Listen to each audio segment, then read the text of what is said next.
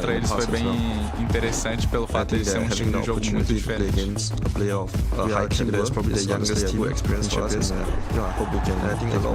O mundo chama de talento, eu chamo de destino. Tô bem animado pra jogar contra vocês, vai ser uma partida muito divertida.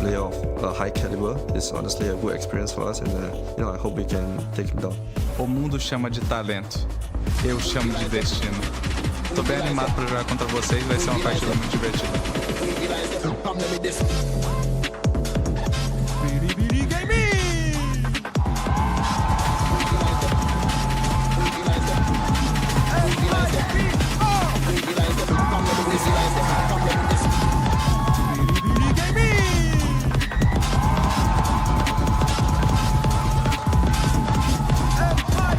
It's VCTCN's #1 seed versus a team that very nearly did not even make it to chance. But only one player on stage has won chance before, of course. It is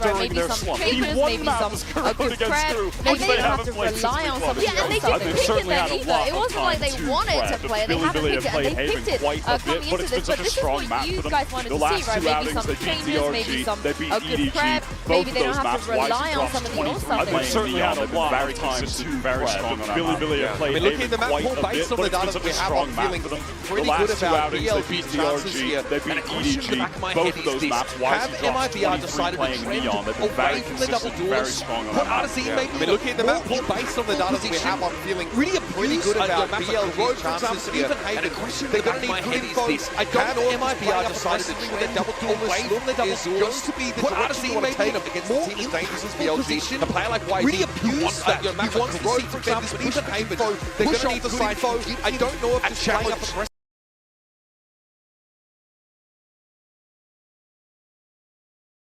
He wants that. He wants to see defenders ISO from the beginning. Push off the side. They binned it. I mean, this is the absolute trend in America. Everyone is playing this on double control. Makes no sense to me. I'm such a hater of the fact that ISO from the beginning. But this is the absolute trend in America. Everyone is playing this on double control. I'm such a hater of the fact. They're not 100%. Bruno's locking in the Sova. That is definitely on paper his best agent, and I really want to see him bounce back individually from where he was at in that second stage of America's 100%. That was a low point for him. We know how definitely on paper if he's hitting best agent, and I really want to see him bounce back individually from where he was at in that second stage of America's. That was a low point for him. We know how talented of a rookie he is. If he's hitting, if Osmos is hitting map for BLG, Cortezia is bringing that fiery energy that hyped the team up when they were bouncing back. That could be the recipe for them having a very strong showing on Haven. But even with all that, it's just you should at least anticipate that. Because again, so much tape on the team playing this game. Again, I want to watch MIBR stretch Billy's resources on defense. They're so good at going on B. They have such a good plan around the Viper ult as well. And if you're a Billy, you should at least anticipate that. Because again, so much tape on other teams playing this game. Again, I want to watch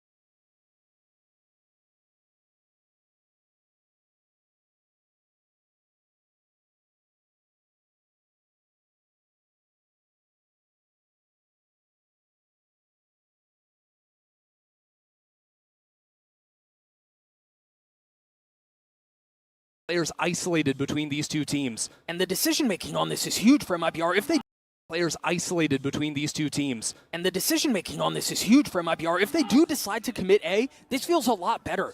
They were so exposed if they ended B, with Cortesia so weak. Verno stepped into calling many more rounds for MIBR in the last few months. And now, in a critical pistol, he's brought his teammate with him into the A site. He's dodged out from that flank of K-Knights. 30 seconds left. And now a potential to plant this up for Heaven for Cortesia to play in that position too. K-Knight has to be careful here. He is set apart from his teammate. Deciding to step into this by himself. How far does he go? Verno spotted. And the dart used, again, independent of his teammate. Not choosing not to wait. Still snaps on the Cortesia. Yes, remember, 33 HP, leaving Verno in a 1v2. K-Knight need time dwindling away the shot just to get off the mark. Verno repositions, looks to take a fight, and Levius is live and dodge. A 1v1, and Verno delivers for MIBR. The Red Bull clutch. A 4K already to kick it off for Verno. I think we're looking at some bright moments from that disappointment in Toronto. Would have been Verno consistently topping out the scoreboard, and here after that re-clear from BLG goes so beautifully for them. He's the one picking up 2 kills. When his teammate falls and puts him into the 1-on-2, it's him stepping up big time. MIBR able to strike the first chord of success, but there's still plenty left to be played. You take a look at the purchase for BLG. They do have the Bucky in the hands of Rashia, but that's all it'll be so far. Early space taken by Osbos into long. We'll push K-Knight away from here. And the one thing that MIBR would have seen that last round is these walk-ups. BLG, a team that never sit back on the defensive side. You'll see YZ and K-Knight in particular always stepping forward. In this round, we already saw that little bit of a B step. But now they've guessed wrong as the stack heads towards C. All right, they will find a vacant site. They'll get the spike down. Assuming all goes well, carry a couple weapons into the next, but as we've talked about, BLG, a force to be reckoned with. They are going to arrive a bit late to the party. I think the question is now, how much do they invest? Do they decide to just die to the spike, or are they playing for exits? The magic number is 3 kills for BLG. You do that, you've taken out at least 1 gun from MIBR, who've gone for that FPX buy. Right now, just running into Cortesia, who ghost in hand, won't be giving anything over to the other side, but he's been dealt with. Yeah, got his too. Stun invested. And it is just that exit look for BLG. Yeah. I think MIBR doing well to group up here, exit back out towards spawn. When you start considering things like ultimates as well, BLG know that because Verno picked up 4 kills in that pistol round, he's online to a very quick Hunter's Fury, so that also is informing a lot of the decision-making around just executing 4 players to the spike. Sure. And so they fall. MIBR gets onto their second. They carry the 3 rifles that were brought into this round. And they're able to approach this bonus from a pretty powerful position, all things considered. I don't think this is going to be a bonus. Osbos buys a gun for Artson on the other side, so they're going to have 4 rifles and the Guardian. That'll set them up so nicely. This, a chance to completely break BLG's economy. Already in here in round 3. You see some of the pings on the minimap already lighting up the left side of B. This spam line could hurt MIBR. Safe passage found across. And now all eyes set forward. With Osbos, the tip of the spear. Champions kill leader. Still not on the board. And he pulls out all that utility front B as well. The Paranoia now pulls Rusha into garage. When the fault line comes down, he can't quite connect the shot. Timing just off. So an exchange of utility results in no lethality. So my eyes turn over towards the A side of the map, where now all of a sudden we've got the Peter and Artson stepping into the long space. BLG 2 in sewers. And remember, Neff used his stun for the garage hit, so that will not be in play. But they're rotating over to this. You see BLG has already pulled more members A. It's a very good read, and this drone only sees the Viper. That's critical, but BLG still hold their ground. Some noise made from Artson running away from A long, but BLG, no, that's fake. Quietly creeping forward, playing on such a dangerous line. The swing out from Osbos falls at the hands of YZ, but Artson counters. 2 kills found, but the spike is in such an awkward spot. Artson has to get out. He's trying to run back. Cortesia just broke a tripwire in garage. He stole his ground, but at the same time, Levius is back out in mid, and now this mad dash out of Artson trying to dodge away from the fault line, dodge away from a Cypher net. Now here's his approach. It's gonna be death from him. 13 seconds left. Surely it secures the round with Cortesia can frag through it all. 3 targets to find. Not a ton of time to do it. BLG get on the board. What could have been a disaster for BLG. MIBR buying up into that round. They see through calmly. Some good utility in mid-round calling to stack over towards the A site. That's now 3 rounds in a row. MIBR have shifted back towards A once the clock has started winding away.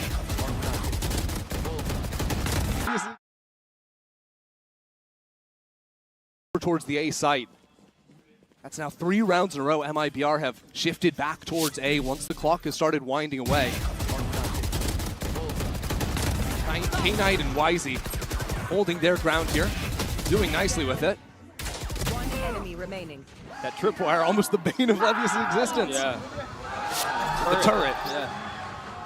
And so into the next we go. Good purchase on both sides, an early stun and a dump utility towards on both sides, an early stun and a dump utility towards A main. Yeah, BLG know that versus these Viper comps, you need to bully them out of the A main space early on in halves. Otherwise, it just allows lurkers to take that space so freely. So you expect to see the fault line the next couple of rounds. You expect to see players posted up in front of it. That does leave their C side very vulnerable. Really just a cam and a trip, a cage as well. That's a full retake setup for BLG, and it's not like they have ultimates to get back into the side either. They just trust in their utility, in their marksmanship to get back in. Neff, no stun, but silence across the map. A couple of rounds now, BLG have had 3 players stuck on B. Look for exactly this, but this time Cortesia shows up massively. K-Knight was there to respond in kind. And things quietly settle into a 4v4. They're going to rotate back into all of the space that BLG took away, eh? This is wild. I mean, we're less than 40 seconds left onto the clock. MIBR have player C, have players Garage, have player A. It's lurks on lurks, and now with Artsin falling, they have to go C. Left. They will have 3 there. K-Knight somewhat on an island. I mean, Levius is within striking distance, but the smoke goes down, Aspas strikes, and now the dash through. The site should be secured. Now we'll see what they do in the post plant.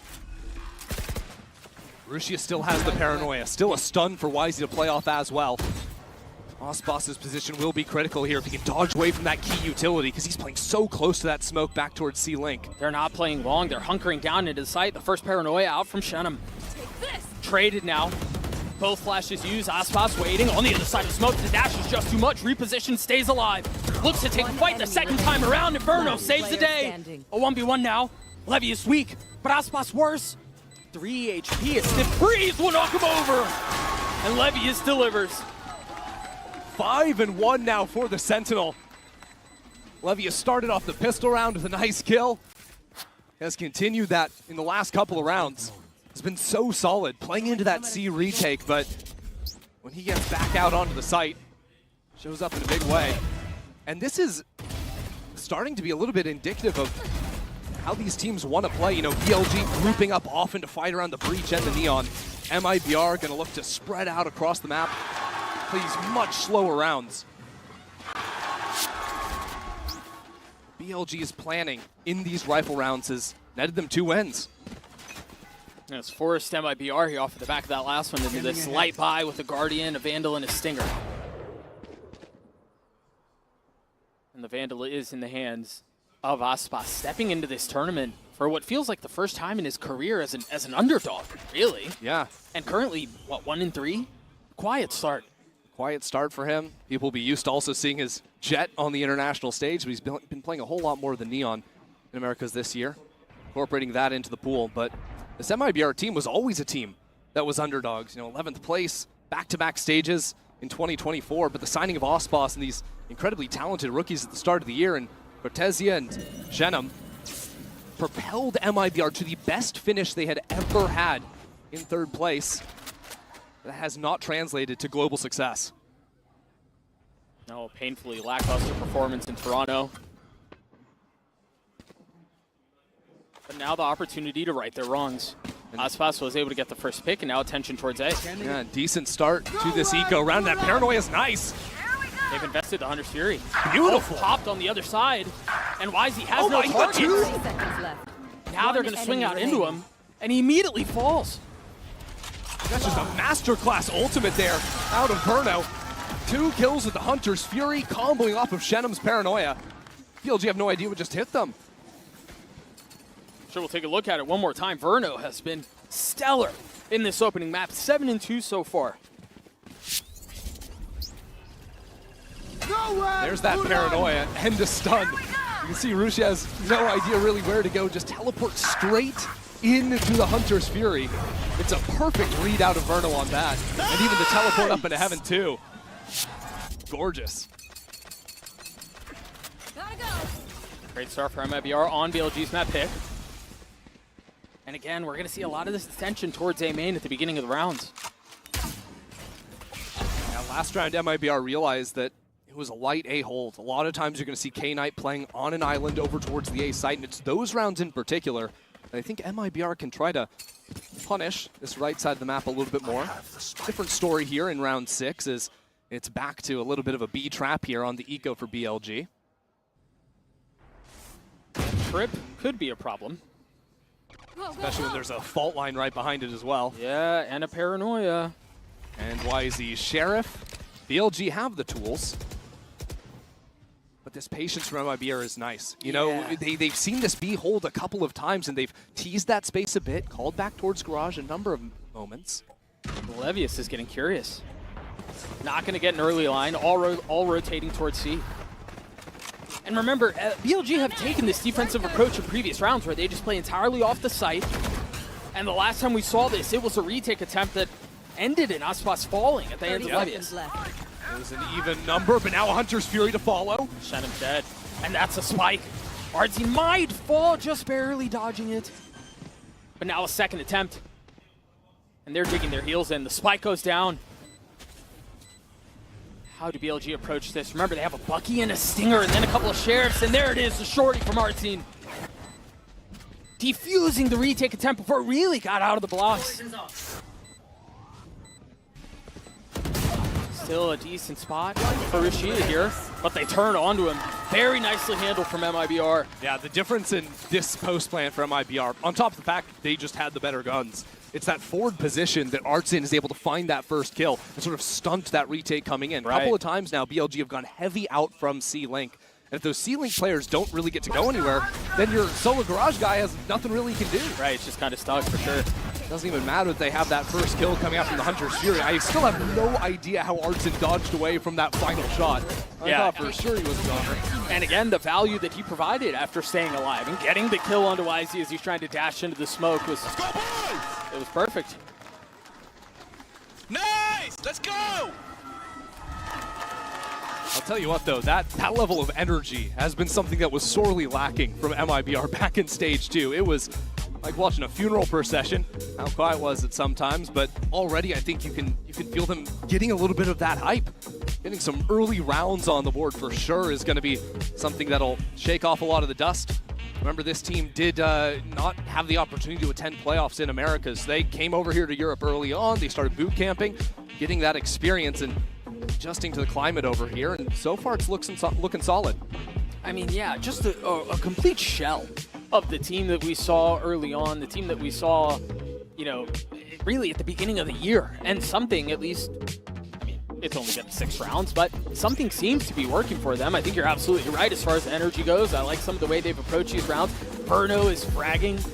Again, 7-2 so far. It's been a great start. It's all green, but now is where the class can start to show in. BLG's number 1 seed take a timeout. They adjust, and the adjustment is going to be fighting frantically over the A side of the map. Oh, I love this. Hello. The deep smoke into spawn. Shadow cancels it out, and Artsy gets the best of Rashida and A. And at the same time, a speed up from Aspas onto front B. Nobody's home, either here or onto the C site. MIBR just running it over. Yeah, misdirection all over the map. But look at this, K-Knight stepped forward out of lobby. Again, he goes for these walks all the time, and Artsin's holding for him. But he's weak.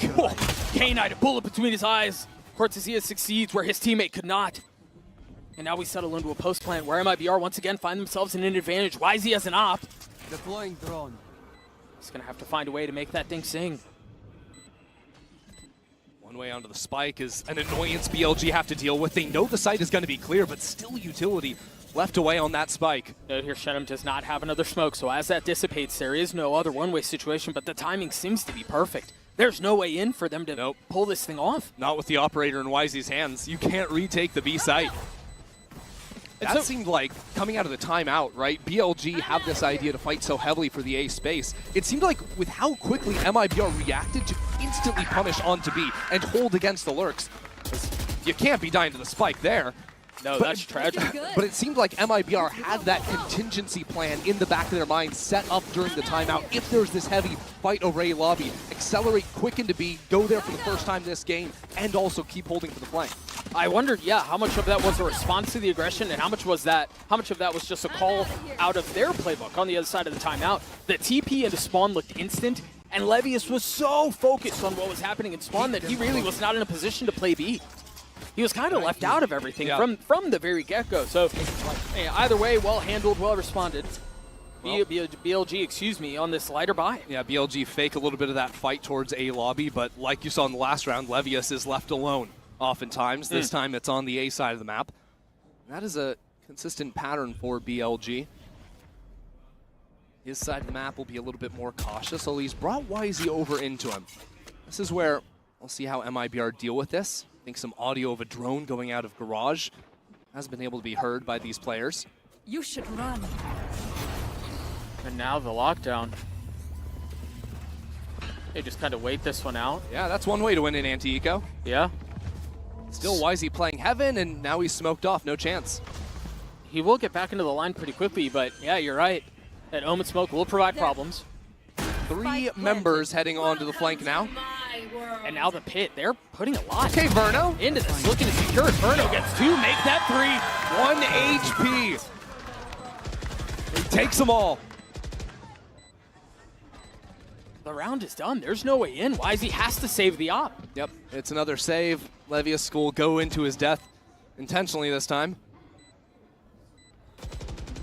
Just a tough situation to be on. And BLG, I think now's the time where they need to make some adjustments. They have tested the flanks so often, both here and domestically. And MIBR come into this, while it is going to be BLG's map pick. MIBR know that the preferred maps of BLG are going to be Haven and Mine. They've done plenty of homework on this. They'll know exactly what's up, and now they don't even have to worry about that operator. 11-2 for Verno, 1 off of having his Hunter's Fury on mine once more. Kid's a monster. And this is what it felt like when MIBR picked him up back in stage 1. Remember, they weren't playing with this kid in kickoff. Right. Verno was wearing a different jersey with NRG. And it seemed like that signing from MIBR just made everything click. All of a sudden, they're winning everything. Again, a top 3 finish. While individually, he looked decent enough in Toronto. This is kind of the promise we had with Verno in the offseason. Aspas has an op, Artine has a Marshal. Or an Outlaw, excuse me. A little bit wild, but honestly, when I was watching BLG play, I think that on the attack side, an attack op really works against them. If you hold extremities, you hold that contain against the walk-up of, well, what is YZ doing right now? K9's also gone for that. You'll see BLG walk down C long. You'll see them walk out of garage. Those scope guns can be so good at shutting down BLG's playstyle. Man, 4 of them are on light armor. You see the Outlaw was put down in exchange for a rifle. Whew. That was close. He's setting off of that, clearing the trip, but A is BLG's. YZ steps on behind that drone, and this is what makes BLG tick. YZ takes more duels than anyone else in China. Here. It's a search and destroy mission so often for him. When he finds the openers, BLG's rounds just play themselves. The kill leader from his respective region for that reason. That trip still hasn't been cleared. Now finally cleared. The TP, the dash through, the wall goes up, the spike goes down. MIBR come to life. Aspas waiting on the other side of the smoke, beckoning, demanding a challenge that does not come. Gets the dink though, onto K-Knight, and still in the post plant, a Hunter's Fury for Verno. Nano's now being thrown down. Cortesia, a big fight here, has to be able to pull this off. If Levius can relieve some of this pressure, it's a problem, but no, MIBR stand tall. 3v3 now. Rolling Thunder invested in exchange for the Hunter's Fury from a distance. As a second pulse goes off, another mark found, and another round for MIBR. Just insane there, getting up in front of the Hunter's Fury. In front of the Rolling Thunder too. I want you to watch in this post plant. First of all, Aspas gets a dink, then gets this shot with the operator, but then Shenum on the Omen, steps in front of the Rolling Thunder, gets that kill first. That means so much. Leads to a Hunter's Fury kill. leads to the round for MIBR and BLG's second timeout of the half. Yeah, because imagine if let's say everyone else dies on site, Verno's still playing pretty far off. He's been using the Hunter Fury. He can't quickly get into spamming a smoke. You're doing this, that, or the other for the defuse. The play's gone. Oh yeah, you have to have teammates still alive. Verno can't win that round on his own with the way he played it. But again, that seemed like MIBR have a very clear plan. If BLG are fighting forward in A lobby, and I don't mean just hanging out, you know, that deep long line or fighting with an operator bottom series. I mean they're up in lobby threatening your flank. As soon as that happens, what has MIBR done every round? It is a quick acceleration into the B site. They know that site has been weak, and they have punished it consistently. They've been getting into these post plants where they have good utility. Even though they're not playing any players on site, BLG can't get out there. It's not a matter of time and oh, they don't have time to defuse. No, MIBR are just slaughtering them. I was talking to Frog prior to the series starting, asking him how he felt about the pick bans and how it kind of went down, and he had a smirk on his face and said, we got both maps we wanted. They picked our first choice. And I was hesitant to believe it, to be honest, and forgive me for being a doubter, but given history, I don't know, but yeah, he was right. And it just makes sense, right? MIBR have the extra time to prep. They know BLG's tendencies, and they're debuting a new comp. MIBR with the double smokes, now another fight into long, but this one, even between the two squads. And Odin rattles off right off the bat. No damage found, but a couple kills traded. YZ for Shenham, I take that any day of the week. We'll see what Levius can do in the corner here. Stinger in hand, not tagged up. He's been here a couple of times. Hold on, what is going on? Body block, Neff falls. But traded back again, the Stingers proving to be a problem. BLG gets another. They made a good adjustment out of the timeout. Very quick to respond and start threatening on this B site and into Garage. So you can see that scattered MIBR a bit. Their spike is still outside Garage. It's time to maybe regroup, play together. This was a bit of a half buy from BLG, but they're ahead of it again. BLG are already rotating into A before MIBR arrive. And they have the information too, know exactly where these final two players are. A gun for K-Knight. Just over 40 seconds left in the round. You do have time to play this out. You're not forced to commit A. Oh, pop, wall through. Last spots left to fight. We'll find his one. K-Knight down 3 on the round 30 seconds for the duelist, and one more waiting on the other side. Dashes back, throws it in reverse, and gets another for MIBR. Just dancing on him.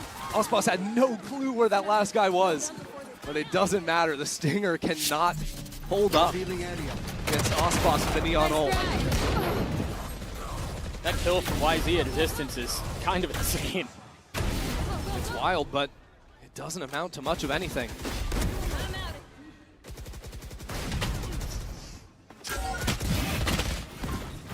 This is now where we need to see the learnings taken for BLG in the timeout.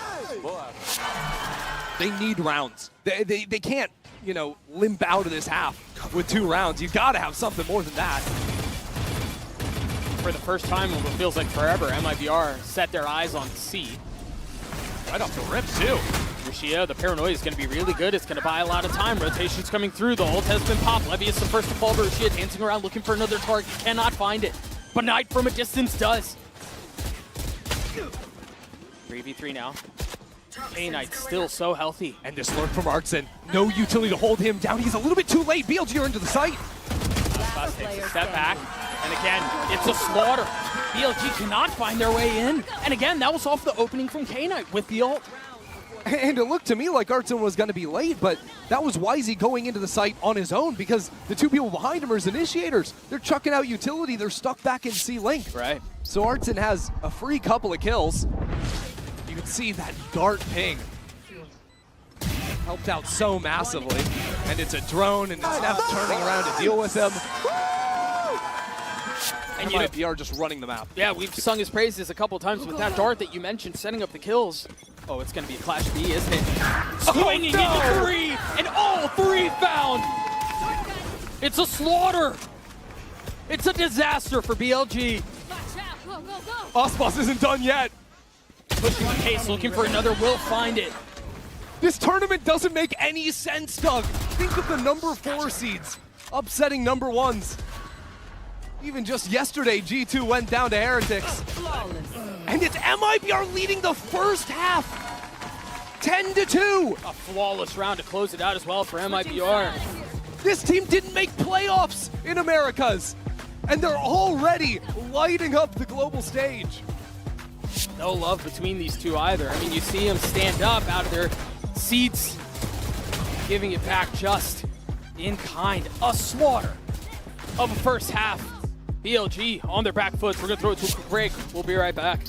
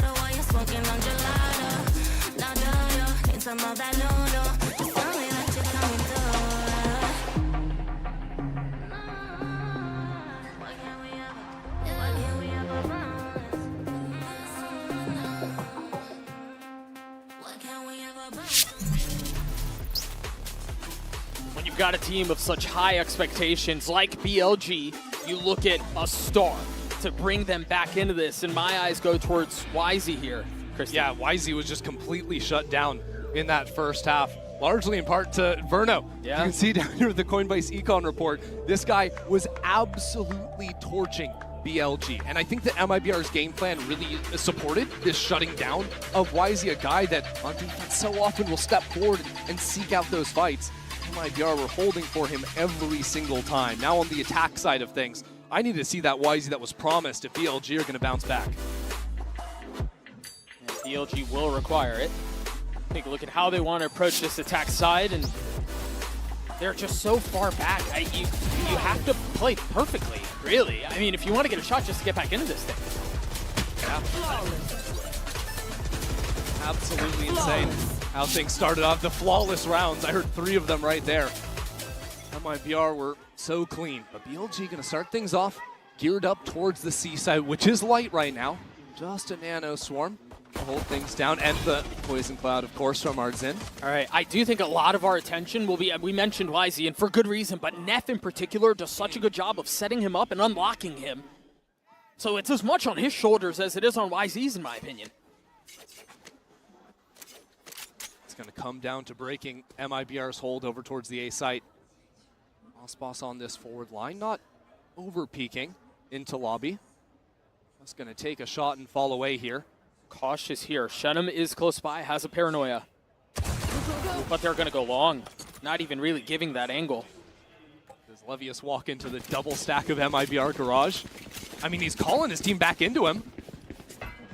I think he expected rotations to hit a lot faster, but now that the turret's cleared, there are still 2 players here. And Artzin ratting it out in his cloud.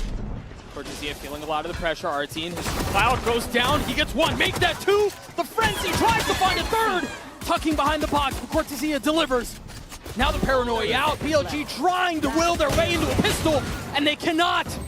11 for MIBR. BLG think themselves out of the round. MIBR didn't flinch with that double garage trap setup. They had started in those positions at the very beginning. Artzin and Cortezia never left each other until they decided to fall back into C. And that quick thinking, that reposition out of Artzin was so nice. The only thing that stopped him from killing everyone, the magazine size on his frenzy. 30 seconds left. Enemy remaining. This is now 9 rounds in a row for MIBR. And now BLG have to force up into it. Yeah. Not even with the generosity of a spike plant. 5 Stingers, light armor on 4. K-Knight, the one exception. So double body shot from Ospas here, good enough. Take out Russia. Darts have been exchanged. A little bit of info gathered. But Ospas lies in wait. Yeah, no space on the map for BLG makes it really hard. They're going to cautiously maybe test back into mid. But in their eyes, MIBR could be anywhere. This wall from MIBR just takes away so many options too. I mean, you take a look across the minimap. Utility C, garage, the wall B and A. BLG might have done the right thing, though, by making that noise B, by not showing anyone A long. They've now pulled the rotate away from Verno, so only 2 players to hold them right now. They've also let Levius go on a bit of a walk. Yeah, but Shenum's holding it on the other side. I mean, maybe with different weapons, you got a shot at this. Hardzine feeling some of the pressure, takes a step back with the judge. And they try to brute force their way onto A, and so far, so good. They're succeeding. 30 seconds left. They've gotten the sight, they just don't have numbers, and they really don't have the guns. Gun here. Chip damage well onto K-Knight. Look at Russia. He needs to keep going forward. He needs to find something for his team. Upgrades into a Guardian. Entrenched in the smoke. Waiting for the challenge. And as it goes down, the kill goes up. Cortesia finds it. K-Knight dropping Verno down from heaven. Into 1v2, swings it, delivers a dink. Still more damage to be dealt with. And Cortesia avoids disaster as MIBR get the round. That was the force up as well for BLG. That was the last chance for them. Just an absolute stunner to open things up here. Good hold out from Shenum. Bit awkward here with that flash connecting onto a teammate, as Wisey had to try and turn back around into the judge. He ends up eating up the breach blind.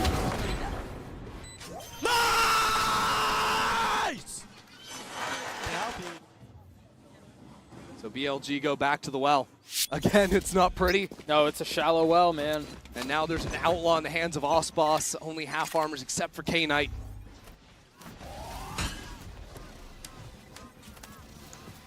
What can they do here? There's even an alarm holding this heaven jump. And they hadn't seen that one. They hadn't gotten that far up, and they've also only played, what, 2 defensive rounds? Look how quickly MIBR have started shifting over. Completely prepared. They smell blood in the water. A bullet between Wisey's eyes as Shenum gets 2. K-Knight tries to open up the sight, but can't, and the spike is well out of reach here. He didn't even pick up the spike. No, it isn't. I don't know that he feels safe enough to at this point. And so Ospas can just hold it. I think he just missed it. He was right on top of it and didn't connect. And now it's being hard held by 2 players. You might be right. Tragedy. Bears spots it.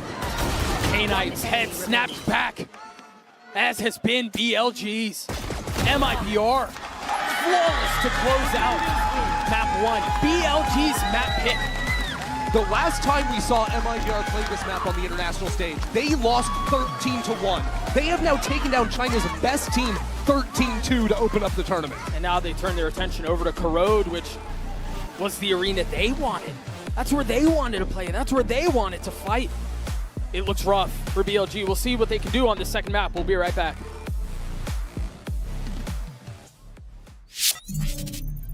Yep, guys, we don't need to overcomplicate anything this game, all right? Just keep it simple.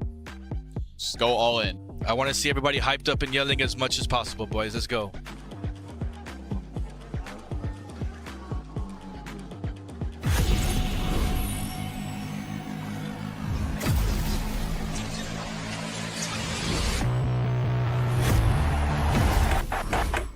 Now that I'm a mom, things are different.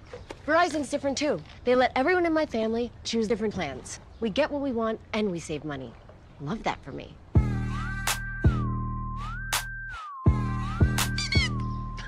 An update is required.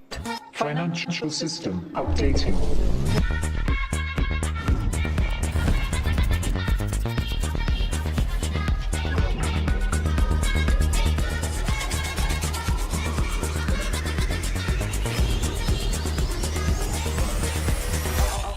System updated. We will dance to get. The future of money is here. Feels good. Esports World Cup, where we are starting off with Valorant. If you want to win, you have to win against the best. So looking for revenge.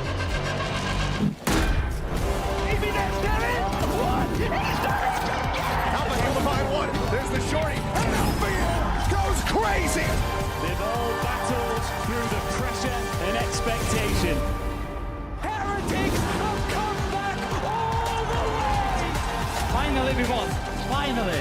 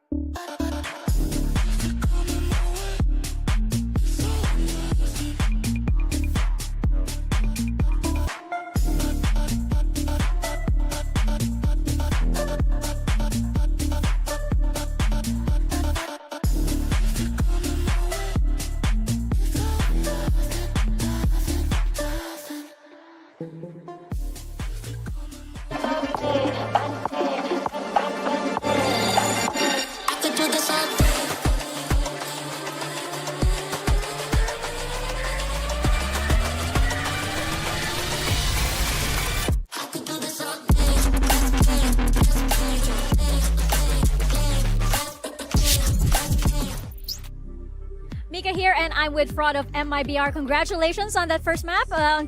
Congratulations on Haven. Just wanted to know quickly about the team dynamics, because when last we heard Verno was IGLing, I believe he still is, but because the team seems to be in top form, we just want to know, is he passing that around and with the communications within the team? No, Verno's fully in control. After the second game of our split, we made the decision to swap him as the IGL because he was really wanting to do it. So we're just all in with him, full faith. We've been working with him every day to try and improve his calling, his understanding of the game, which is already at a high level. So yeah, we're not, we made the decision and we don't look back. Even though we've made a couple other decisions, we stand by those decisions and go forward, and that's exactly what we're doing. Well, he's in top form as well, so a good call on that, and good luck on the next map. Thank you.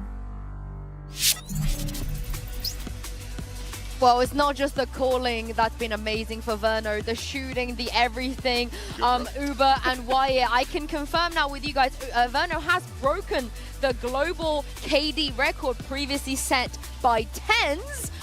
With a 7 KDA, which is absolutely ridiculous. Light work for the boy. Insane. In Stage 2, Verno was the 3rd lowest rated player in the league. A lot of people were attributing it to him picking up this IGL role that Fraud was just talking about. And maybe it just took more time to fully adjust and be able to figure out how to play his own game within it.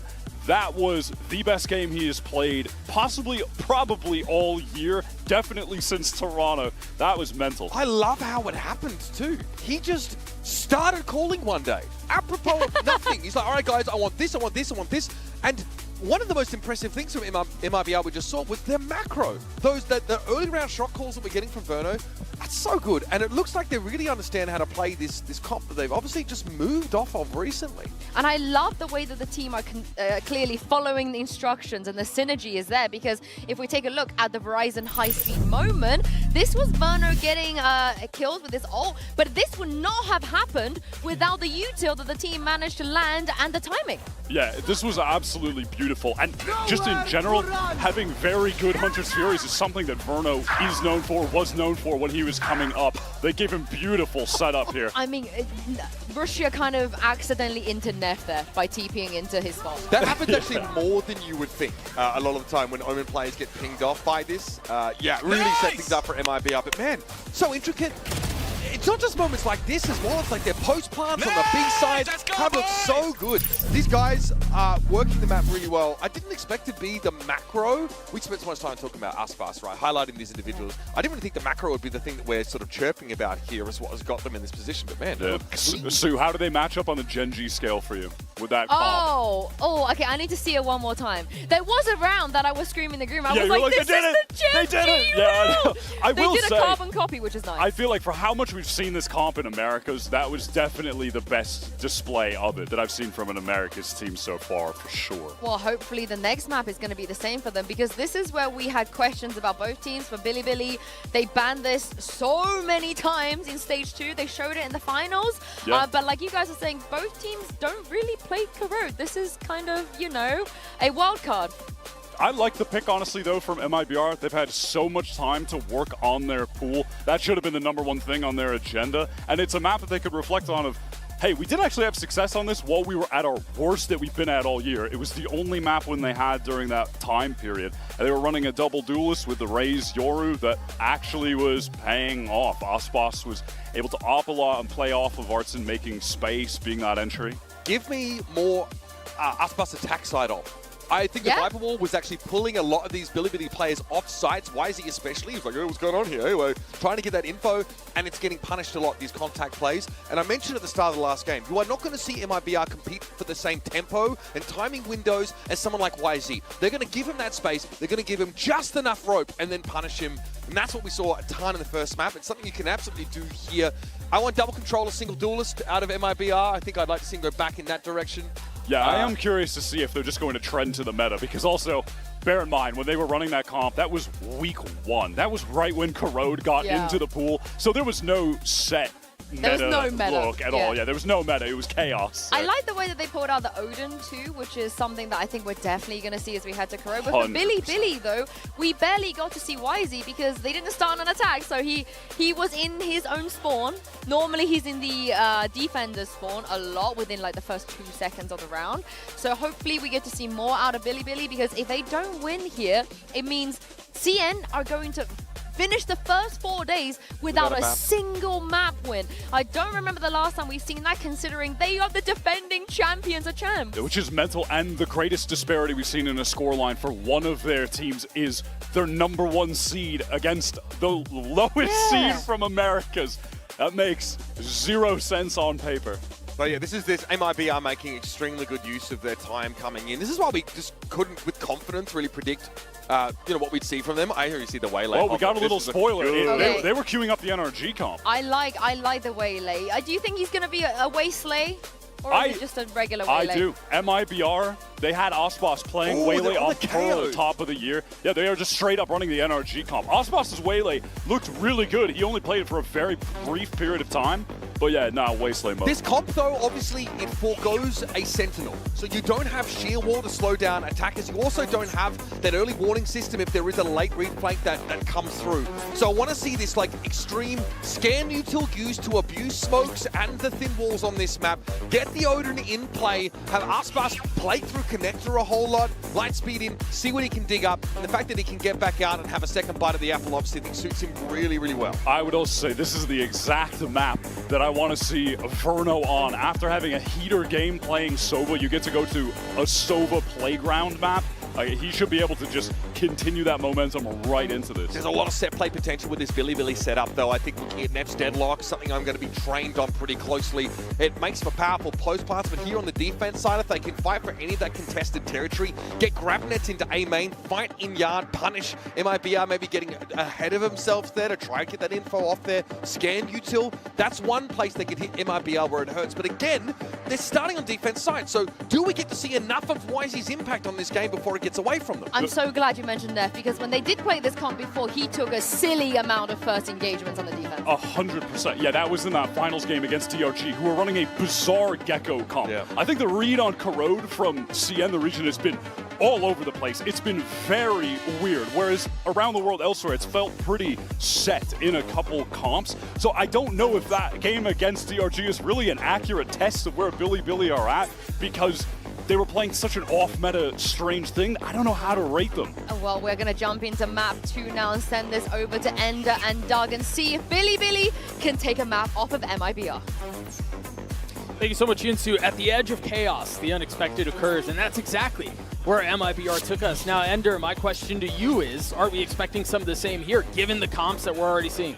I think it's really hard to come in with any real expectations of this map because of only seeing these teams each play the map one time during stage 2, because the changes in composition as well. I think that what I'm really going to be looking at, the desk was talking a bit about Neff on the deadlock, taking a lot of those early engagements, which I think could be a bit of a detriment, but I want to see how good he is at stopping down these hits, because already MIBR are quick into A main, or B main. Yeah, they're so fast, but immediately stuffed out by the net, and then if they do continue to go forward, they've had 2 sound sensors, they have 2 players here. Interesting, too, that Cortezia put down that A or B exec wall, just straight down the site. The rest of the team maybe trying to go back into mid, and I think it's important that these players from MIBR are able to challenge up against Wisey and Knight. Otherwise, they're not going to be able to really sell this rotate at all. K-Knight tucking behind the wall. Cortezia has been left to go explore and try to sniff something out and see what he can find. But of course, in very BLG fashion, they get a little antsy, they get a little curious, they decide to go explore, and Cortezia swings around, gets the best of the Sova. But Wisey is still continuing forward on the lurk. There's no way this is expected. Slips the net. Gets the kill onto 1. Now they have to turn attention forward. Do BLG crunch in from main? We've got Neff who's considering it, but they're waiting for us on the other side of the wall. They've actually left Wisey on an island, not forced to join the fray. And now, as a matter of fact, all of a sudden, Cortezia is up into mid. He's got a chance to come in from behind on BLG. Cortezia creeping forward, playing on the other side of his wall. As it goes down. Patience. Oh, I love this out of him. Assassination style. Neff falls. Levy is tucked, dropped. Rushia left in a 1v4. I mean, how can you do that? Look at this, MIBR just full facing the line. They know exactly where the guy's gonna be coming from. Good kill first. 8 armor, 92 HP for the controller. Forced into a miserable position and asked to make art out of it. Shadows traveling. Trying to do his best to section off the fights as much as he can. Aspas getting a little cheeky with it, but not given the fights. Rushia is running out of time as well. A second tag onto the duelist. And he realizes options are essentially non-existent here. The swing out. Aspas gets the kill. MIBR get the round. I mean, that was a wild round, right? BLG going for the double walk down through mid, but I can't help but feel like Wisey pulled the trigger way too soon on the B main flank. He sees one player on his screen. He knows no one else is really anywhere on the map. I would have thought. And it's, I think, a little bit of the patience as well that you see from Cortezia on that mid flank too that pays off for him. I think there's a world where if Wisey is patient with the trigger discipline, he could have 3 kills there in B main before anyone realizes what happened to him. And again, he was in such a bad spot. He knew he had position, but his teammates couldn't help him because of the deadlock wall that was B main. Aggressive out from BLG towards A main this time around. They want to take the fight towards MIBR. K-Knight picks up the orb as Aspas steps into mid. Now, he's here with a Phantom. Yeah, I was about to say. On his own. And he loses it, and all of a sudden, it's donated. I'm freaking out. I'm freaking out. That's a Phantom just dropped up in top mid. And now K-Knight has a kill as well. Is that actually... That's recoverable for sure. Yeah, it is. But it's going to take some time. And with that time, MIBR should be able to get into comfortable post plants. Yeah, at least that body down in bot mid didn't have anything on it. And now Shenum falls, okay. And it wasn't even the Phantom. Weapon now upgraded in the hands of Neff. Battered and bruised, but still in a position to fight. Still ready to go. Wisey connects onto the Sova with a Frenzy, and now it's our team left in a 1v3. Can they find a way to avoid disaster? Watch your back. BLG in a really nice spot, but it's a knife. You're absolutely right. Thanks. A tragic punctuation point to the round for MIBR and a thrifty win for BLG. Yeah, the MasterCard thrifty, and I don't know what exactly the idea was there with Osboss going on a journey into top mid on his own. Does feel like back-to-back rounds, our duelists getting a little bit ahead of themselves. Bro, that is a brutal way to finish it. Uh-huh. Thought he might get out of his seat. Thought he might get a little verbal across the stage. Oh. So off of this, they give a rifle to Aspas again. Already has the TP procced. Flash over the top, looking to take the fight. There is no one there. You can see the benefits of the KO flash hitting both yard and towards elbow. Aspas looking for a fight. Remember, he failed at this the last time around. This time succeeds. Aspas with 2. The side is theirs. K-Nut with a Bulldog. Can't find the mark. Yeah, okay. These are the most nonsense rounds I've ever seen. Osboss just fully picking things back up after a blunder in round 2. MIBR just seized the reins once again. You wonder here if you're BLG, I think they're just calling for the save. Yeah, I mean, at this point, it's probably better than giving over even more guns to MIBR. Yeah. Just cut your losses and play the next. Tough to really see what the financial situation is for Neff and Levius, but you imagine it's a bit spotty, and so they're trying to clutch onto their pearls, trying to keep that carried into the next. The next round, while they're going to have a bye because, of course, they picked up all those guns from the last round. Right. Verno is going to have the 100 Fury online. You remember how deadly he was back with that on Haven. Back-to-back MasterCard thrifties. I think for MIBR, we've seen a lot of what their approach is and a lot of their plan is on the attacking side, and you mentioned it, the flashes from the KO do such a good job of unlocking Waylay. We talked about it on the desk yesterday, I believe. Yep. This is the meta that is evolving in this tournament. The flash with the Waylay, let him go, take a fight, job, guys. and then get out. Oh my god, okay. No one! Yeah, nobody. Well, nice save there from production. Yeah, catch that one. A little bit of a different reaction from our coaching booths compared to round number 2, but here you go. See some of that speed with the Waylay. The knife out. Aspas takes a fight, waiting for a second challenge. Good night, brother. And the follow-up, too, from Verno. It's only the spam from K-Knight to try and equalize. He's going to get caught in the drone. He's weak. That was beautifully played up mid by MIBR. Primarily Osboss. He goes for that double dash towards Khan there, but then freezes. So that reclear with the stun doesn't connect on him. He gets the 1 kill, dodges away. Verno takes his place. Neff falls, leaving Levius in a 1v3. Yeah. And he's so far away from the play. I found from watching Neff's deadlock in the finals, it was kind of hard for him to play off of his stuns there. You can see where they are on the map. And the positions he was actually trying to work with, I don't know how to draw apparently, but the positions he's trying to work with so often struggle to capitalize off of that. The majority of value he's finding is off the wall. But you see BLG try to adjust against some of these higher tempo execs. The last 2 rounds have just not even been close. It's been a blistering pace from the attack. And maybe we get a timeout pretty early on. You saw some of the frustration. Yeah, that's beautifully played. The patience there. He's not hit by the stuns. There comes Verno. Even this extra layer of arts in scaling forward. Here's the reload. Here's the drone. Easy push for the kill. Drone. Enemy and that is just that's a demonstration how to deconstruct a mid-hold from a defending team. Yeah. Snappy out from Shenum 2 to close out the round. 5-1 for Aspas. 5-2 for Verno. Here's that quick pace to A. It's just Wisey here. Is that going to be enough? Right back. Just Wisey. The TP across, he gets his one. Just not enough there. But Rishi is tucked. He's got to judge. The flash through. K-Knight joins the fray. K-Knight gets 2. And now it's Cortesia left in a 1v3. And already 2 players approaching. Quick on the flank. 45 HP, he's left alone. This is going to be difficult. He spots his one, no real idea of what's waiting on the other side. And as Neff creeps forward, might be the easiest kill of his life. BLG continuing just flank every single round, it seems. Just when you think they're done, there's another player coming in from the side. But truly the hero of that round, K-Knight.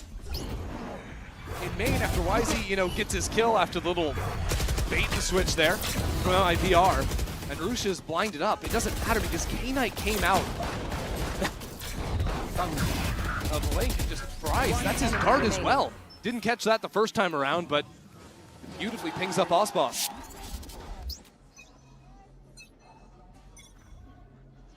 One round between these two teams. You see the exec wall A this time. I love the exec out from BLG towards B, but nobody's home. Yeah, it's just A one more time.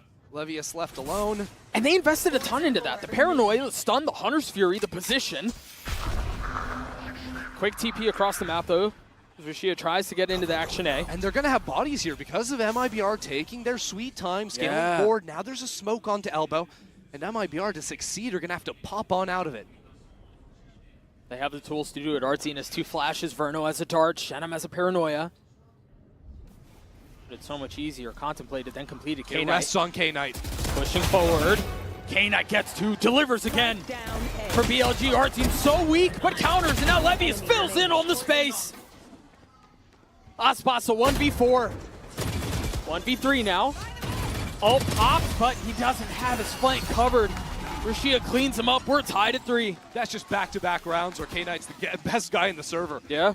That quiet re-clear. BLG love to go for these contact plays, these quiet steps back into space. And this time it comes after knowing, hey, they've pushed anyone out of B main space. They've got a couple players that made sure there's no one in mid. You highlighted it perfectly, man. K-Knight was a guy who had to deliver on that fight. That's exactly what he did.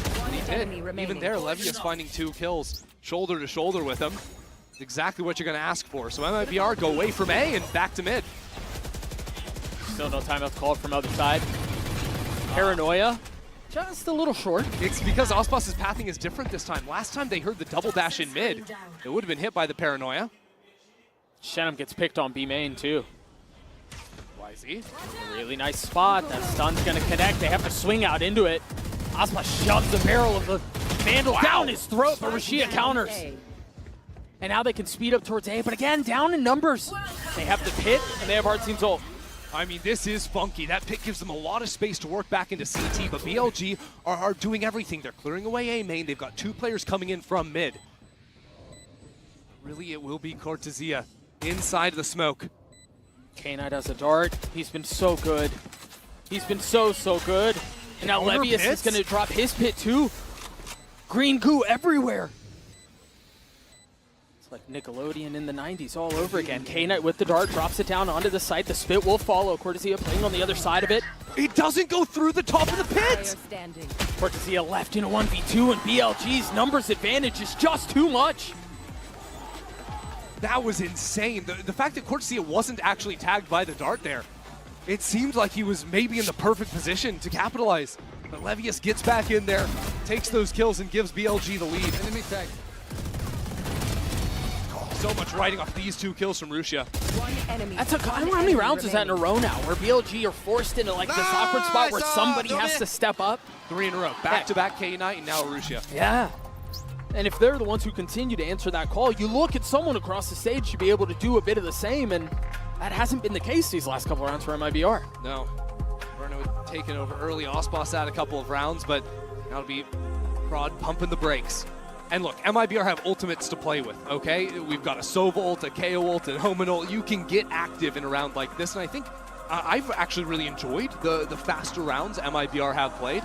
I think that they've, just guessed right a lot of the time and hit towards the weaker side, but it does seem like what they've been able to draft up in terms of execs with this comp they're debuting here have been effective. Yeah.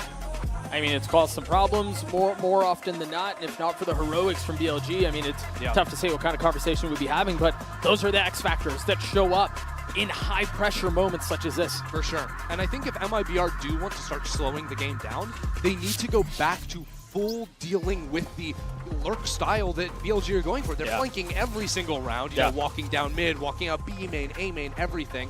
Like, can MIBR get an operator online to attack? Sure. Can they start hard holding these lines? Because no Senti in their comp leaves them vulnerable. Sure, I do think they tried that in the last round. Remember, Shenum got the 1v1 outside of B main, and he got bested ultimately. Exactly. And I mean, it was a 1v2, but still, even if they do know that's what's coming, they haven't really been able to solve it. This time, a 3-2 approach from the attack. Other ideas they could play with is just, you know, fighting more aggressively for the main space. That's actually an attack smoke they dropped down in B main. Look at how far back Wisey's playing off-site. He's hanging out all the way back there. Take flight. Yeah, with Artzine's ult online. Can play for a faster rotate, retake. What more of the idea is than that. You know, you'd expect Neff to be the one playing off so that the sensors stay up, but this A-pop coming in hot. And the sensors go down. Cortesia has a lot to deal with here. Two members of BLG have taken this space, trying to tuck their way into this so it could strike a little bit later as the rest of the defense starts to encroach in around the site. Good patience. They've lost the site. This is wild. Neff has to deliver here, and Cortesia has no idea. Verno committing to getting the plant down. Neff has his ult, Wisey does too. And now Rusha creeping forward, gets the best of Artsine, looking for a second and delivers. The Paranoid will connect onto Aspas. It's another slaughter as BLG emerge on top. That's just unreal. MIBR know exactly what BLG are going to do, right? They're still looking for the flanks, trying to deal with it, but they're looking the wrong way. Neff just pushed through A main. It doesn't matter if his sensors are down or whatnot. It's aggressive style from him, even choosing to split away from Rusha. Yeah. Those players could have played together. A lot of teams would stick those two players together. But BLG choose to play on their own, and it pays off. A little frustration starting to show on the side of the MIBR camp. I remember we heard, you know, their pre-game talk before game one saying, let's get loud, let's hear some energy. Yeah. And here, even there, it's mellowed out a lot in these rounds. Number 4 seed from America starting to show some cracks. Again, pacey. We saw Aspas in this position and was able to net a kill. This time draws out the Paranoia and gets out. That Paranoia adjustment from Rusha has been effective, allowing Wisey to get up here into mid. But it's a bit awkward for MIBR, who have spread out 3-0-2 around the map. Yeah, they have control of mains, but you can't really go anywhere without numbers in mid.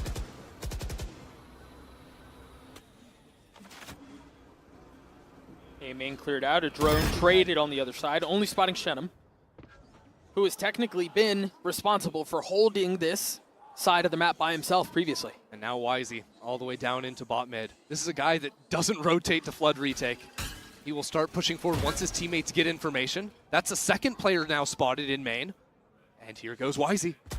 Cortesia, there to greet him, there to best him. That's the difference, though. Finally now, the flank has been dealt with. Now the acceleration into B, but there's already 3 players from BLG here. Flash over the top. They're committing onto this, but the spike is rotating away. Yes, it is. Now a counter ultimate into the other side. Shenum behind enemy lines, and it's only Neff here to hold down the fort. With 25 seconds left on the clock, and Elbow walled off by the deadlock. Neff could stop them in their tracks. Wall, the only thing keeping them apart. But they have found safe passage through. He's got a timing. He could be everything for BLG. A lot of the hands of Shenum here. That's the first kill found, and now they're going to buy time. I don't think they can make their way out. The spike is still waiting.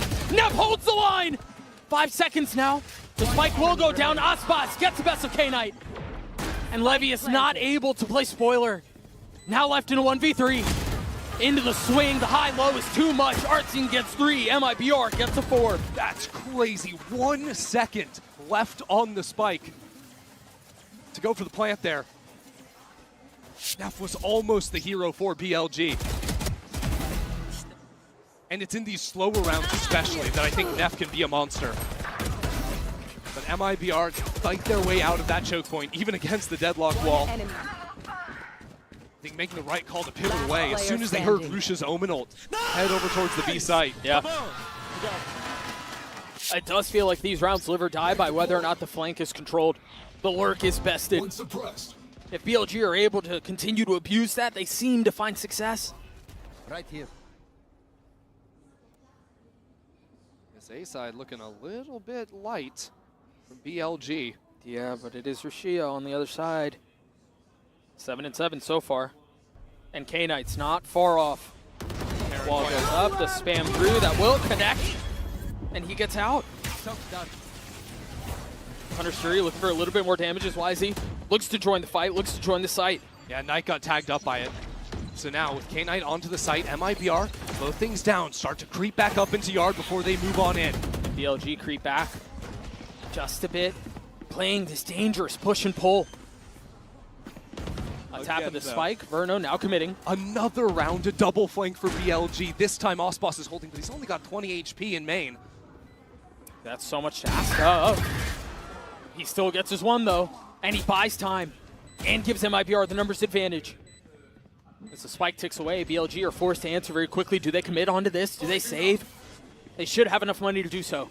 So all eyes set forward. The dart, the wall, Cortezia on the swing, gets the kill. K-Knight beat up a bit, and that might call it. Neff is rotating away. I think they're done here. You leave K-Knight out there to maybe try to get a kill, one off of his ult, but no. The weapon's more valuable. Cortezia's movement there, real nice to step back in front of the retake. Just catches YZ in motion. So we're all tied up now. These teams getting a little bit better of a read against each other on this opening half, but there's only 2 more rounds left to play on this side.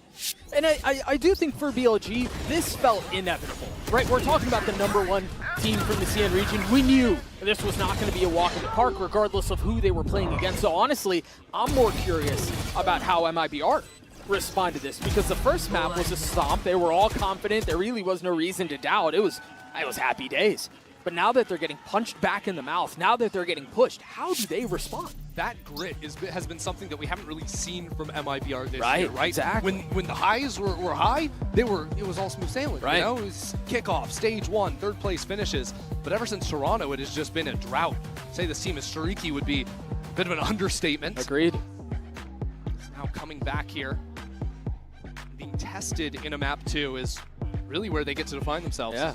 And I think we got to give tremendous love to BLG for the fact that they're in this fight with their star, underperforming still. I mean, YZ has struggled, I mean, to be candid. Yeah, it's been tough for him, and I think a large part to it is that he's fighting on his own almost every single round. He's playing to his style, sure, you know, going for a lot of these contact walks, but MIBR have done their homework. It's not like it's a surprise by any means, and while a lot of the time, kind of like YZ's going to be able to outskill you if the team you're playing against just knows exactly and is in your head, it's tough to do. Yeah.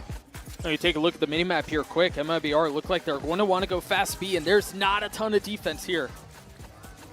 You got the flash set up. You imagine Osboss will double dash out. Yeah. The trick for Osboss is trying to catch Levius when he's got util in hand, trying to stall out the choke. So Levius going up towards Heaven, played a little more passively and more of a honest retake setup is the right idea. Paranoia, flash. Oh, he's going Heaven! Oh, and Levius is there to greet him. That's crazy. And now K-Knight filling in on the space. YZ with the ult. Gets the best of Shenum, looks for more, will find it. Verno never really made it out onto the site. Yeah, I mean, he's throwing darts for his team. Osboss is already up in Heaven. Seems like a bit of an overreach. What a hold. Out from BLG. Verno gets his 2, but Levius bests him with 3, and BLG take the lead. Last round in the half. Not sure what MIBR have seen in terms of where players have been playing on the B side. I don't think Levius has been playing up into Heaven a whole lot, so maybe that was the read, is there's no one here, we can just get posted up there. Levius was even hit by the flash. Wow. But it had timed out, the timing just not connecting. I mean, I don't know how much faster they could have gone. I felt like that was full octane. Yeah. And you'll sometimes see things like this, the timings on exec pieces, be ever so slight left, because that's just a difference of a half second between Osboss getting there. That can be It's the same hit. It's the same hit. The paranoia out. The Hunter's Fury through, and this time it finds Verno. Artscene falls. Aspas swings into his death. And now paranoia traded. Shenum trying to respond. Will.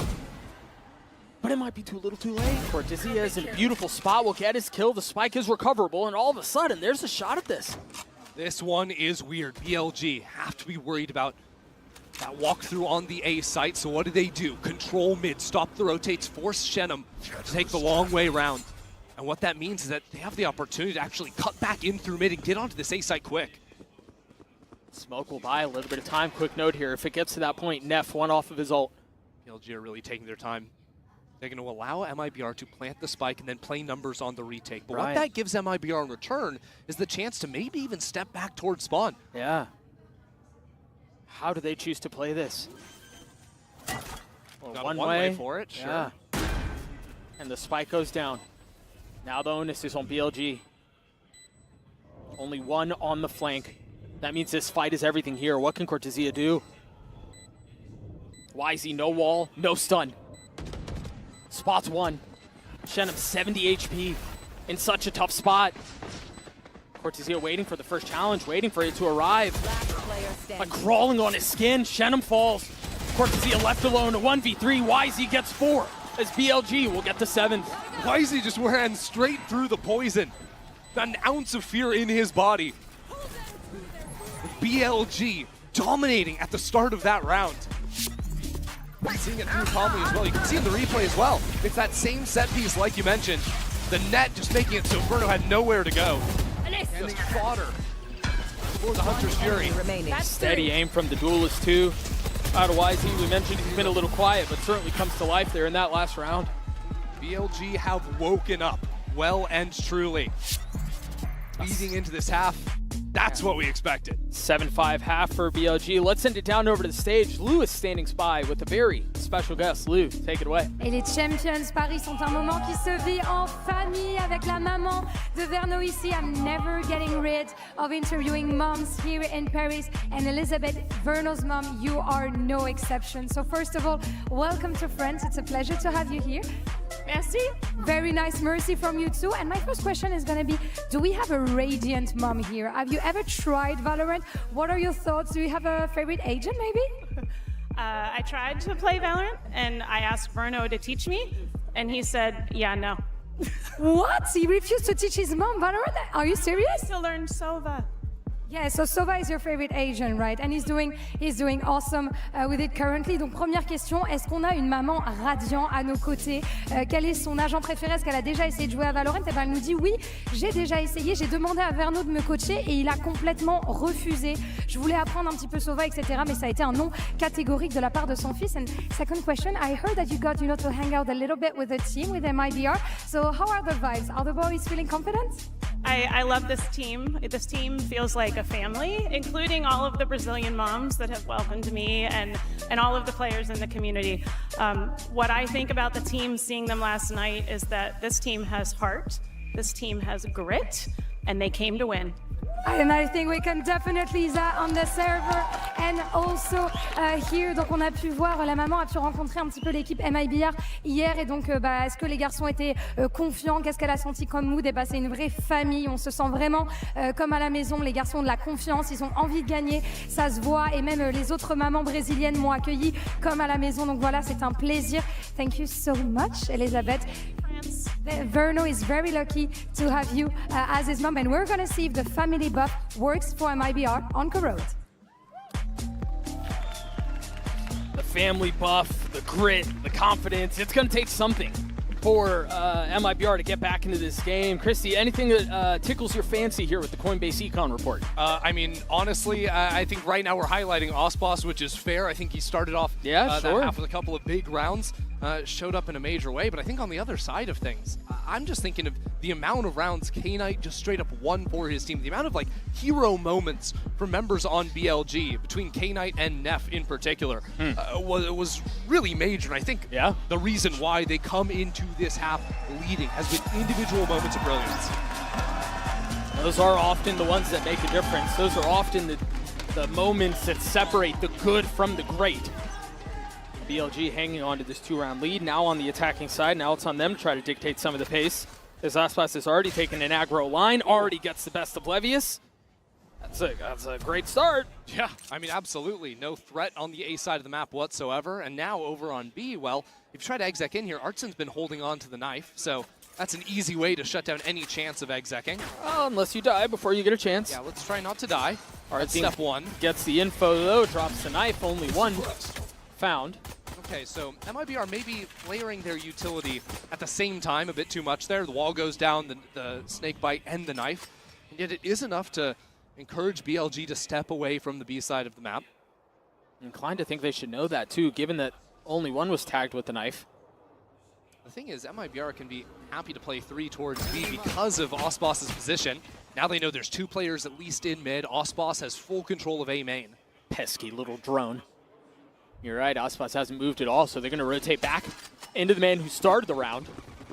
Finding a kill with 1 bullet, if I'm not mistaken. Make that 2. He got his. I mean, even look at the damage on K-Knight and Wisey, 40 and 70 apiece. Still kind of thrown in disarray here. I mean, she is still playing all the way back B. Yeah, you've got 20 seconds to exec A on virtually no HP. Your only guy with health is not with the rest of the team. And for as much as we've talked about Aspas, Verno has been just as good. Drops the shot, tries to buy a little bit of time. 13 seconds left, realizing if he just wins this fight now, the round is secured. With 8 seconds left, it's all a matter of time. And as the hourglass strips away, the spike is out of reach. This is a little messy. Wait, but, they could let him live here, and it's actually worse for them. They go ahead and hunt down the kill anyways. Wake up another ult for Artsen. They got their pistol, though, and that was something that, I mean, they needed, something that they struggled with. Really, I mean, all of Stage 2. Yeah, you think, yeah, Stage 2 was a struggle. This game, though, they won the first and ended up getting things a little bit messy. Osbos may have donated a Phantom over to the other team. Well, so I think we'll see MIBR not do that, or at least try not to do that this time around. Get this guy! Nice! That's really good comms. Honestly, brother tried. He tried. All right, yeah, we will see what the adjustments are. This time it's just a Marshall in the hands of Osbos. You can't give them a Phantom if you don't buy the Phantom. Right, but you can still lose the opening pick if Wisey gets another one with a Frenzy. Artsine trying to fill in. Wisey on an island. Shenham and Artsine both side by side, getting the best of BLG. Just a tiny sliver of health for the remaining controller. Verno will snap. Verno will get the kill. MIBR will tie us up at 7 apiece. Yeah, he's quick with it there. Dude, I'm going to go ahead. I'm going to ask it. I'm going to say it. Say it. Where was this team in Stage 2? I don't know, but not Los Angeles, California. Good night. I mean, they're just playing with so much confidence. And again, I think grit is the most impressive thing. The MIBR of old would have crumbled. Yeah. They would have never even been in this position, much less had the fortitude to hold it together. And you think about a team with 3 rookies to the America stage, let alone the champion stage. Yeah, I'd argue 4. I mean, our team wasn't there a ton. Hello. Oh, I love this set! Oh. It's beautiful! Osbos gets 3! BLG were in 0G and he just comes in and kills them all. That was unbelievable. Waylay believers rejoice. Osbos gets 4. He knows what the people want. Question is whether or not he gets a chance to do it. He is 1 off of his ult, so you imagine you want to let him off the leash. Go make a play. We'll see if he can find it. They know where he is. The king returns to the international stage and does it with an ace. Long have we waited. Osbos is back. Look at this play. I mean, he does it all himself. There's a paranoia too, but everyone's trying to jump and get paranoid. They're trying to jump away, and they're just caught in the air. That was so sick.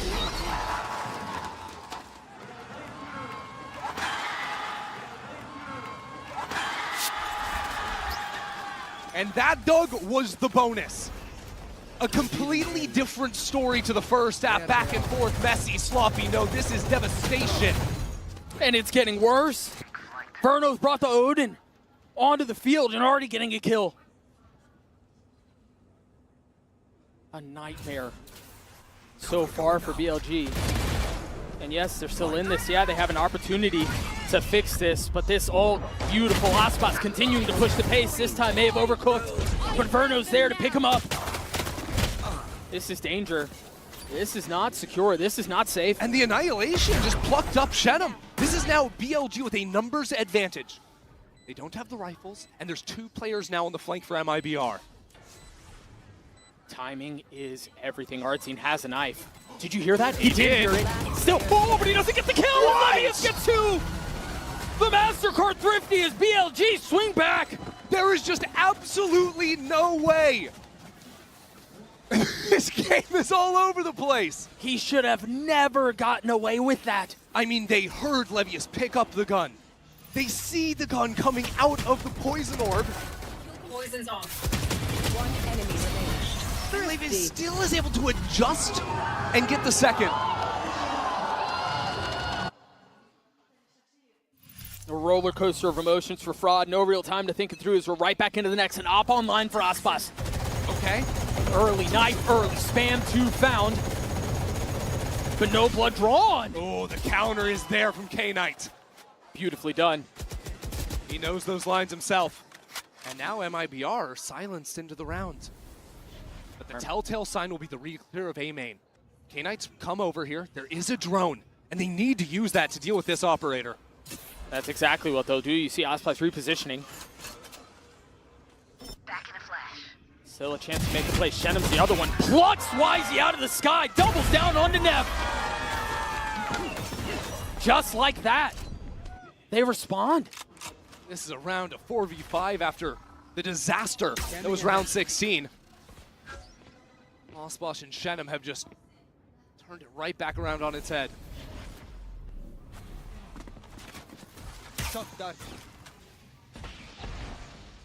BLG looking for a little bit of room, a little comfort, a little space to breathe and try to get the spike down.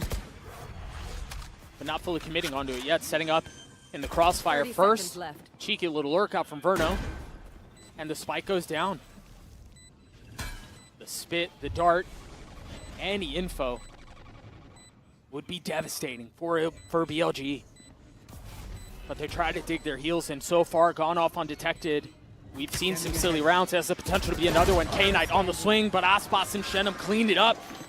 3 on the round for the controller, who had a very quiet start. Oh yeah. As MIBR take the lead back. But you can forget all about that after the 2 kills he just found on BLG's mid players. I'm sure we're going to see it again. His first shot onto Wisey was jumping, sprint jumping to try and break the crosshair. This is after Artzine went down early, but it's that kill there into the reset. So nice. And Nev had a chance at it, but very well done. Nice! Perfect, boys! There's an audience.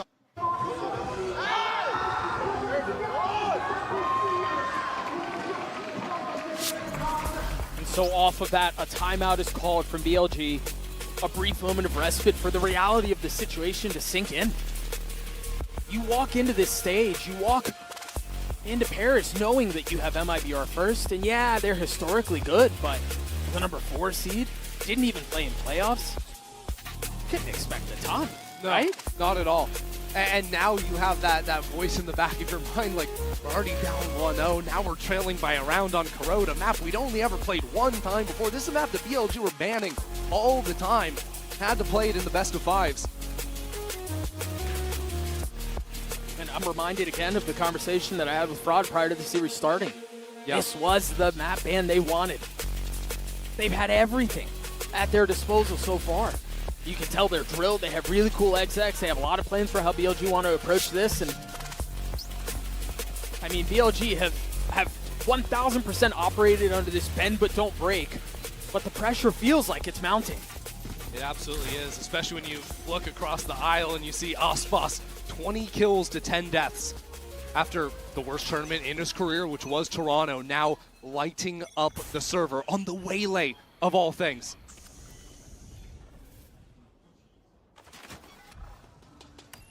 MIBR getting curious and exploring across the middle of the map, while BLG set into a 4-1. All picked up and going to rejoin alongside Levius and see how they want to approach the rest of this round. Yeah, BLG might just want to play for a couple of ult rounds back-to-back, pretty close on a few of them. First challenge will be dealing with this 1-2 punch from Artsin and Verno. Good timing on the drone to see the other side of things, but no one's scaling behind it. That will conceal Artsin though. Caught by the net, forced to take the fight. Verno's there to help. Boldly removing it in the middle of the chaos. Artsin just gets out there? You gotta be kidding me. Suppressive fire was enough, I guess. Managed to stay alive. So now what do BLG do? We need to come back into B, perhaps? There's a pocket for Shenum to dodge any util in this corner. That's a second pocket that MIBR are playing around. They're so prepped. First it was Artsin, and you're right, now Shenum. Tucked. 30 seconds left. Waiting for the trap to be sprung. Shenum gets two. Artsin gets another. And now the Hunter's Fury results in a flawless round win for MIBR. MIBR, by stealing away that fight into mid, taking YZ out of the equation, not only does it ruin BLG's chance of playing the macro of the map, okay, you have no mid space, you gotta just run an exec onto a site, but it also means they have no way to break that choke point. And Artsin, who was the player that survived by the skin of his teeth in bot mid, runs all the way back to B to hold that 180-degree crossfire. Here's Shenum in the pocket. And also the timing of the utility was perfect. Cortesia hit his spit at just the right time. And so it was almost easy, to be honest. But again, no real time to think this through. Well, and again, it's a brutal start for BLG. And another ping, so Artsin's looking for more. I mean, he's mowing him down to the walls, Doug. Verno looking to get in on the action, have a little bit of fun himself. Lucio, though, finds a little bit of timing. Cortesia's the one with the op now. Yeah, of course the Vipers got the operator. Osboss wanted to have a rifle round. BLG have lost full control of the situation right now. And a leg, too. I mentioned it earlier. It felt like it was bend but don't break, and they were able to live off of that for so long. But MIBR tee off as they get to 11. Cortesia was the rookie prospect in the offseason, coming up to join this MIBR squad. And a lights-out kickoff stage one, and now with the operator of all things, dominating in this round as well. Combo of him and Artsin just dismantled BLG. Nice! Let's go! Woo! A complete subversion of expectations, but the job's not done. Does he stick that ult? Yes, he does. No smoke to conceal it either. Ooh. So a little game of cat and mouse as Verno rotates around looking for... Verno's looking the wrong way. Yeah, he's looking for the hunter, but he's the prey. But things might turn. Little ring around the rosy. No Will way. Verno find him? Yes, way. he will! Everything going right for MIBR. And now they can turn their attention back over to A, where yes, all of BLG are. The wall will cause problems, but they're just fighting through it, and it's exactly what MIBR needs. Cortesia gets two. Neff, isolated. Trying to hang on to this spike, trying to hang on to position, trying to hang on to the round. But his grip is slipping. It slipped from BLG's. MIBR, series point. It's just a position that no one would have thought we'd be in. At the very least, not in this fashion. Right, from the 13-2 scoreline on Haven to now, a dominant second half out of MIBR. And these rounds are getting chaotic as well. BLG are throwing everything they've got at MIBR. The ultimate into the backlines. Verno's doing his best detective mission to figure out where this guy is at. But MIBR somehow seeing the pathway through these incredibly chaotic round states. What's the play now? Do they have something dialed up to be the final hook? They're running 5 players straight into a Viper's pit. They can bully him out of this if there's not enough help. Cortesia must be careful here. The drone to lead the way, and now the spam through, and once again, an obfuscation of sightlines, the paranoia through. And as one goes down, you see BLG hang on to theirs. MIBR have to be worried though. Mid-space is a question mark they're not really sure about. They don't know if people have stepped up into the pit. Now the net as well. They're stuck in the open. That Paranoia is going to tag onto Shenum. He's got to be careful here. The Hunter's Fury will join as K-Knight tries to line it up with YZ, following the red carpet that's been rolled out. The site is now theirs. YZ gets another. Spike planted. Can they close this out? MIBR have plenty of money. No real reason not to go for it, but they take a step back. They let it reset. MIBR have Artson on the flank. He will be the way back into the round now for MIBR. He's got his ult. He's got to get these kills, though. Not able to find them. Both fall. Aspas left in a 1v4. Tries to slip his way through. Position given away. BLG do not relent. They're not done yet. BLG reacted very nicely to the Viper's pit being dropped down in main there, countering out with one of their own, then signaling into the site. Sova dart into the Hunter's Fury. And this is coming down at the same time there was a net into backside. So Shenum had actually tried to teleport away before taking the net out of himself. He's just a sitting duck. The follow-up from YZ there is nice as well. And Aspas just showing a little leg, and that's what cost him his life. But MIBR are able to invest into this. They still have Nodin, they still have an op, and they still have Artzin's ult. Is the solution just be execs for BLG? Is that really it? You know, they've played a few of these rounds where they step up into B main and then drop down that sensor to stop any refight coming through from MIBR. So this time it isn't that acceleration into the site again. Aspas is up really far. Remember, he's got the op. He's got to clear the drone, but can't. Aspas has to give the line up. So BLG, after pushing that player out of mid, now set up to go back into B again. Paranoia line ready. One big difference here is this. Artzin was on the other side of the map previously. Now he can stall this hit out with his ult. And that deadlock wall instantly busted down by Verno's Odin. The question is, do BLG just wait for this to go out and then they re-hit? They have to. They have no space anywhere else on the map. They've decided to stop playing for lurks or anything like this. Now they're tagged up, 3 players spotted. Tells MIBR everything they need to know. They're not rotating off of it. Both teams know what's about to go down is a matter of skill. They're not scurrying back B. The spam through from Verno, denying entry onto the site.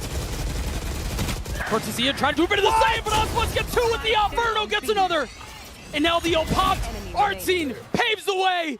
K-Knight left in a 1v3, and he will fall.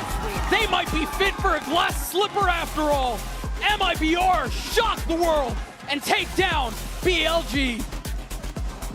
It would be the most incredible Cinderella story of all time, I think.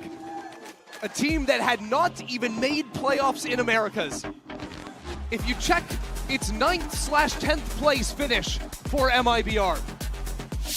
And yet they have come on to the global stage, the first champions for 4 of these players. And they have shut out China's best team. Off the backs of Aspas and Verno. And really, I mean, it was by committee at the end there, but those two, those two were stars. I mean, map 1 was the masterclass from Verno. And map 2, Aspas back on the big stage, playing the Waylay for the first time. And it's that ace round that BLG will not forget for a long, long time. Yeah, and you know, maybe a bit removed, a bit far away from really painting this as a Cinderella story, but they have taken their first step. And I think the question now has to be asked, given that they just took out the #1 seed from the CN region, do you believe? Yeah, I mean, how far can this team go, right? You know, there was no reason to believe in them before this, unless you're counting on the history of a guy like Aspas, or you're, you know, gambling on, oh, of course they're going to make some improvements in the time between Stage 2 and this event. And I do want to point this out too, because remember, you mentioned it earlier, Verno joined after kickoff, right? He was playing on a different team, joins MIBR, and all of a sudden, who are these guys? They might just be back. We're going to throw it down to Lou on the stage for the Verizon post-match interview with Cortesia. Lou, take it away. Et après cette belle victoire de MIBR, je vais pouvoir rejoindre Cortesia. Cortesia, congratulations. I'm going to have to borrow you for a second after this beautiful victory against BLG. So first of all, parabéns. Congratulations. Obrigado. Thank you, merci.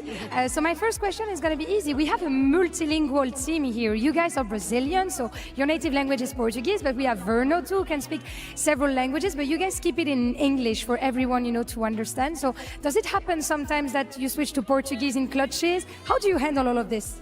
So usually when we are playing like me and Xenon inside the clutch, we call in Portuguese, but we are trying to call more in English because of Verno. Now he's the IGL and he needs to understand what is going on in the minimap. So we are trying to improve more in the English so Verno can call better. It takes time, but I think you guys are doing pretty good indeed. Donc on a une team qui est multilingue. On a des Brésiliens donc qui parlent portugais, mais aussi Verno qui parle anglais. Donc comment est-ce qu'on gère ça? Est-ce qu'en clutch, ça leur arrive de parler portugais? Bah oui, quand Cortesia est avec Zenom en clutch ou en extrémité, c'est vrai qu'ils parlent un peu portugais, mais ils essayent de passer à l'anglais pour aider un petit peu Verno qui est IGL. And my second question is, I'm very proud to see a mix of Brazilian and French attitude and trash talk here on the stage in Paris from you. But how do you maintain focus? How do you maintain lock-in when you send the chair and everything like in the air? So I think every team needs a guy like me to hype up the team. We see Baby Bay, we see Zelzis, so it's really important, and I am this guy.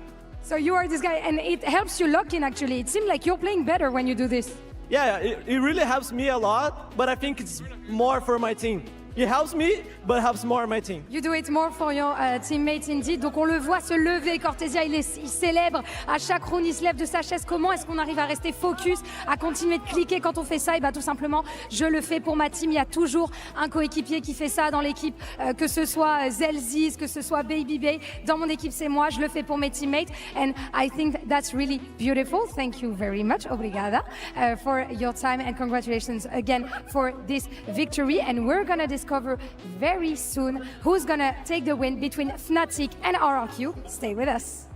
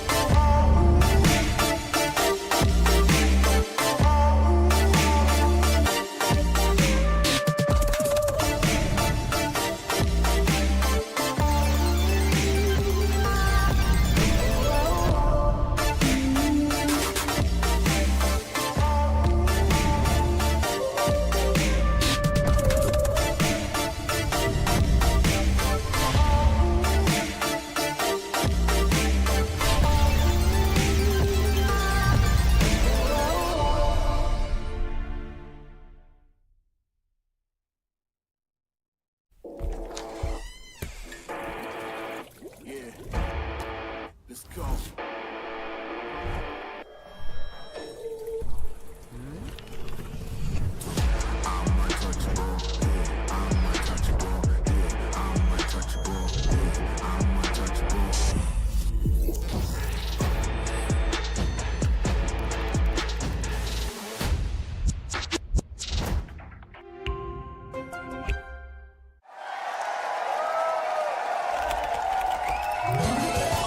Red Bull gives you wings.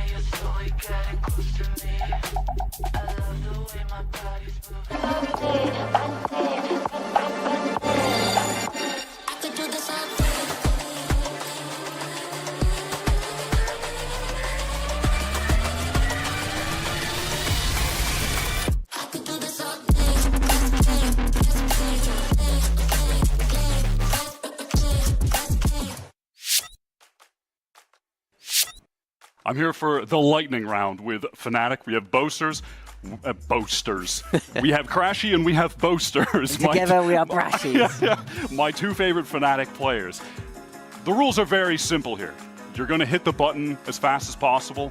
After I read out the question, you're going to have to answer the question correctly. Some of these, I pray you know the answers to. They're all Valorant related, obviously, which is to your benefit. Yes, thankfully. All right, number one. And this one, maybe a little bit of mathematics, if you need to count. What number of global event is Champions Paris since the start of VCT in 2021? Holy guacamole. All right, let's think. This one's tough, I'm not going to lie. Crashies has the answer. You don't even have the answer. 16. No, it's not. Incorrect. It's not. It's I hate to say it. I hate to say it. It's so you just do it like this. Berlin, Istanbul, Korea. Yeah, bro, there's a time limit. Champs, Paris. Bro, this is about to be a 3, 20-minute 6, 9. It's the 12th. Way more off than he was. Yeah. This is what do you mean? It's higher. It's the 15th. Is it? This is the 15th. I was close at least. Wait, which champs did I miss? He was close. You missed a year. I missed a year. You missed a whole that year was a of gaslit year. events. That's criminal. All right, next question. Name at least 3 of the 4 Champions MVPs. Yeah, right, bro. What's he got? Aspas, Kung Kung, CNED. Close. Yes. See? Kong Kong, Aspaz, and less. No? No! Can I go again? Wait, I already said Aspaz. Wait, let me go again. I'll let you get one more. Wait. Aspas? No, sorry, not No, Aspas. you already said it. No, Yes, I meant Kung Kung, CNED. You're wrong already. It's not CNED. Okay. It's not CNED. What's he doing? Why are we making it? Aspaz, Kong Kong, and Zeke. No! He got it. He got it. It was Zeke. It was Zeke. He got it. He got it. I need a point. The other one was Demon 1. The other one was Demon 1. Oh, all right. Demon 1. They won This one, champs. That's the champs I missed. LA. Y'all better both get this or you're fake. What team did Chronicle play for in Champions 2020? Hey, cheated. Gambit. I put the question at the beginning. Gambit. No, I already know what he's going to say. Gambit. Yeah, I knew too. I'll allow it. I'll allow it. NA favoritism. All right, next. This is unheard of. I'm just smash my head on it. Who has the most kills in EMEA Stage 2?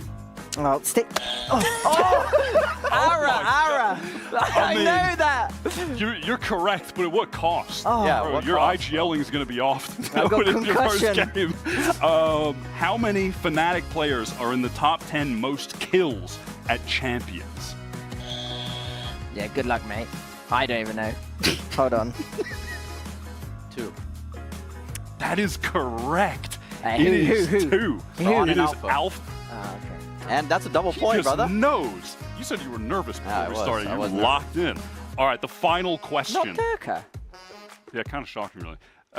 Last question. Let's see if you can redeem yourself. Crashy is kind of on point. I got concussion. Which players tied have the most champions appearances to date? Boaster, Mako, and who's that other guy? Buzz. He's done it. That's done it. But He's you've lost done it. anyway. The Buzz one, I feel that was a tough one. I'm not Came gonna out of lie. nowhere. That I saw was his difficult. face, and it was like. Did anyone keep track of who had? No one in the room. Me. No, because So, I'm as the ref. Winner. I lost count.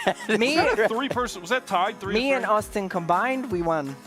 Technically. Yeah, fair enough. The viewers are the winners. Yeah, that's true. All right, and that's the end of the Fnatic Lightning round. And that was Wyatt in our weekly third wheeling session here at Valorant Champs Paris. Did you feel like you were third wheeling?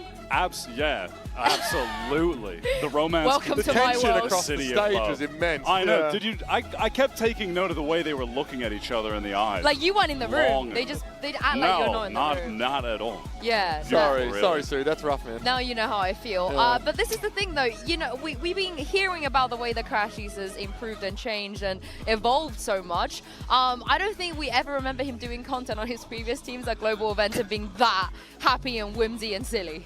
Well, no. And far less smitten. Also, far less smitten with his teammates. Does he have a reason to be? They qualify for champs pretty early doors, but I mean, the truth is, Uber, playoffs was not it. No, I mean, and there's like a narrative around Fnatic about this sort of stage 2 holiday that they had. I think they qualified after beating Apex officially, but they did, in fairness, try a bunch of different maps, right? A couple of different looks that we hadn't seen from them so far. I think that like a lot of the stars are still very much present on this team, right? You know, it's just, it's obviously Boaster brings the intangibles. You know, statistically not a strong performing individual when it comes to the gunplay, but like Kayak, Alpha look very, very good. A lot of the elements that, you know, have been present in successful Fnatic looks over the course of this year and prior are still there. I don't think people should be underrating this team, otherwise you're just not a ball knower. These guys at Globals are different. I think fan favorite is pretty correct, but definitely not favorite for the first time in a long time. Yeah, certainly not. I was super high on them going into Toronto, and they played an amazing tournament there, coming in second. And honestly, I buy into the fatigue narrative. I think it's very relevant. I think you could see it in their play. Like in their last match against Giants, some of the guys were shooting like Alpha on Lotus, where they've been performing at their best. I think Lotus has been pretty critical for them. But as a team, I felt like you could tell they were just out of sorts with each other, miscommunications, etc. We are seeing way less Lotus in the EMEA than we have in seasons up until this point. I think it was even chosen into them by Giant X in their matchup, obviously the one that had them sent them out of the playoffs there, and it was, you know, pretty unconvincing. So good that they've got a strong Corrode in the map pool. Obviously Icebox, you know, going away now, which they were undefeated on, I think, in stage 2. So we'll see if that affects them. I will go as far as saying this is the worst map pool that this organization has ever had to face. Yes. No split, no fracture, no icebox. Oh, okay. But we do have Boaster, and Mika Fab's got a chance to catch up with him a little bit early, and this is what he had to say. Hey guys, Mika here with Boaster of Fnatic. Of course, you are such a household name when it comes to these global events. Fnatic is a household name when it comes to these global events. But of course, you guys haven't lifted a Champions Trophy just yet. So tell me, why is this year the year that Fnatic gets to do it? Well, I think no EMEA team has won a VCT trophy globally since I shook my ass on stage. So I think I cursed us all. So in order to like remove the curse, I'm gonna have to seal the home moon and win this trophy. Yeah. Happy fans, happy on moon. Oh. I don't even know what's going on. I don't know why I did that. I don't know if he could seal the home moon with that. You can't unring a bell and you can't unshake an ass. At this point, Boaster is priced in. Just send it at this point, man. Yeah, he wasn't just shaking his ass before. He was giving it against RRQ the last time they faced each other. The L dance, why it was coming out, all the shenanigans on stage. You think RRQ maybe looking for revenge this time? For sure. Honestly, in a way, I think they needed that. Like, going into your first international event and going right into that playoff bracket, not having those early group games, their debut globally, I think the odds were stacked against them. They took one map off Fnatic, but yeah, ultimately, I think they needed to kind of suffer a loss in a way just to get the experience to come back stronger. I think Jemkin needed it as well, because it felt a little bit too much like Jemkin and friends for this RRQ team in Toronto. And frankly, he choked. He wasn't, in that Fnatic game, he wasn't able to stand up at all. And, you know, it's a bit disappointing to see from a team with like a lot of hype behind them. But they've been adamant. They've been insistent. It's not Jemkin and friends anymore. We've seen big step-ups from a lot of players. I think Monyet is crucial. He enables Jemkin very much with that Yoru. Comes in, picks up that Neon when required. It's a strong double duelist look that RRQ can throw in. But, well, Icebox was also their ticket through Pacific playoffs. Yeah. They are, you know, they're undefeated on that map at stage 2. They've got the Haven, and I would love to see the Haven, because Fnatic's Haven has been really bad, but I want to see them take it one step further and throw Fnatic off, maybe with an Abyss, cheeky Abyss pick coming into this. I wouldn't be mad at the Abyss. Historically, not great for either team, honestly, on paper, but a lot of time for RRQ to maybe try to lock in on that. I think Ascent will be interesting as well, because I loved Fnatic's look on that map around Toronto. That's actually the map they knocked RRQ out on, and then from there it's been on the decline. Yeah. So maybe they can bounce back, because RRQ, they let that map through all the time and they're not even that good on it, but they keep playing it. The Corrode stats don't look that compelling on the graphic, but they were 3-0 in playoffs on Corrode, and they got through teams like Genji, DRX, T1 and Talon to get there. So some really big names. It was actually, don't remind me of the Talon one. What are you doing? Ooh, that was brutal. Yeah. You mentioned Jemkin, and I think a part of the story is going to Toronto. Do you think maybe the expectations were a little bit too high? They were massive. But this time around, I don't think he's gonna be underwhelming again. Surely. No, certainly. I don't believe it. Kind of much to my point that I was making about the team entirely. I think he just needed that experience, and he has the ability to bounce back. I was talking to Mika about this, and she mentioned that Coach Ewok on the team wanted to get Jemkin.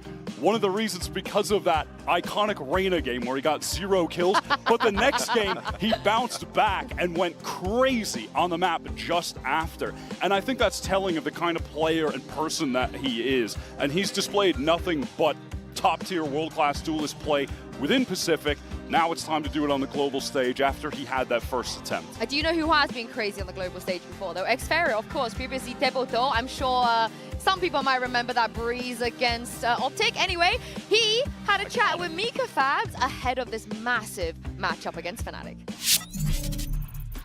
Mika here, and I am with Xferio of RRQ. Now, of course, this is a very, very big match for you guys. And I'm wondering if the team has shaken off those first global event nerves, and are you finally going to get your revenge on Fnatic? Yeah, we are taking match by match, and we believe in each other, and we believe in our preparation as well. So yeah, I'm really excited. Yeah, sometimes that's all you need, the power of friendship. Good luck to you. Preparation is going to be really important coming into this, but also Alpha Year probably almost robbed of an MVP. Toronto hasn't been the best though in EMEA, had a drop in form too. Yes, so I do remember he was the one that tore RRQ to shreds in that matchup they played in Toronto. Look, I think Alpha's an incredible flex player, a top performer in general. Yeah, look, I think all of Fnatic had a bit of a quiet stage too, so I'm pretty reluctant to pin it on anybody, but you know, plays Neon on Sunset, plays Tetejo a little bit as well. I think Alpha Year is someone to keep an eye on, and it's an interesting comparison between him and Monyet because they're different flavors of flex. Monyet is an Omen player and then picks up the Neon when required and also enables for the Waylay to be picked up by Jemkin. Alpha Year really feels like he does it all. We're comparing Neon to Killjoy stats here just to contextualize It's interesting. Alpha's been putting up some of his best games playing KJ. I mean, even in that last game that they lost against Giant X in the playoffs when they were knocked out, he was still dropping bombs playing KJ on Lotus, which was interesting. But yeah, I mean, he was on point there at least. I'm hoping he can bounce back. Well, it's going to be a huge rematch here. Can RRQ get their revenge? And what are Fnatic going to bring? There's only one way to find out and send it down to the stage.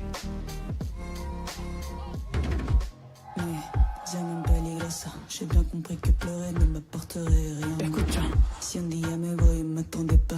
Je le fais taire et puis je reviens. Tu finiras en taule si t'es pas mort avant. Une belle vie dans un coffre, c'est en avant.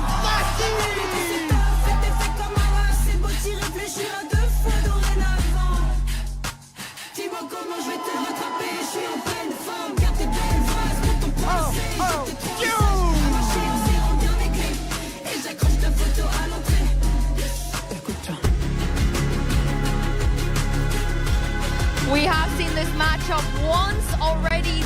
year. This time, coming onto the champion stage, Fnatic are not the kings they used to be, but RRQ, oh my goodness, they look great in Pacific, and their region is the only one that are undefeated so far at champion. Yeah, many of you at home voted for that undefeated streak to continue. Sunset Bind taken away, maybe not so surprising. Fnatic, though, opt to pick the Ascent. Some will they be are upset 1 about 3 that. on this map in stage 2.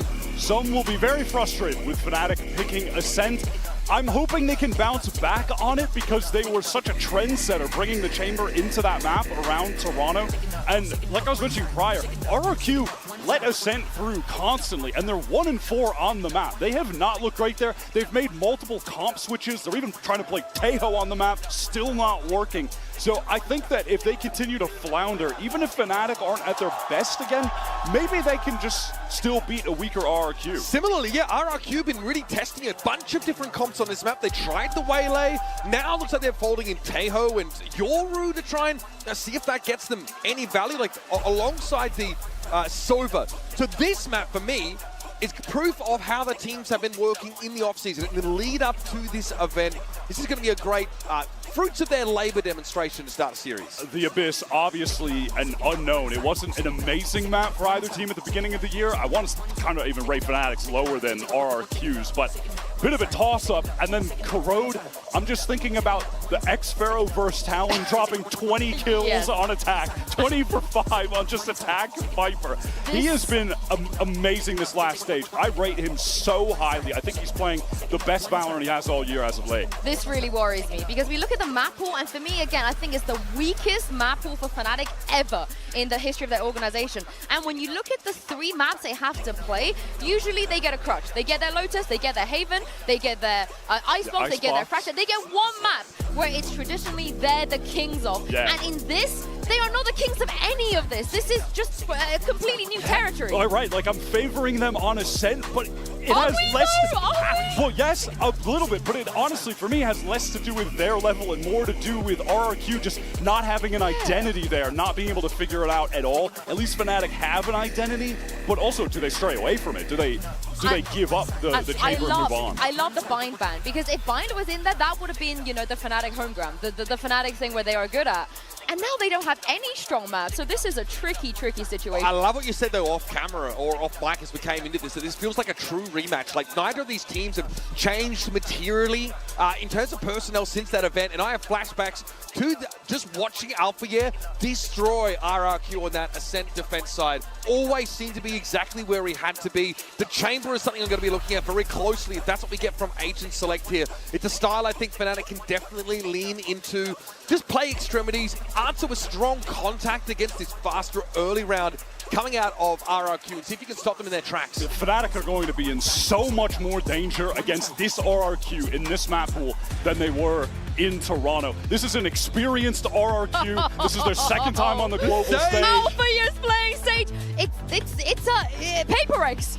This is a Paper X. I mean, the Sage was very old on this map and is now back, and is very new since the recent buffs. You have Sheer Wall and Sage's Wall, and you've got extremely good stopping power for anything that approximates a fast hit into either of these sites. Wow. You could get those slow orbs down, be a real nuisance, also block off that catwalk to cubby hit when RRQ get on the attack side. And when this Fnatic comp, they're starting on attack. When they get the spike down, this comp excels at being able to stop floods coming back in, which is something that you want to, you know, try to do with your Taeho.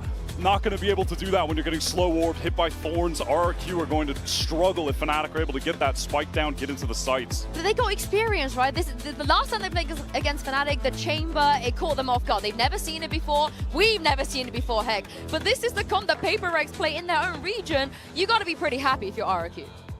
Yeah. I mean, they do have the experience against it before, an experience in which they took an L, so maybe they can bounce back and prove that they've learned from that loss against Fnatic.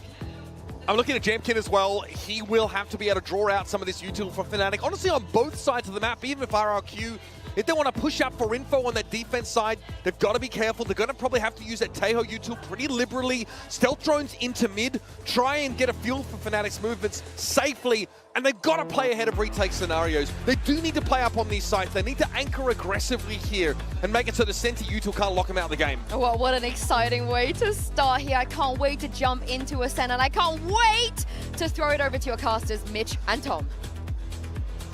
Well, it's the champs' debut for RRQ, who are back for revenge against the team that ended their run in Toronto.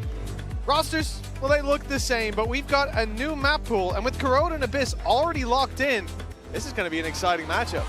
Yeah, I think also just you look at Fnatic going into this map in general, their strengths haven't really been there, and sure, a pretty hefty defeat, struggling on that attack side when playing versus this comp for RRQ, but defensively on this map, they've always been pretty good. So a defense-side start for RRQ, this could be a very different story. And you've now lost what is that Alpha aggressive entry playing on the chamber and replaced it with a Sage. So I want to see what sort of attack side ideas Fnatic have, because sure, I think this comp will be great on defense. Will it be good on attack? Defensive ideas from RRQ and the pistol, firing squad in mid, waiting for that spot. A few shots fired, but none landed. It will be Fnatic to make the first move. As RRQ just have to fall back now, play that more defaulty play, mid a bit more open. And looks like they might even be thinking about going in towards mid. Certainly with the reveal, here's some util following it up, but a lot of this is posturing from the defensive side. They're trying to make a favorable engagement happen, find something when the reveal pops off, but Fnatic are quick to deny it. And again, it's back to covering their bases. Now we know Fnatic are renowned for this slow style. It was mentioned by Wire, and I agree that getting into those post plants, they're going to be tough to beat, especially in a pistol round. That wall is going to be devastating, but they are walking into a stack up. 3 players on this side of the map. They're slowed as well by that smoke being into position. Actually, Alfia doesn't look like he's going to use that wall for the post plant at all. Oh, he's going up into the window as the exec comes through. Kayak already dropped, and here's Alfia's opportunity. He's being spotted, still manages to find one. He's pulling them back into this. Opening pick for RRQ, but an immediate response from Fnatic puts them into a 4v2 post plant. Yeah, this is going to be tough to break back in. That double entry is huge, but Alfia is still on the wall, has been caught out. Chronicle in a fairly open position, but will just opt to fall back. Utility not really available for that attack, but a singular paranoia for Munyan. Could get them back through. Chronicle's just got his flashback online. There's the shot from Jemkin though. Crashies, who is desperately low, is down. And it's the 2 players in Boathouse who have to pull this off. Chronicle with a pistol in hand. It might not be the classic, his signature weapon. He will find the kills nonetheless and put Fnatic 1-0 up. Yeah, he's definitely one of the players I want to keep an eye on, because even when they were in poorer form, you did start to see Chronicle coming back to that championship level. And we know that if they are going to be a contender in this tournament, he needs to be on. Like, he is that player that I feel like desires to win more than any other. And a solid start for him in the pistol round. Already seeing an idea or two, but I'll be honest, that idea at least I've been seeing since 2020. Obviously, we had some slower weeks from Chronicle over in EMEA as well, but he certainly found his form towards the end of the season. But that was something Uber was saying. You know, across the board, it's felt like regular season stage 2 has been that little bit of a drop-off for Fnatic. But this is their chance to put their best foot forward in terms of opening matchups in Champions. They've only lost the 1. It was their 2nd appearance. Obviously, they've been to every single champs. It was back against 100 Thieves. Other than that, this team is usually undefeated in the early stages. In this round, they certainly should be getting away with it fairly clean. 2 pistols, so a big margin for error, and only classics that they're up against. Fairly hefty rotation, but they're not actually within the site trying to use the smoke to cross over, but it's something that Fnatic are well aware of. And well, blink and you miss it. Chronicle already up to his 3rd kill of the round, just 3 away from finding his ultimate already. And they're also farming up a lot of the orbs onto Alfia, wanting to make sure that that res is going to be available as much as humanly possible. For Crazy Guy, well, you either want to try and do damage or ideally die to the spike. That's not happening. No, they're trying to buy time for Alpha to come back and grab that kill, but Crashies, his hand was forced in the end. They come in with 2 pistols. They leave with them as well. A flawless round from Fnatic. Big money builder early on. You look at RRQ. It's not a round that they should have had much contest in. They very nearly dropped Chronicle. I don't think it's the end of the world, but this next one, this is going to be telling. We need to see them get off to a flying start. Do some damage. Win the round for sure. As, you know, in terms of the Ascent, the last time these 2 teams faced, it was pretty convincing in Fnatic's favor. The other thing as well, I think more Integra is actually their last match when they played versus Paperex. They had a 1-11 attack. So this defense has to be solid because whenever they've done even reasonably well on this map, it's been a defensive-sided half that has done it for RRQ. So that'll be the focus. And this is where they now have the weaponry to play with Chronicle. Even after a pretty stellar early start to this game, he's going to be left down to just a stinger. And Jemkin, well, he's going to be able to escape and have his teammate double up onto Alfia. A great start for this round. Yeah, not bad at all. Exactly what we needed to see. Fnatic being put in their place early on with that advantage that RRQ are bringing to bear. And as you said, with the defensive side expectations we had. Rifles are left, though. 3 of them with an upgrade that can be brought through. Take it from a corpse. Some move towards this A side, but plenty of numbers here for RRQ. Full utility online towards this side, and 40 seconds on the clock. It's time to make a decision, and it looks like they might be making the right read. The thing is, that was their own Thorns. It felt like Crashies wanted to push forward. 30 seconds left. But his own team's Thorns have blocked him out from doing so. Fnatic like to run the clock low, but I wonder if this is just turning into a save. 20 seconds left on the clock, the spike pushing forward, but everybody else still with so much space to take. Boaster down. 15. And yeah, this has to be a save now, but it still seemed like, at least up until Boaster went down, they were still challenging for this round. RRQ with a chance to keep this one nice and clean. And the only thing is, because it's their first round victory, I don't expect them to hunt too much for these remaining guns. Yeah, no, it's definitely worthwhile just hanging on to what they've got. Even that one Guardian they've now got left with the upgrade for Crazy Guy. Because she will just carry it forward. Hey, listen, that is a godsend of a round for RRQ. Great early fights, already showing dominance over that mid control and the patience on display late. That's what Fnatic were trying to force out of them, was a little bit of an overextension.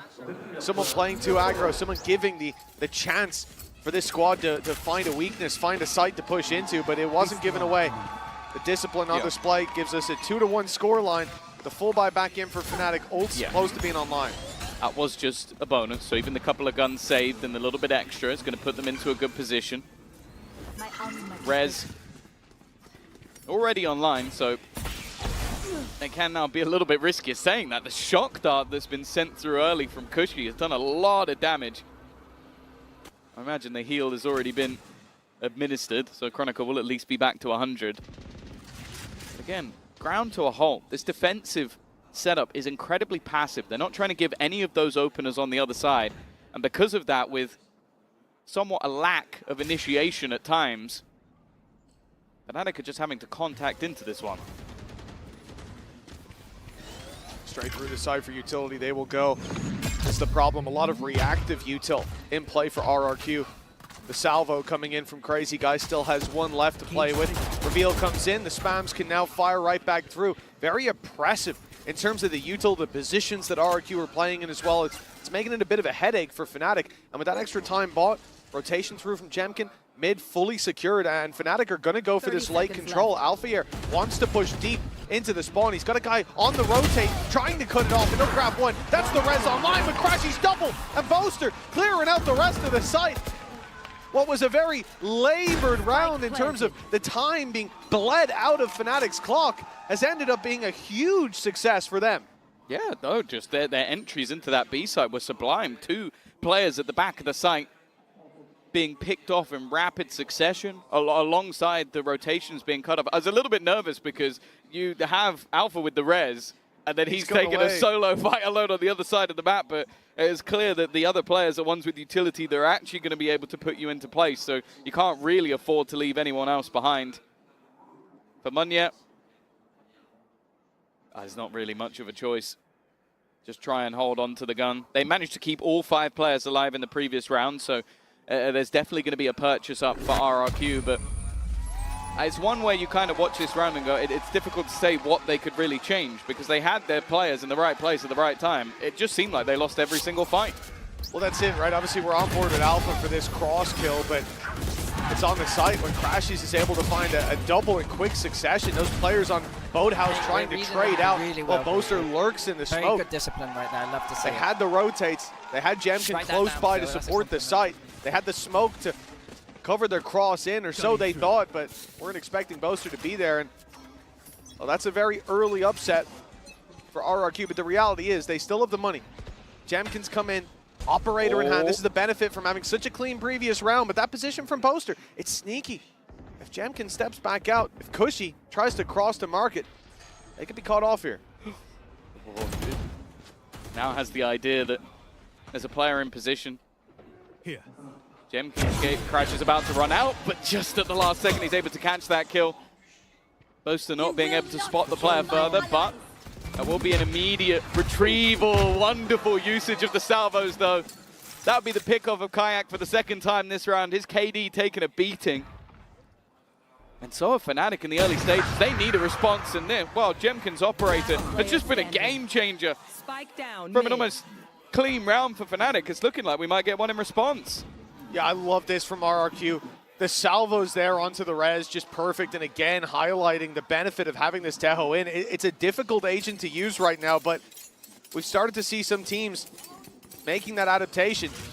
And we saw it in the previous round in terms of slowing down the push. Ultimately, when the push came in, they lost all of their fights, but the stoppage ability is huge. The situational, like right there, massive. Pushing that player that was rezzed out of position, giving Jemkin every opportunity to pick off players. Like you said, I think that highlight has very much been the operator. So it's not just the utility in play, the weaponry too. The way they're controlling this map, very nice. And I'm curious to see what Fnatic's adaptation will be, because after that previous round victory, they've still got money. They'll be able to invest here. And I think it will just be this back and forth with these clean rounds being traded, if that continues, until we finally see someone's economy being broken. Well, it feels like we're playing the slowest game of all time right now. Fnatic attack side on Ascent. Yes. We've also just had like late round saves each time, so it's been like almost a burst of an explosive fight, but even trying to use the heal. And actually, Althea goes down because he's trying to use the heal while running away. Like, that is so unfortunate, but also just wonderfully placed utility for the side of RRQ. They're definitely a squad that seem to be improving day by day, game by game. Showed massive resilience in their victory to get into that top two. And well, those first few rounds definitely haven't phased them. That flash, nicely done. Jemkin not able to hit the shot on the jumping Kayak. And it will be a 5 versus 4 with the big player of the previous round, the big weapon of the operator down. They try to delay with the salvos, but Kayak's already through, crashed through the gates on the B site. And he's claimed it for Fnatic. A plant now secured, a 5 versus 3. And RRQ, well, you talked about the slow rounds. This was a bit more direct, but we might still get that late round save. Well, I also think it was Boaster's paranoia that must have just been perfectly placed, because I think that was just an immediate gate crash into the site for Kayak, and it looks almost silly that he's able to get that kill for free. Breaking back into this, though, it was mentioned, it's not going to be easy. You're facing off against that Vice in tandem with Sage, and well, that's before you even talk about some of the individual brilliance currently in the server. This has been a very peculiar game. Both sides winning a lot of their rounds incredibly cleanly. And this time that pace change from Fnatic, and more importantly, catching out of Jemkin, has turned this completely in the other direction. At least, though, Crazy Guy's going to make it a little bit more costly, but let's be real, it's not going to do too much in terms of the economy. Yeah, I liked what Boaster was doing there. Alpha was a little bit ahead of it, though. Initially, you see him clearing out and looking for players in the corner, but ends up being at least a dent in that economy. There's your paranoia going through, and the full blinded Cypher on the side of Xfero.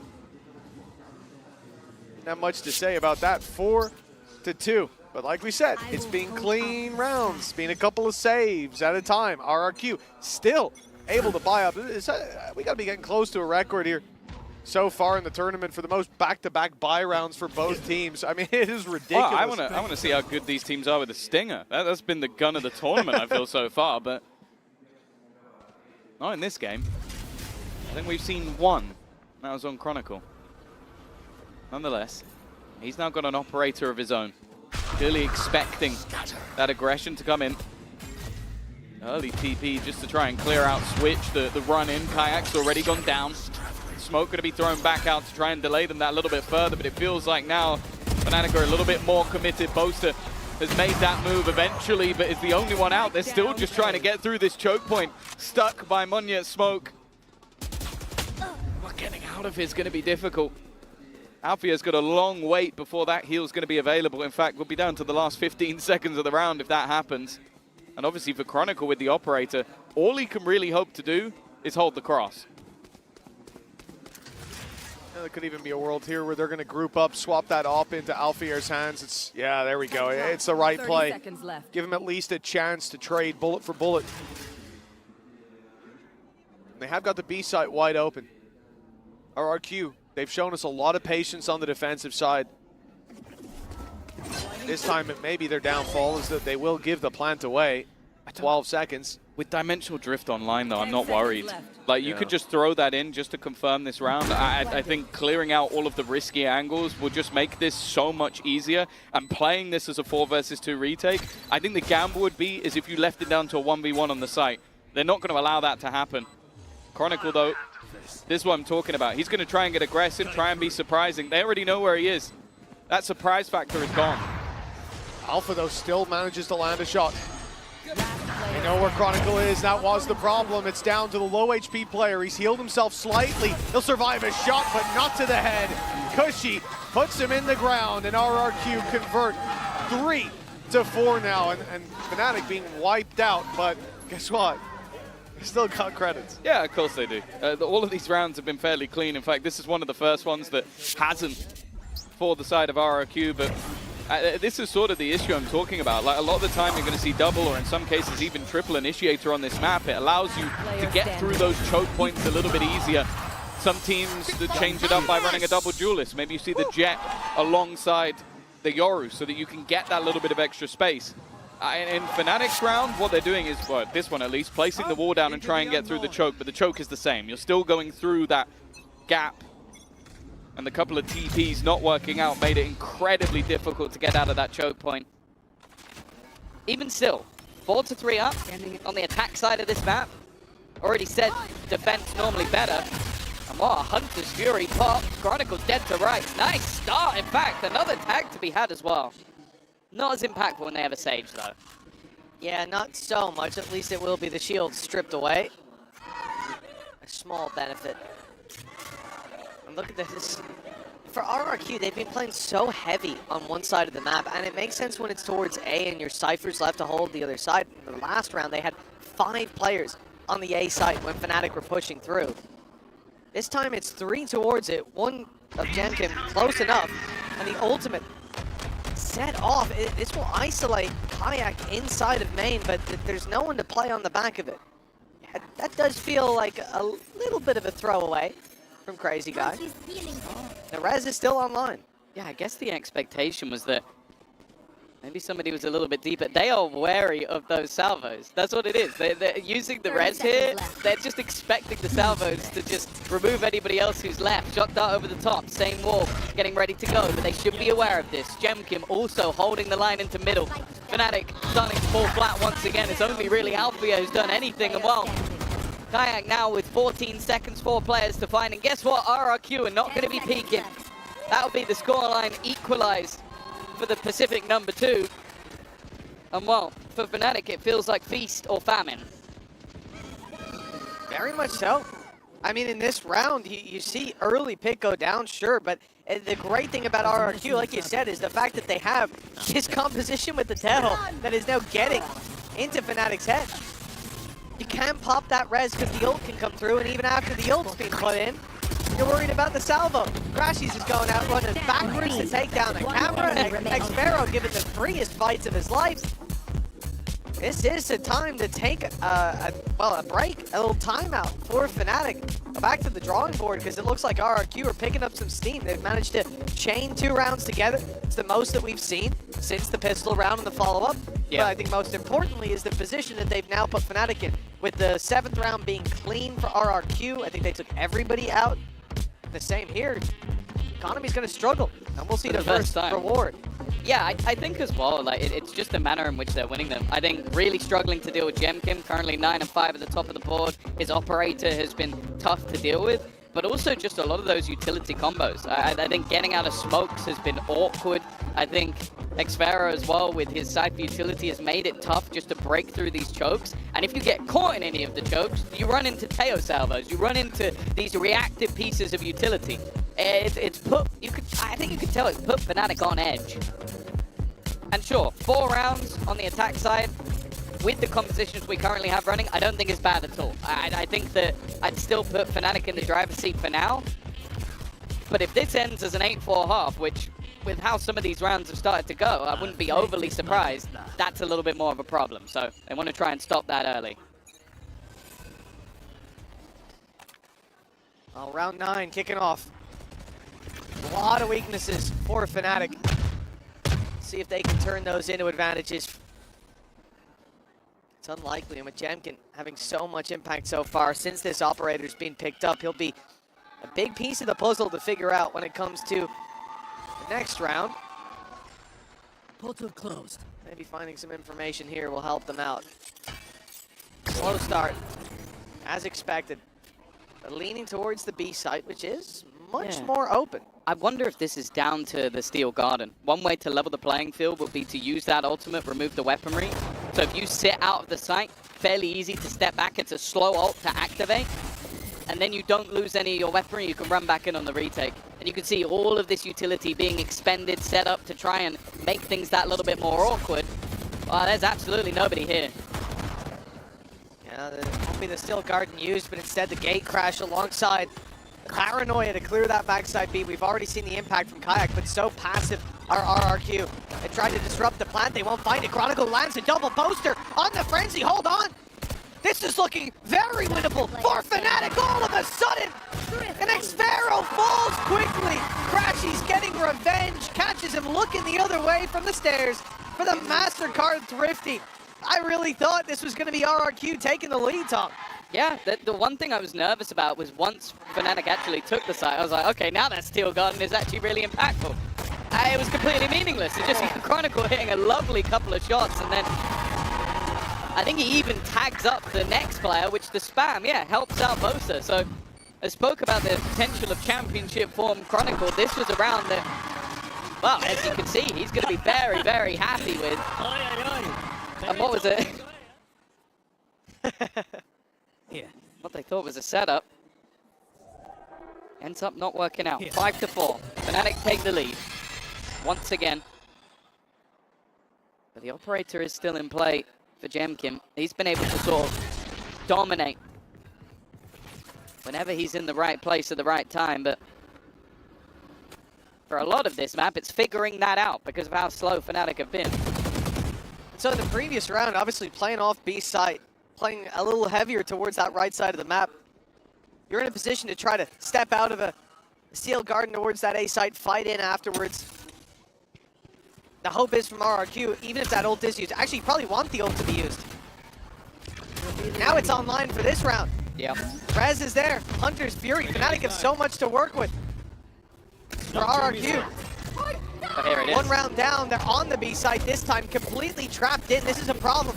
Cushy, he's going to have a swarm of locusts descending upon him, but his weapon is back up. The flash catches, but Cushy, good for 1, good for 2! Against all odds on the backside. He was caught by the Steel Garden. But he's the one drawing blood till Chronicle again delivers a double. Chronicle has been impressive. Jemkim rifle retrieved. Crashies has that Hunter's Fury, but using it might be difficult. Nice shock dart, but even still a couple. Looked like they could have gone the other way, but Chronicle still stands tall. The rounds that they've been winning the last couple have mostly come off the back of him. The Sentinel now overtakes Jemkim. He's 11-3 right now and really overshadows the job that was done by Cushy. The fact is, he was left as sort of the anchor so that they couldn't do that again. He did phenomenal work. 2 kills from the backside, but making it through that smoke, similarly to what Fnatic was struggling with, also seemed like a death sentence. It's just got to be great to have Chronicle on your team, man. Like we said, he had maybe 2 weeks, maybe 3 at a stretch where he was a bit more quiet. Started out 5-0 here, now 11-3. That op from Jemkin on the other side has slowed down. A timeout from RRQ as they start to feel the pressure. This was a game of back and forth buy rounds, slow approaches, and big saves. And now, RRQ are the ones that will have to taste the eco as they come into the next. The Force by looking very unlikely to see their economy when we get back in the game, but it should be in the bin. With a 2-round lead already, facing into an eco, this could be the advantage at the halftime locked in. And despite how close this was, Fnatic winning the pistol and having momentum towards the end, they could undo all the rights of that early half and end up at double the scoreline of their opposition. Yeah, I think 6 rounds is already a very good position for Fnatic to be in. Everything points to RRQ having their struggles on the attack side of this map, and well, at 4-4 after losing the pistol, we're talking about potentially turning into a great half now. Well, they'd have to win themselves this eco round to even have a chance of leveling things up.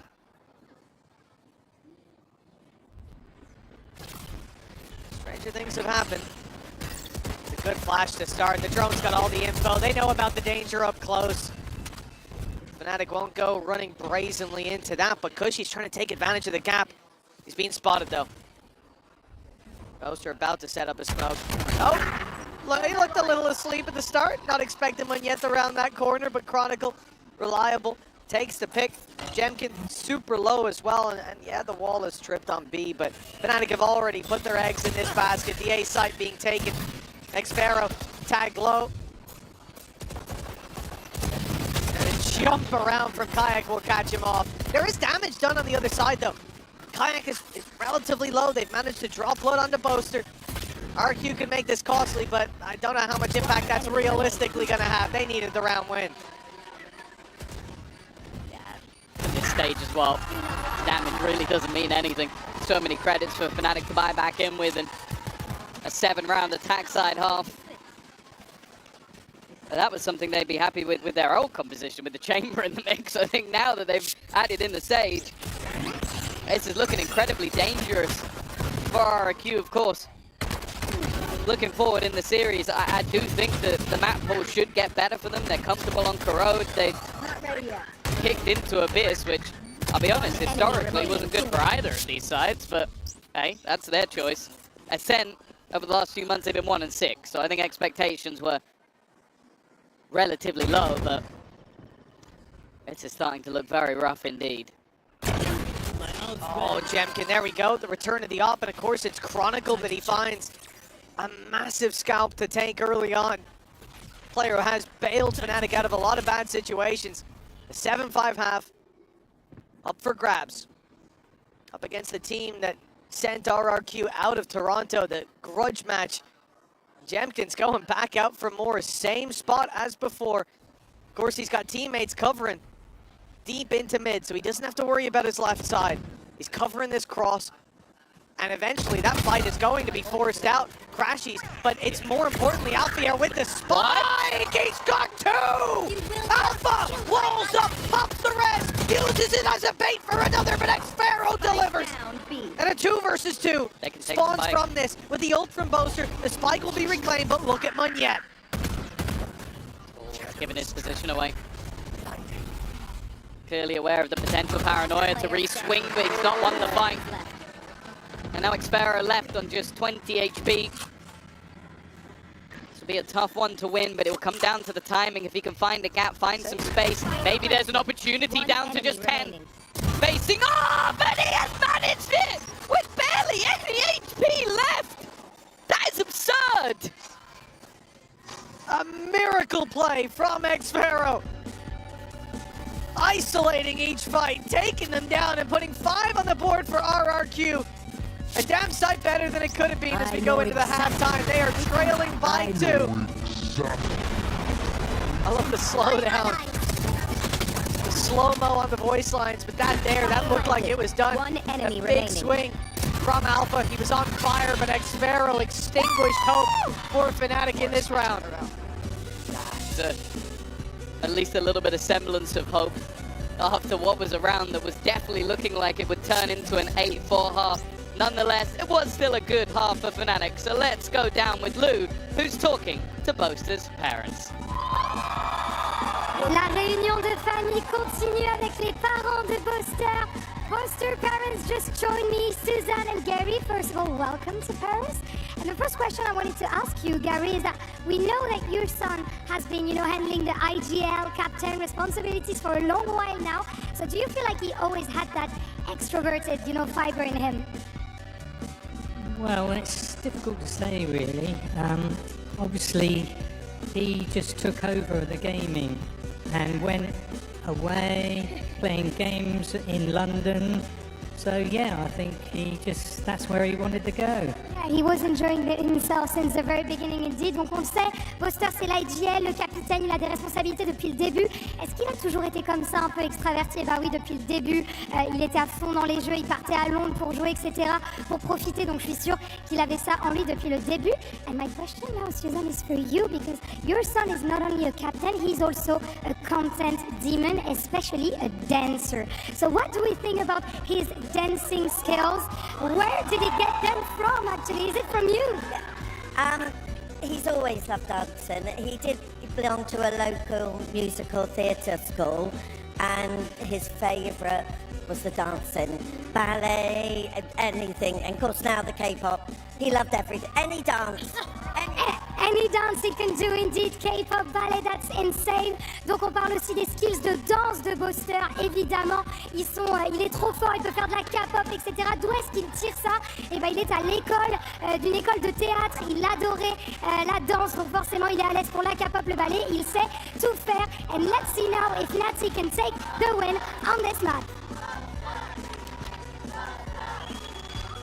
I love the fact that we have just shown clips of Boaster twerking to his parents. I'm sure they must look up on the big screen and go, yep, that's what he's done for the community. Getting into your Coinbase econ report now before the next half, and Chronicle has to be the highlight. He started out 5-0, ended the half 13-4. The man was hard to shut down, Tom. Yeah, he wasn't really dying at all throughout. Like, it made it just so difficult. The finances of Fnatic became so good all the way through, and it was him and Alpha, that I feel like really put up the majority of their rounds. Of course, going into the defensive side, you kind of expect more of the same. Maybe with a little bit more from Kayak. He's been a bit quiet so far, but obviously we say a lot with this attack side. It's very difficult getting into those sides, and that's where I wonder if Jemkin's going to be able to have the same level of impact. Like, can he now be as good on the entry as he was on the defense, because it is much, much harder. Oh, Fnatic! They're giving them a taste of their own medicine! It's the stack up on mid, 3 instead of RRQ's 4. But they have found 2 picks and left Xvero down to 5, a much more successful start. And one of the things I wanted to highlight, Tom, is the man we're on board with right now, Munyet. He has had a tough first half, and a man we have high expectations for. I don't think Fnatic will get to see this side of Munyet for much longer, but for now, certainly a lot more to be desired. And with this pistol, if Fnatic win this, that's both pistols under their belt, which ultimately, in a 7-5 half, the pistol was what made the difference. Yeah. I think it'd be a bit more damning. What? All right. Okay, that's going to help them out a little bit. A full blind shot for one of their players. Munyet's found another. You mentioned him, and he's come alive, and it's starting to get a little bit dangerous. A fight that could change it, but the jumping. He's known for his dancing, but he'll stand up as well. It's Boaster to close things out in the pistol round. As you said, that extra little boost could make all the difference in their map choice. Oh, RRQ getting a little taste of the UAE chant that we know from the EMEA arena.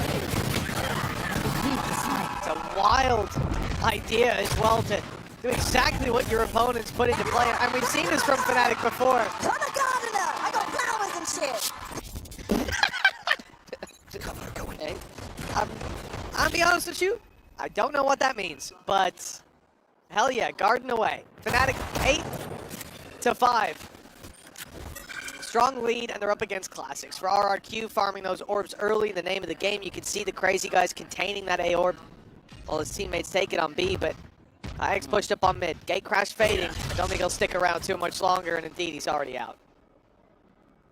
A little bit of a ruse sold on the other side with the salvos.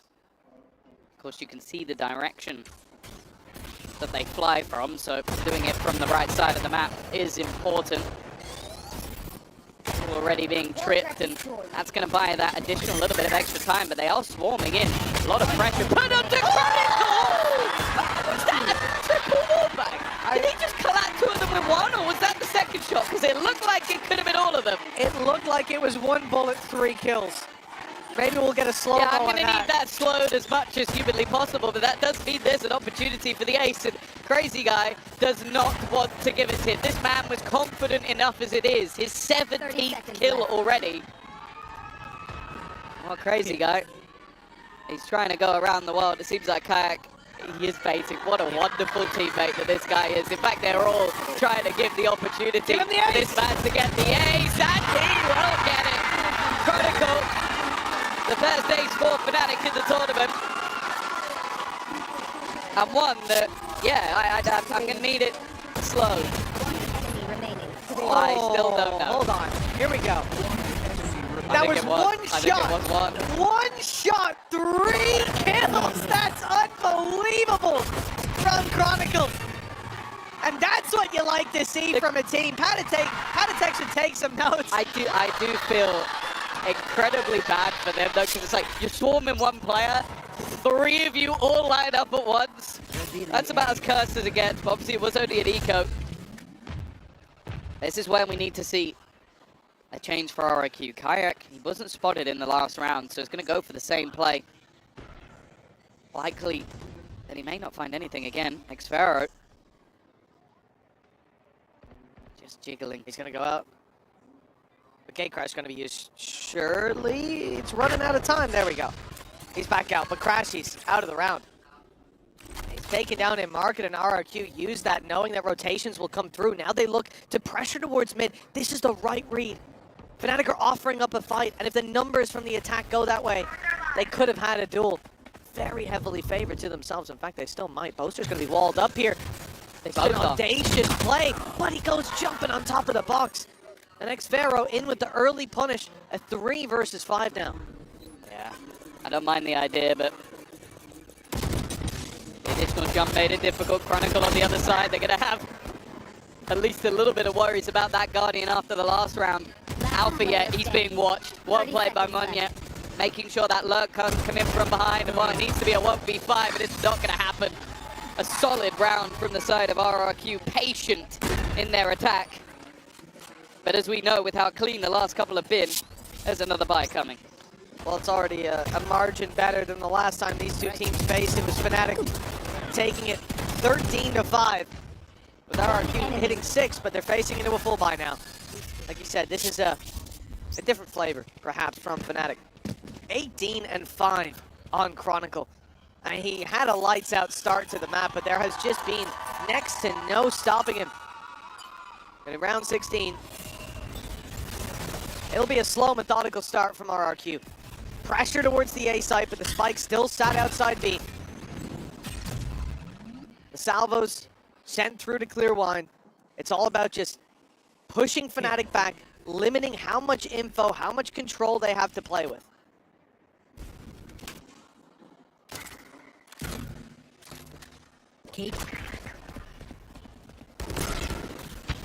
Already having to bait out some of that early utility. Wall being used over into A main.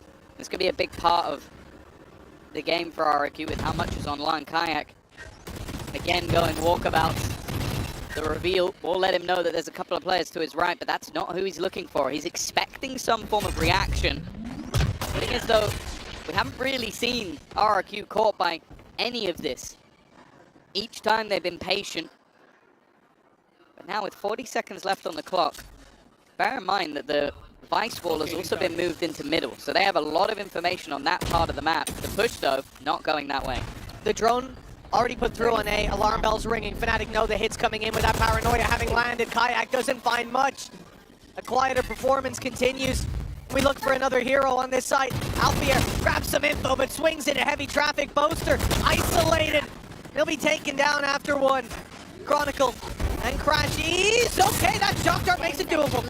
I was already thinking perhaps the save call, but now they can go for this. And a crazy guy taking a fight alone. He's giving them a real chance. X-Pharaoh so desperately low.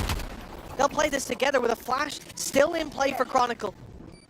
That's a good way to burst them out into this site. If X-Pharaoh doesn't break this one yet, be blinded up. It's going down below. Oh, it's going up top. Okay, they're clearing it. Now looking to fight together with the reveal. They've seen one, they've seen the other, but X-Pharaoh lands the shot.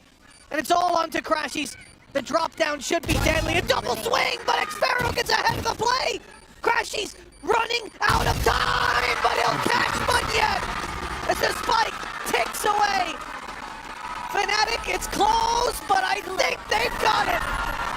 Double digits on the board, and you have to look at RRQ there. X-Pharaoh, that was a mistake. Yeah, he was so good for the first fight.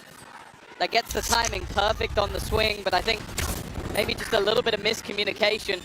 His shock dart was huge, because as you said, this was going into a 2 versus 4. Instead, it ends up with one immediately taken out, and then the aggressive position of Crazy Guy. That is just a poor post plant. Like, I can forgive the guy planting the spike.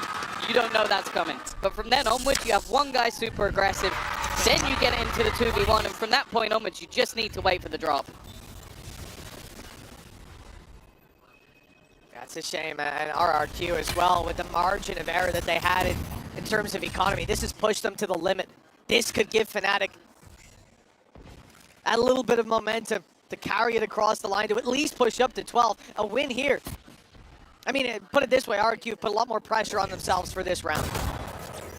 What could have been their redemption arc. At 9-7, the scoreline closing in, the walls closing on Fnatic. It's looking like a sprint to the finish line for the defense. One good thing is that RRQ have a lot of potential to pad the gap with ults.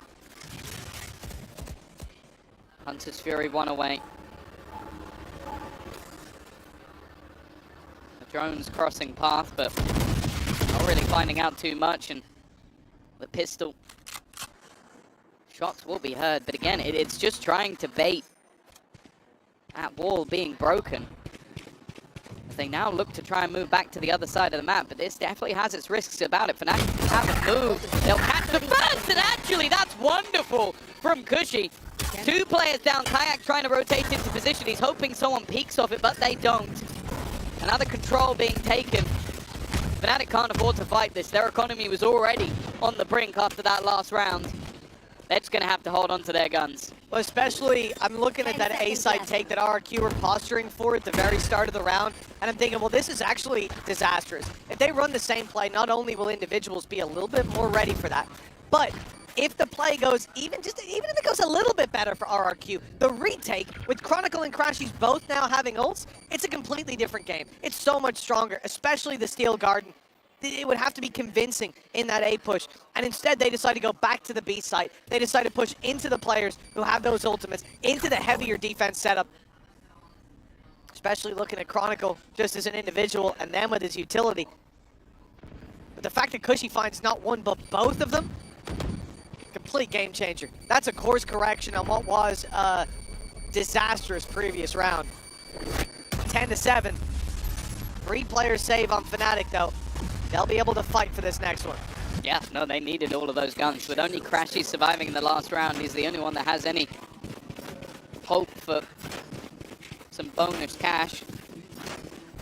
And even still, it calls into question if they actually want to go for this. It's not the best of purchases if they do. They may opt to just play with the weaker guns that they have, and especially now with a Dimensional Drift Hunter's Fury combo coming in for RRQ, I'd almost say it's not worth the risk.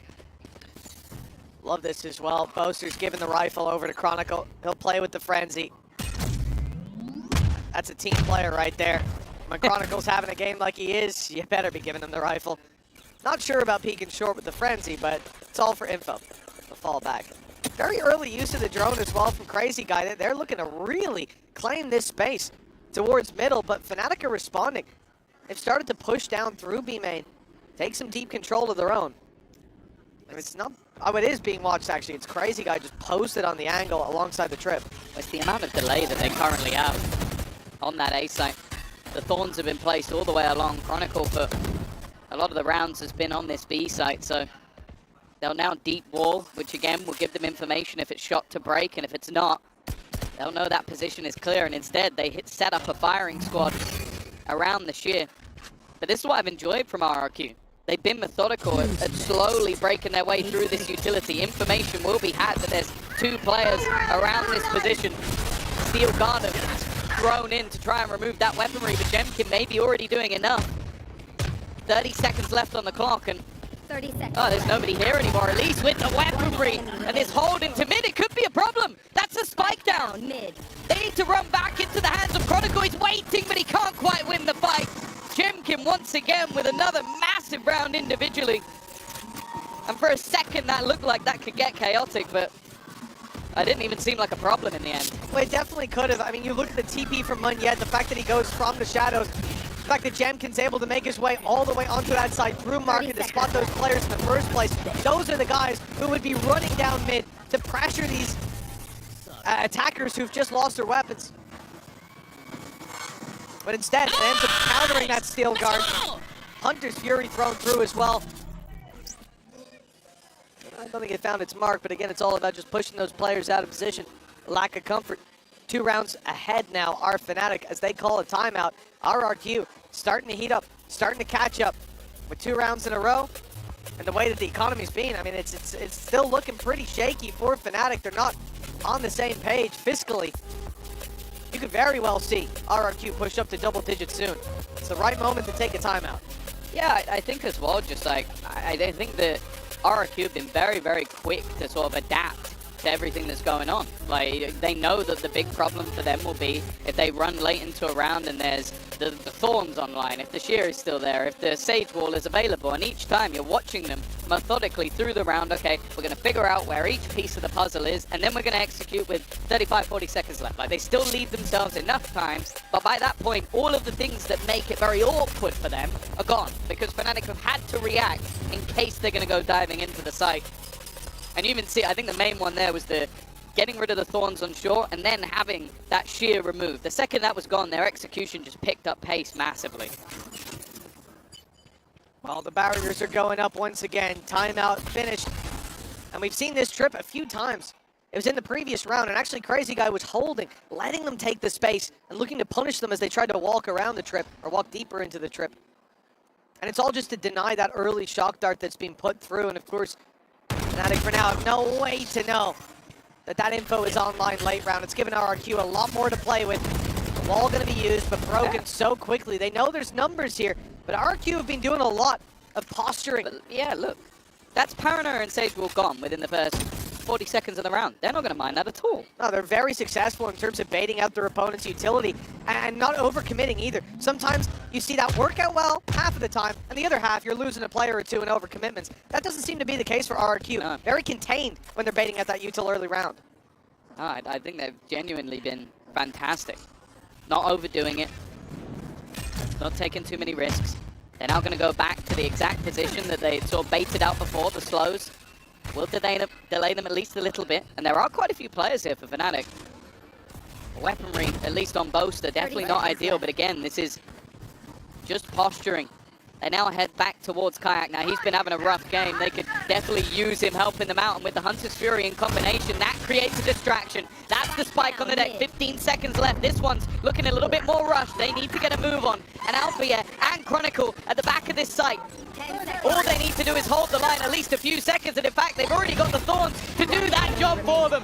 Fnatic find their form, and of course, once more, into the hands of Chronicle.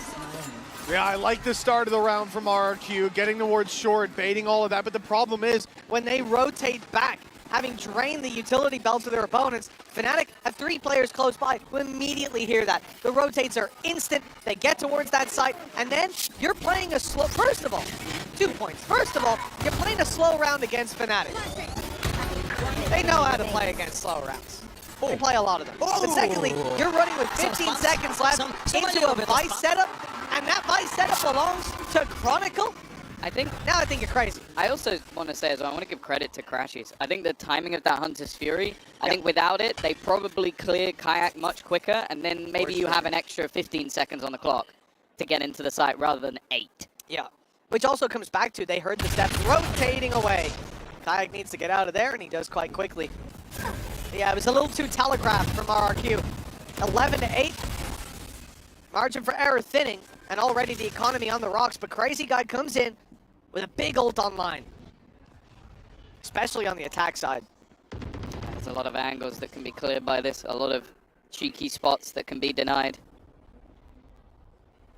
But this is both teams with their economy on the brink. This could be a chance for RRQ to equalize, or it could be the end of the map. Kayak again, not quite connecting, gotta go forward. Position being created, awkward, and the openers for RRQ are fantastic. Nobody really here to try and deny them anymore. His spam from Crashies are hopeful at best, especially with them knowing his exact position.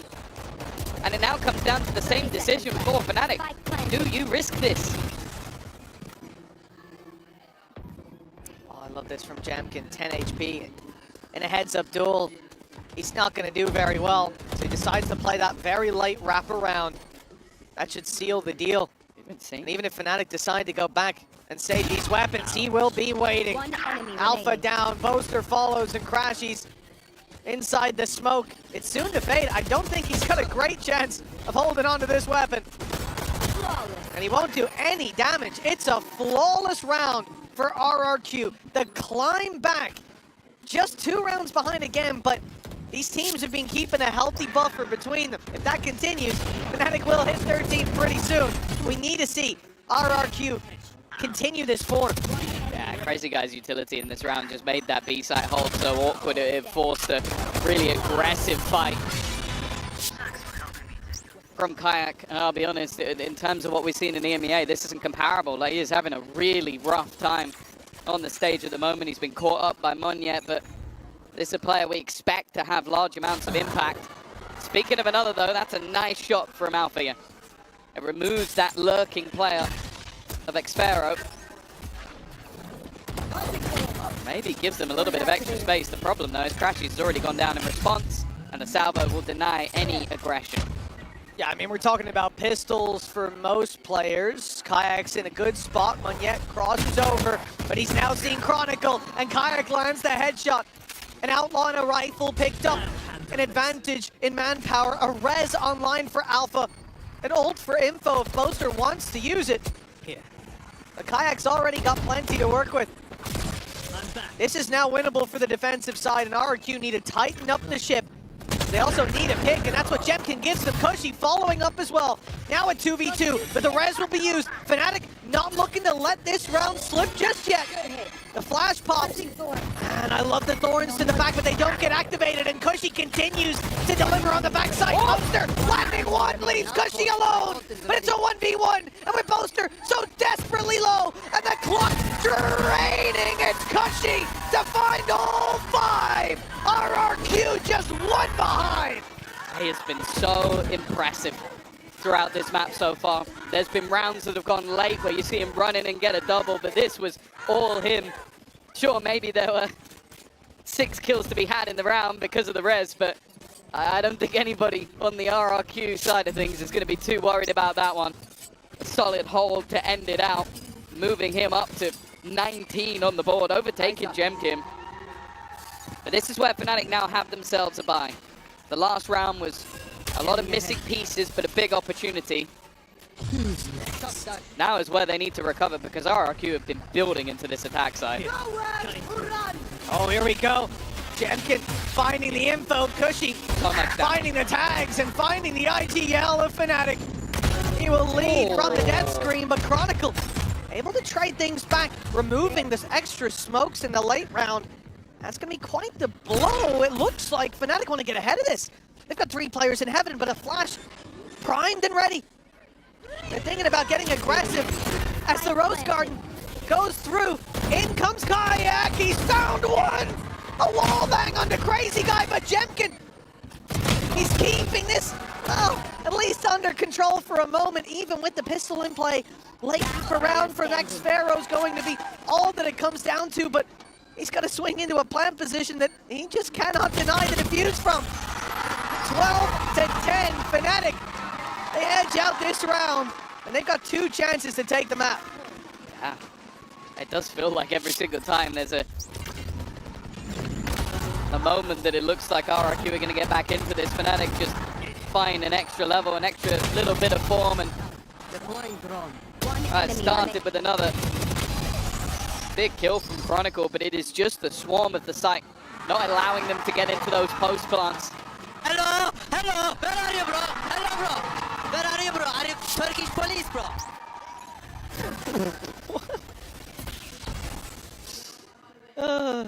2 rounds left for RRQ to hit an OT. Manageable with the economy that they've got to play with. It feels like they deserve it. Like, considering they've lost both pistols in this game, it's been a fight back every single time. Kayak is going to get himself into the corner. Okay, Crash. Is this something that's checked? It is, and while Jemkin has been winning that fight time and time again, his sight hold, though, has been devastating. They're walking into Chronicle's domain, and thus far this game has been dominant. Yeah, Chronicle has been the difference maker. Crashies has been pretty reliable. The utility's keeping them out of Boathouse for now. The push comes to a slow for RRQ. The spike retrieved. They haven't set their sights on it just yet. The run through the smoke successful for xFaro. With Chronicle already gone, Boaster and Alpha have a difficult decision. Going for this. And, oh, well, it's no longer a decision. No debate. Jemkin's down, and it's xFaro and Munyet against Boaster and Alpha. They've got a real opportunity. Back into the 2 versus 2. Maybe expectations that there'll be somebody within this smoke already. Alpha are not really willing to risk it, but eventually jumps through, but doesn't realize maybe there's somebody on the other side. They will now, and even gonna trade it out. The TP used as bait. Munyet to try and keep them in the map, and he cannot do it. Alpha standing once again. A 3rd kill in the round, and well, eventually Fnatic, they got the job done. It's a nail-biter of a map, but Fnatic take it 13 to 10. Revenge denied for RRQ. But up next, the shakeup in the map pool with Abyss and Corrode. It's all to play for after the break.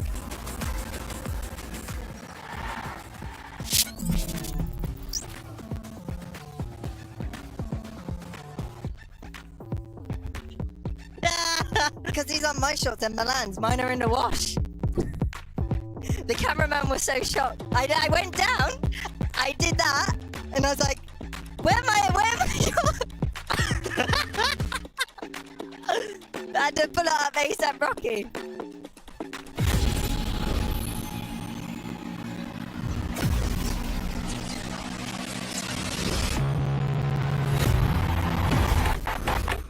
Now that I'm a mom, things are different. Verizon's different too. They let everyone in my family choose different plans. We get what we want and we save money. Love that for me.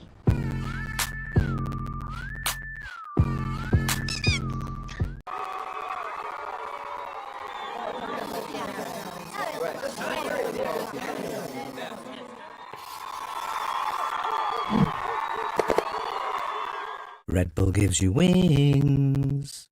Esports World Cup, where we are starting off with Valorant. If you want to win, you have to win against the best. So looking for revenge.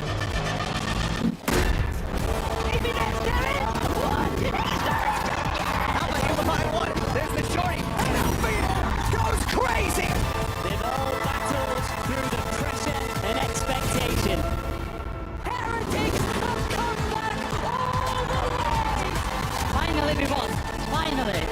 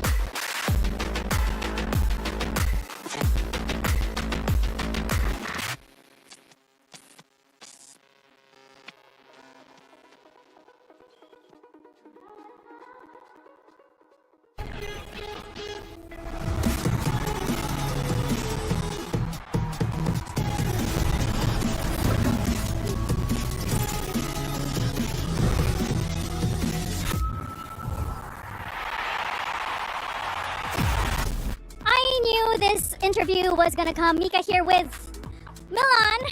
Hello, from up there, all the way up there. This actually won't work. I need a wall boost of my own, not by Alpha here, but please, can you give me some assistance? Thank you so much. Hi! Hello, Milan.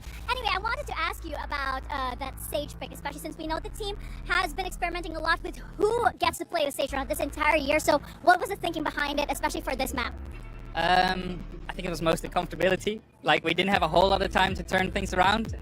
Kron's played so much Vice, so just shoving Alpha on like this battle stage style worked. He can wall boost himself, he can shoot, he can slow fight. We've seen it all, so yeah, it's just a comfortability thing more than anything. Well, I could use a wall boost of my own, but thank you very much and good luck in the next map.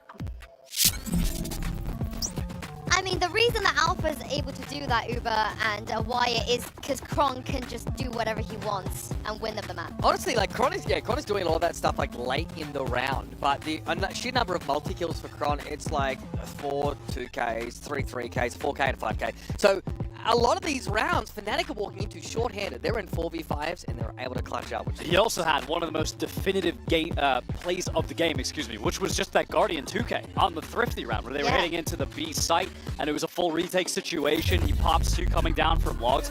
That was one of the most significant rounds of the game. Yeah, and of course this is the HyperX reflex moment. Like, we could have picked like 8 different Chronicle rounds. Yeah, but that, I mean, this one, anti-eco sure, but I've never seen a 3-man Guardian lineup in a pro game before. I mean, and it converted into an ace round, so even better than that. But generally one of the most terrifying moments I've seen, and a lot of the work Kron did was with like these weird buys, because neither team really got to set their economy up. It was so grindy, so back and forth. I mean, like, Boast is getting random frenzy kills through smoke. These guys are doing the most with the least. Alpha had a couple crazy opening kills as well. There was that little jiggle swing with the Guardian on Cat. He one-tapped someone straight away. But yeah, just having him on the stage, able to fight. Basically, he's just a guy with a gun until a post plant throws all his jutsu down. He can just focus on aiming. Yeah, we were like, oh, how does this play into the attack side strategy? Like, let me see this, like, Sage util. If they're going to fight for space. No, they just wall boosted. But yeah, just gets to do his thing, which is great. But Fnatic never let RRQ get rolling on their defense side. Really disruptive play. They didn't want to fight for B main, which we were talking before is kind of a hallmark of what we've seen from them in MEA as well. Well, it wasn't a bad start for RRQ by any means, so let's hear what Coach Ewok had to say ahead of map 2. Mika here, and I'm with Ewok of RRQ. That was a tough loss on the first map, but you managed to bring the score very, very close. And in Pacific, we know you guys as the comeback king of kings. We are still haunted by a lot of your comebacks. So I just was very curious to know what was going on in the comms that the team was able to just still retain some of that momentum, even though the score was heavily favoring Fnatic. I think we knew we were still fine. The problem solving was good. Everyone's still calm. It's not a bad first map for us. Usually, our first maps don't go so well recently. So hopefully we can haunt Fnatic in this one as well. Well, good luck on the next map. This is where, you know, we could be worried for almost for both teams, but RRQ picked this. It had to be for a reason. I am honestly, this might be an insane takeaway, but I'm feeling better about RRQ's chances of winning after watching them lose on map 1. Because this was easily their worst map in the pool of maps that they play. They came into this 1-4 on it in the stage. They kept it that close with Chronicle going crazy, dropping a bomb on them that game. Now we're going to an Abyss map, which is a bit of an unknown. They only played it one time, right at the beginning of the year, and lost to DFM. Fnatic played it quite a bit at the end of last year as well, and then beginning of this year, and it's just never been a great map for them on either iteration of this team. So they'll have needed to really figure it out with it coming back in the pool, and for me, RRQ are just a pure question mark. Quick duelist check-in for me. I thought that, you know, Jemkin was doing pretty well over the course of that game. Good mid-control on defense.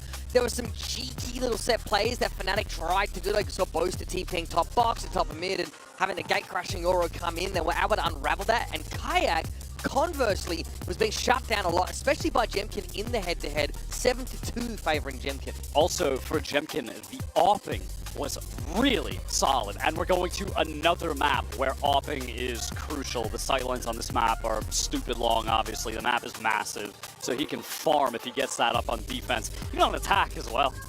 I do wonder what Fnatic are going to do, because this is a rare map that Alpha gets to play Jet. We're going to get a Waylay, and I mean, it's not going to be a Waylay Yoru, because it's Kayak that plays the Yoru and normally. this is what Fnatic, they, you know, obviously Waylay wasn't in the game yet, but back when they were playing Abyss before, they loved running Breach on it still, the double initiator. They love playing the Astra on it. I mean, Boaster loves his Astra in general, and they're going up against just the most default of default comps you could possibly see. I mean, this is where it helps RRQ a little bit, right? We talk about comfortability. This is the peak comfortability. I gotta be honest, I'm surprised Fnatic are sticking to a Breach on this map. They haven't locked it in yet. They haven't locked it in yet. Yeah, they haven't locked it. Maybe, yeah, maybe I'm being baited. I'll wait another 10 seconds or so. Oh, am I being baited? We have to, I think, double down on this Waylay, because this is not something we see from Fnatic. This is brand new for them. I mean, I don't know what Crashies is kind of play. Yeah, we're actually getting trolled. That's crazy. Yeah, G2 did this to us plenty as well. Okay, but let's talk about what we do know. RRQ, obviously, standard comps, good for a good reason. They got really great, like, re-clears off of our drone, of course. KO, good for those fast hits. It's Crashies locking this over. So what will be the Breach Waylay look here for Fnatic? And a lot of pressure on Kayak to come right back to life after a slow start on map 1 and a lot of first deaths. He's going to be getting a lot of supportive utility pumped into him on this attack side when he's going to be using that light speed to double dash in. He is going to be critical in turning his game around for Fnatic to win on a map where historically they don't win very often. Almost never. Yeah. I am surprised that Alpha doesn't get to play that Jet. You would think with the form that he's on and how well he's been fragging out, that the double dive could work for them here, but I'm not going to be mad about a Waylay debut on the side of Kayak. Mitch and Tom, what did you make of this one? Well, I've been convinced by the Waylay, I'll tell you that. I think in terms of what RRQ are bringing, we've already seen how this can be punished, I suppose, here on the map of Abyss. I'm curious to see Jemkin, and if he has the same struggles that we've seen before for Team Liquid when it came to that attack side, in terms of taking that space and then doing something with it. The only thing I'm sad about is the bit I liked about the previous Waylay we saw was that there was a Yoru to go with it. Like, there was always a 1-2 punch. Like, this is a solo Waylay, and actually running the comp in the past, Alfia was actually running the Jet. So it was like, you had that double duelist that I think worked wonderfully for Fnatic on that attack side. And obviously, there's benefits of having the other util, but I must wait a moment. I don't know. I kind of wanted to see the double duelist flare come out of Fnatic with that Waylay in play. We'll see what ideas they have, at least for now. Kayak going walkabouts. That's exactly it. Straight down through mid. Fnatic starting out confidently. They're going to be greeted by Xfero, who's been there to punish them a couple of times on the previous map. That stun doesn't actually catch him. It's Jemkin to find a pick, but it's traded back by 2 and slowed down in the re-aggression through mid. RRQ, by the time they get through that choke, get a the timing onto the stairs. I thought Fnatic would be safely out of there, but yeah, Kayak has been caught back to a 3v3. She's just holding the angle, but doesn't manage to land. Pistol definitely not done yet. Bear in mind, Fnatic have won both of them so far, and that was seemingly the difference maker in terms of the rounds in the last map. All 3 players of RRQ grouping up outside this B site, and after a little peek in that direction, it feels like Fnatic have got completely the wrong read. This is going to be a free plant, and they're going to be as far away as humanly possible. I don't know what information they had that this was going to be an A hit, but whatever it was, it has baited them completely. RRQ have also done a great job of keeping their utility here. Monyet not burning up a paranoia. Taking this as a contact play now gives them a lot more to work with when it comes to this post plan. I'm curious to see whether this was going to be used in an aggressive way with the position of Jemkin to try to paranoia him through when they hear these steps of the retake, but instead they're playing back on the side. They got both of the shock darts and the recon as well, so there's a lot available for them. There's paranoia line to try and have their sweaty little lineups. There's the paranoia just to kind of keep Jemkin safe in the corner. It does mean they know he's there. Crashy's able to clear already. Potential, but it's just going to be the firefights for Crazy Guy, but it's worked out. One found already within the Smoker's Chronicle. He's trying to continue from before, and immediately it's going to land himself another shot. It's whether or not he has enough time. He does not. It was incredibly close for another Chronicle miracle. But instead, It will be RRQ taking the round. And we know how good he is with the Classic. We saw the Ghost in the last map, and now the Sheriff here, but 0.31 of a second stands between them and success. And this, as you said, was the difference maker. When you look back on the previous map, they won, Fnatic won by 3 rounds, and they got a 4-0 start in terms of those pistols and follow-ups. It makes all the difference. Maybe it will here for RRQ as well. This is, you know, you look at Ascent last time, that was what sent them out of Toronto. They were 13-5 on it up against Fnatic. But now this one, we're going into unknown territory in terms of these two, Abyss and Corrode head-to-head. But I am curious to see in the rifle rounds how this comp is going to play out, because like I said, there was a lot of punish for the role that Jemkin is playing. Oh dear. Can see the tweets already. All 5 players going down.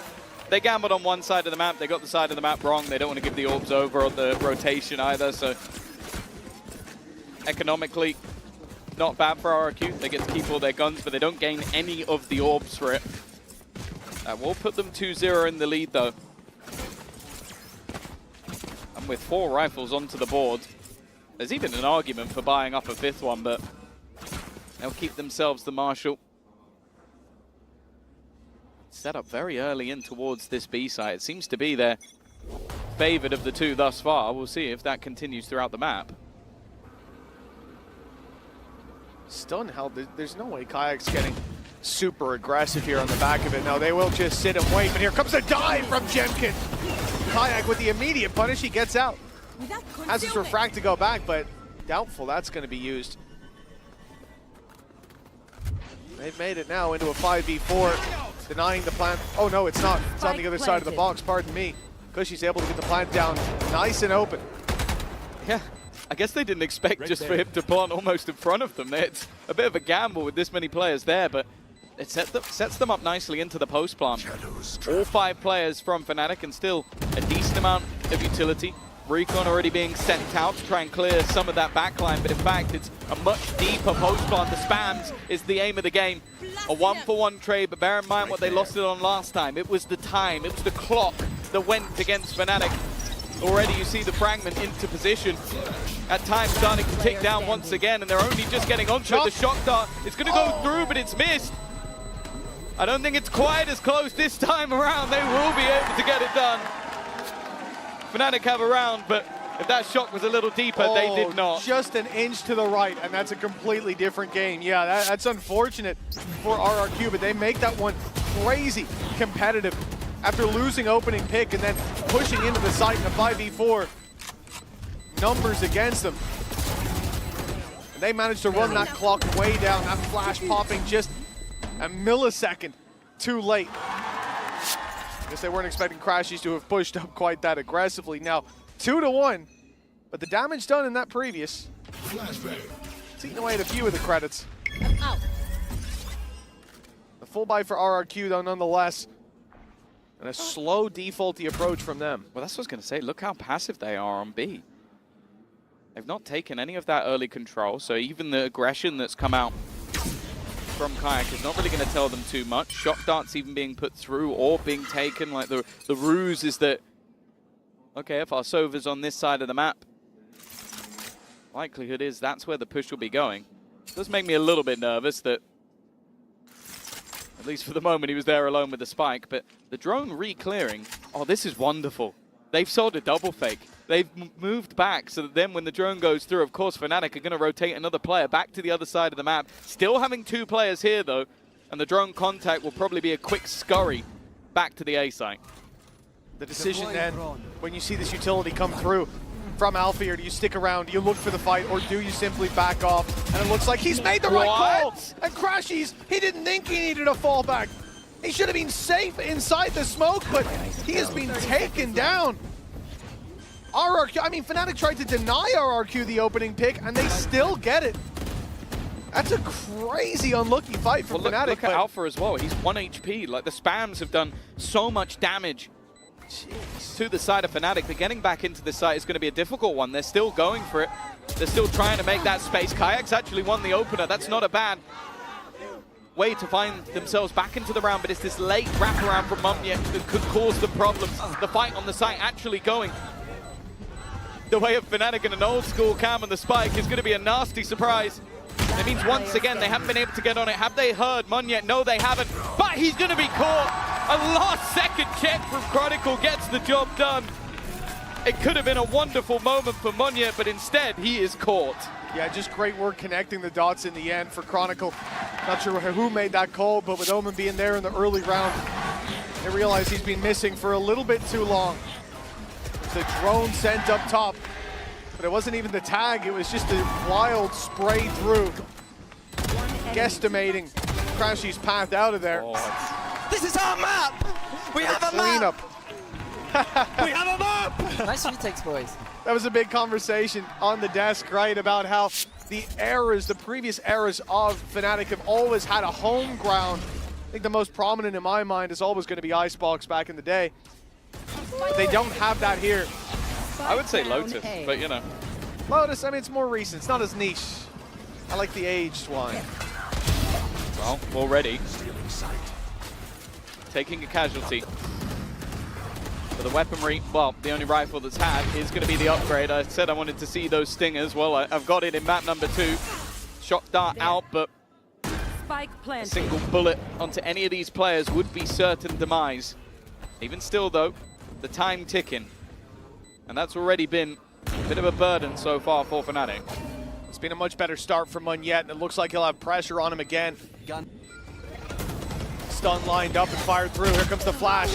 He'll be caught by it. Hunter's Fury, though, sent through as a response. Drop down is good for Boaster. He'll find the first. Mumyet surrounded.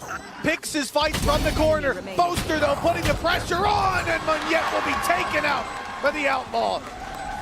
Fnatic, they started this out on the back foot, but the lead is now theirs. Yeah, they've looked better and better as the retakes have gone on. I think Boaster being able to bait the player in main, the Hunter's Fury, not quite having the impact that they would have desired.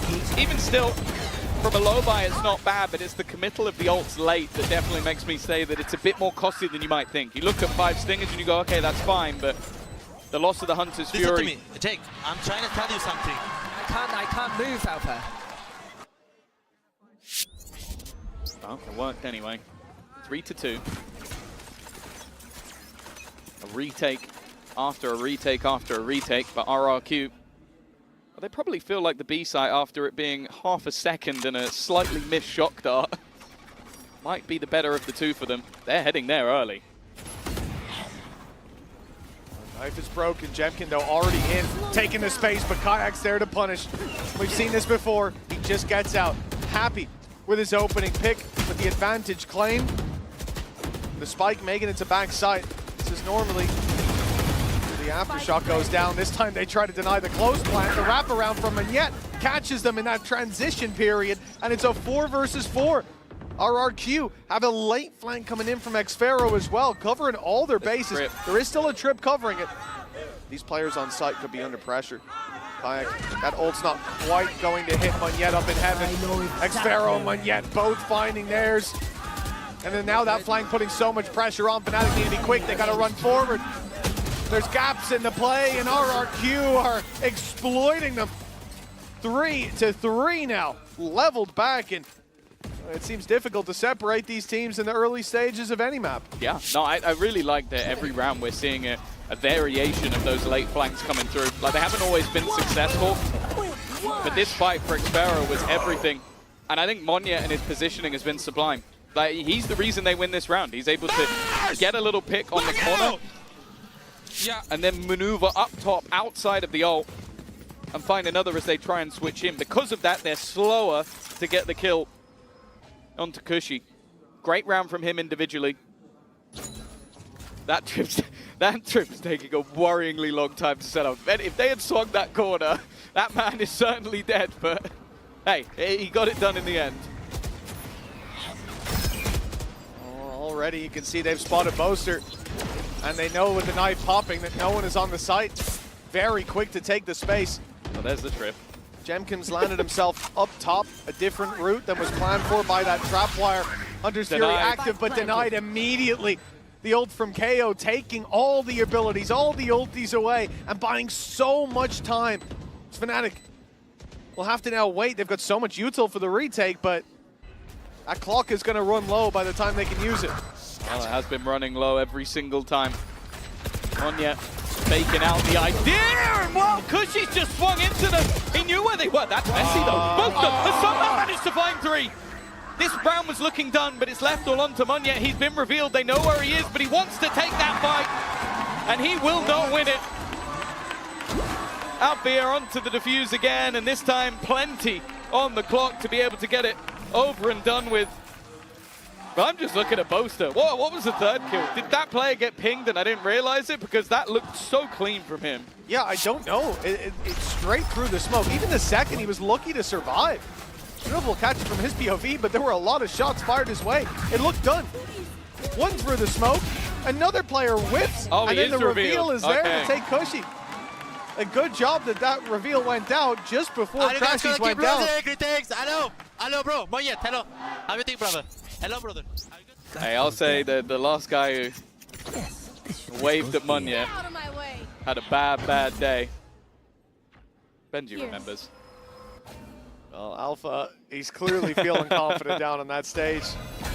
Gonna have the Blade Storm activated for Jemkin. Deep play towards the A site for Fnatic. Early doors taking a lot of control.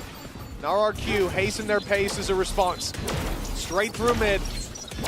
There's 2 players quite passive on this B site, ready for the fight. Crashies slowing down the players in mid, making a bit of an accordion effect. This is leaving more isolated battles. Alfia dies after just 1 though. With that utility down, the player covering the cross to site out of the round completely. They now have to focus in the late round and take a look at this play coming through. You've talked about the late round flanks. Yeah. Well, Monya might have the best one yet. He's low on HP, so he has to pick his moment. The rest of the team have been able to place themselves in the back of the site. Chronicle with a single kill might even be able to just rolling thunder them all off the map, but they are waiting. They don't want to overface, they don't want to get aggressive. They are giving the time for Monya to make potentially the play of the round. He's watching everybody. It's a little bit messy, but he'll still get the one.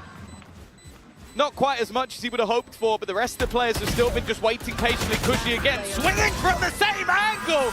And this guy has been unstoppable from that spot. A 4th kill from him. And well, once again we find ourselves level. It's been the story of the match. It really has a perfect storm of parity here on the server. But Cushy, this is Spot. Every time you see him there in the post plant, he's able to deliver. And I'll tell you what, Alfia might be regretting his words now. You're going to keep losing retakes. Well, not this time, says Cushy. 4-4. Look at the economy as well. Neck and neck, and this is where RRQ should be retaking their lead. Oh yeah, there would have to be some, well, crazy individual plays or mistakes, and most likely a bit of both if they were to lose this round. Alfia has a lot of info in towards the A site. He's playing in mid, obviously trying to avoid any of the KO utility if it was thrown through. Of course, Cushy getting so many kills that he already has that null command back online. And the support that Alpha has is just the jiggle peak of Chronicle. It definitely leaves him out to dry, but when you have a buy like this, you have to take risks. Well, the thing is, you've heard the cam on A. You've heard the drone go through as well on RRQ, and obviously the response here from Crazy Guy was to drone it himself, make sure they haven't taken the space. And now they're starting to expect those rotations have come through. 4 players outside it. Right here. Only Crashy's here to stop them, and it looks like they have done a remarkable job of avoiding this play early on. Now the thing is, that trap's still online. Alfia is far enough away to not get caught by the null command, but they will find it before they run on into it. Late flank being set up as well by Xfero. He goes down, that is a rifle gifted over, but Alpha is going to have to really tick all the boxes to clear him out. Oh, he saw the pistol, but now he certainly spotted him, but Alpha lands the shot. They want to be patient on Fnatic, but RRQ get ahead of it. They're playing aggressive, finding the double. A big advantage now. Yeah, I think most of the danger is gone. Alfia with the rifle is the one piece of the puzzle, and, well, nobody's going to find Crashy's corpse, that's for sure. And for Alpha, it then gets to the point of like, okay, do you just hold on to the weapon? How much damage are you really hoping to do here? The answer is absolutely nothing. And Chronicle with no orbs needed to be gained. I think the only thing he can either hope for is a rifle or the taste of the spike. 5 on the board for RRQ. The lead reclaimed, but I think most of us are expecting the next to go to Fnatic. Not because of their comp or their economy or the way they're playing, just because of how this game's been. Yeah. Back and forth. Had plenty of games of tennis here. Yeah, I really looks like another. I want to give credit again to RRQ for how methodical they are in these moments. Like, even when they use the null command into the site, they're still checking for those trips. They know that that's one of the main dangers, is just a kill trip somewhere on the corner. They're checking and pinging for the cams. Like, they are not aggressive in the way they're doing things. They're smart with it. A very enjoyable team to watch. A set play, though, being thrown in for Fnatic. The util forced them back, but unfortunately for Kayak, there was nobody caught in the stun. And RRQ don't just run to the other side of the map, knowing now that they're facing in to that Rolling Thunder. They'll still compete for the orb, but with 4 players here, it's going to be the exact same round minus the null command. They've lost one to Chronicle. That Rolling Thunder will be put through. It almost sent Monyet off the map, and instead it sent him into the waiting arms of Chronicle, but a 3v3, and again this mid-play. Alpha got the better of Xfero last time, but this time it's revenge for RRQ Cypher. The B site now open, as we can see. Oster getting his rifle out. It looked like a little late, but he'll end up equalizing things. Okay, well, throughout this, Chronicle didn't move. I can understand why. You've seen a kill on the other side of the map. You kind of had the expectation that they go the other way. He's now started to claim some control. Perfect positioning, but it's a little bit labored. It's given an opportunity. Crazy Guy's been able to get out of the grab well. Because of that, he gets that early fight. And Boast has been wrapping around the backline, going all the way around the map to try and get in from behind. He does have the Cosmic Divide available, but placing it while in the open would be a massive risk. He's just trying to make his way into the site, and Crazy Guy, well, it's been too long. He started to realize that he has to be coming in from behind. The tap on the spike reveals his opponent's position. But the clock is in his favor. Boaster, though, will just about be able to take it. He's been good in these late round scenarios. And who would have guessed it? 5-5 and another retake of sorts. It was a Hunter's Fury online, though, for RRQ, for Crazy Guy in that moment. I think that's going to put so much pressure on Boaster. The fact that he goes for the tap, not trying to bait out the ultimate instead, trying to bait out the player. It was a great read, but this guy would still be sticking around up close. That could have played out very badly for Fnatic, but instead, a further lead is denied. The IGL's on his feet. Boaster's having a good game so far as well. And at 5-5, both teams dumping their economy into this one. This round may well be a fight for the lead. For RRQ. At halftime. They're going to take some early space. It will be spotted. There we go, just a little bit of patience.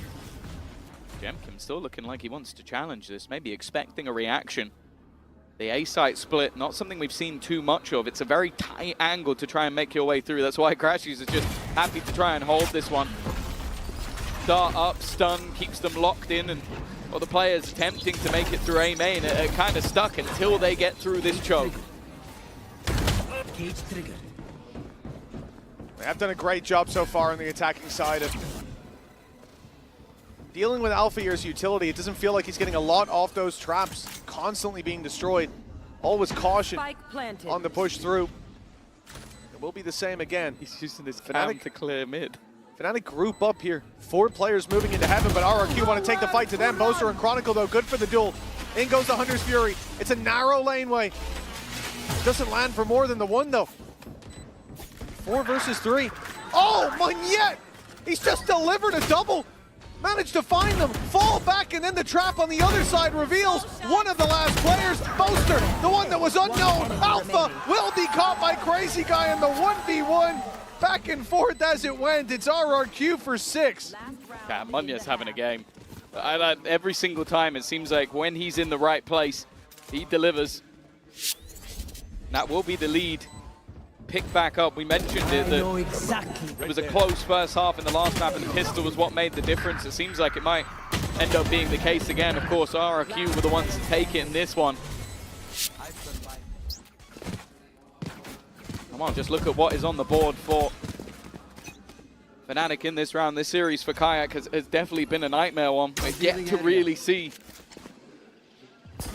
him deliver on either the Yoru or the Waylay. And what is a fast-paced take once again for RRQ. Jemkin looking to harvest souls, caught by the stun, yet he still survives. Kushi again, but it's Boaster with a double, breathing life into Fnatic. But in a 2v3, still on the back foot. He loves the cam on the spike. And it got down just in time. That shock dart landed just a little bit too late. And Crashies will have no more chance to play with the bow. Last man standing Alfier. He's got a classic now. Stinger at range. Rifle. Well, better than the classic, perhaps. Well, maybe not, actually. It depends. Certainly ended up with a better rifle. That is what RRQ have been so good at. They're not going to give him a single fight. Just jiggle peeking, baiting him into taking awkward positions. He doesn't have anything to play with. The time against him. And look, even at the end, the cam will be what decides the round. Just making sure that there is no fight to be had. The half will be won by RRQ. And well, they stopped all those retakes from happening again and again after the last few rounds. It was a razor's edge between triumph and tragedy in that first map. The pistol rounds ultimately cost RRQ the chance to be 1-0 up here, but they are not letting go of hope on map number 2. Camera taken out. A 7-5 scoreline, a strong performance from them across the board. Cushy stepping up to new heights, but I think you really look at the entirety of RRQ and say they have got a chance when we get to halftime, or half number 2 after the halftime break. Et on a des fans de toutes les équipes ici en France, y compris RRQ. Hi, Maxime. I'm glad to welcome a French RRQ fan here with me. And the first question I want to ask you is, how did you discover RRQ? What gave you, faith in them and want to follow them? Donc, première question. C'est étonnant aussi d'avoir un fan de RRQ, une équipe qui vient de si loin. Qu'est-ce qui t'a donné envie de les suivre? Je suis tombé dessus un peu par hasard quand j'étais en Corée du Sud. J'ai regardé un match, ils ont gagné. C'était preuve de résilience, c'était juste incroyable en termes de gameplay. Je suis rentré, j'ai acheté tous les billets pour le reste de la régulière saison 2023 et je suis allé à tous les matchs. C'est pas compliqué. So it's a love story. Back in 2023, I started following them a bit randomly. I went to the arena in Seoul and I loved them. They had such a big resilience, so I bought all the tickets for their future matches back in 2023 and I never stopped following them, so that's beautiful dedication indeed. And this might be a tough question, but I want to ask you, what is the best region in the world? Are you going to go for EMEA, for Pacific? C'est quoi la meilleure région du monde? Bon, certainement pas les Américains. Ooh, definitely not the Americans. On aurait tendance à dire IMIA, mais il y a quand même la meilleure équipe du monde au Pacifique, et RRQ, donc... Pacifique? Bah oui, bien sûr. So yeah, maybe I would say EMEA, but I have to stick with my boys from RRQ here. And last question, who do you think will carry this Abyss maps on the side of RRQ? Qui va carry cette carte pour RRQ? J'aime beaucoup Xero, et j'aime beaucoup Ewok aussi, c'est des pierres angulaires du projet, et ils sont là depuis le début, et je les supporte depuis le début, et c'est sûr qu'ils vont faire quelque chose devant, c'est sûr, c'est certain. So yeah, I love Xfero, I love the coach too. I think they are really Stone Miles in that team, very, very strong player and coach. So I'm definitely rooting for them. Merci, Maxime. Thank you very much. And let's get back to the game.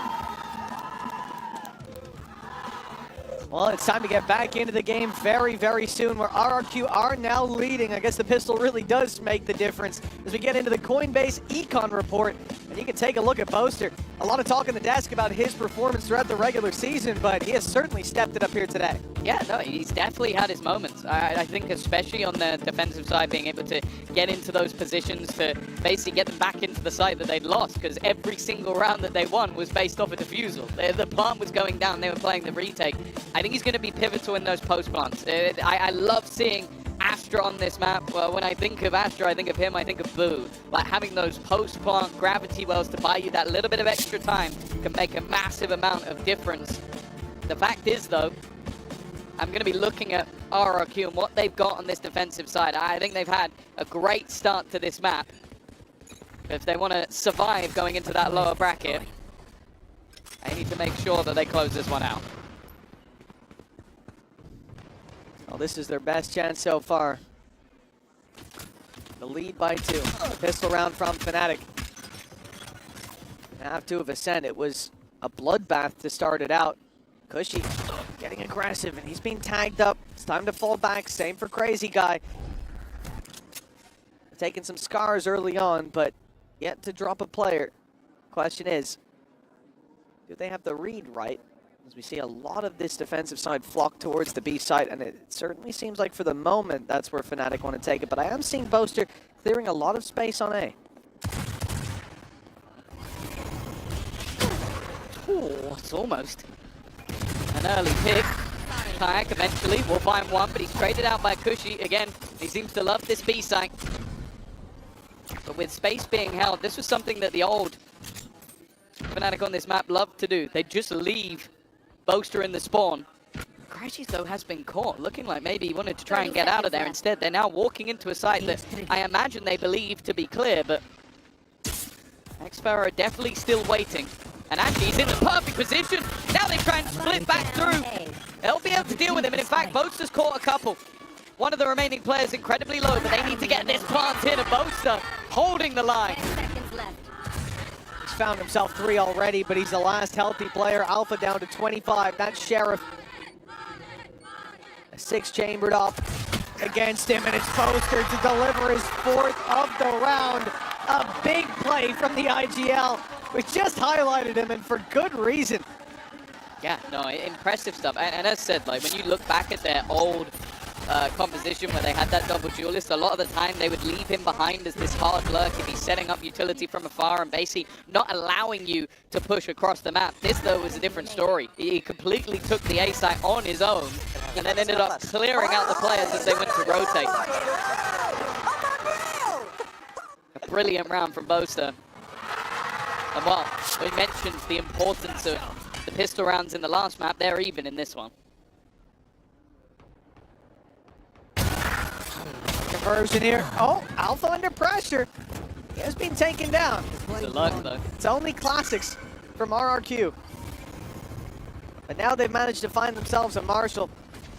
Alongside damage, that can be a very valuable weapon in a round like this. But they will be forced into the retake. The plant secured on this A side, and the question for Fnatic is, how do you want to play this? Especially with the range advantage going back towards mains, not a bad idea, but conscious of Monyet being able to just smoke them off.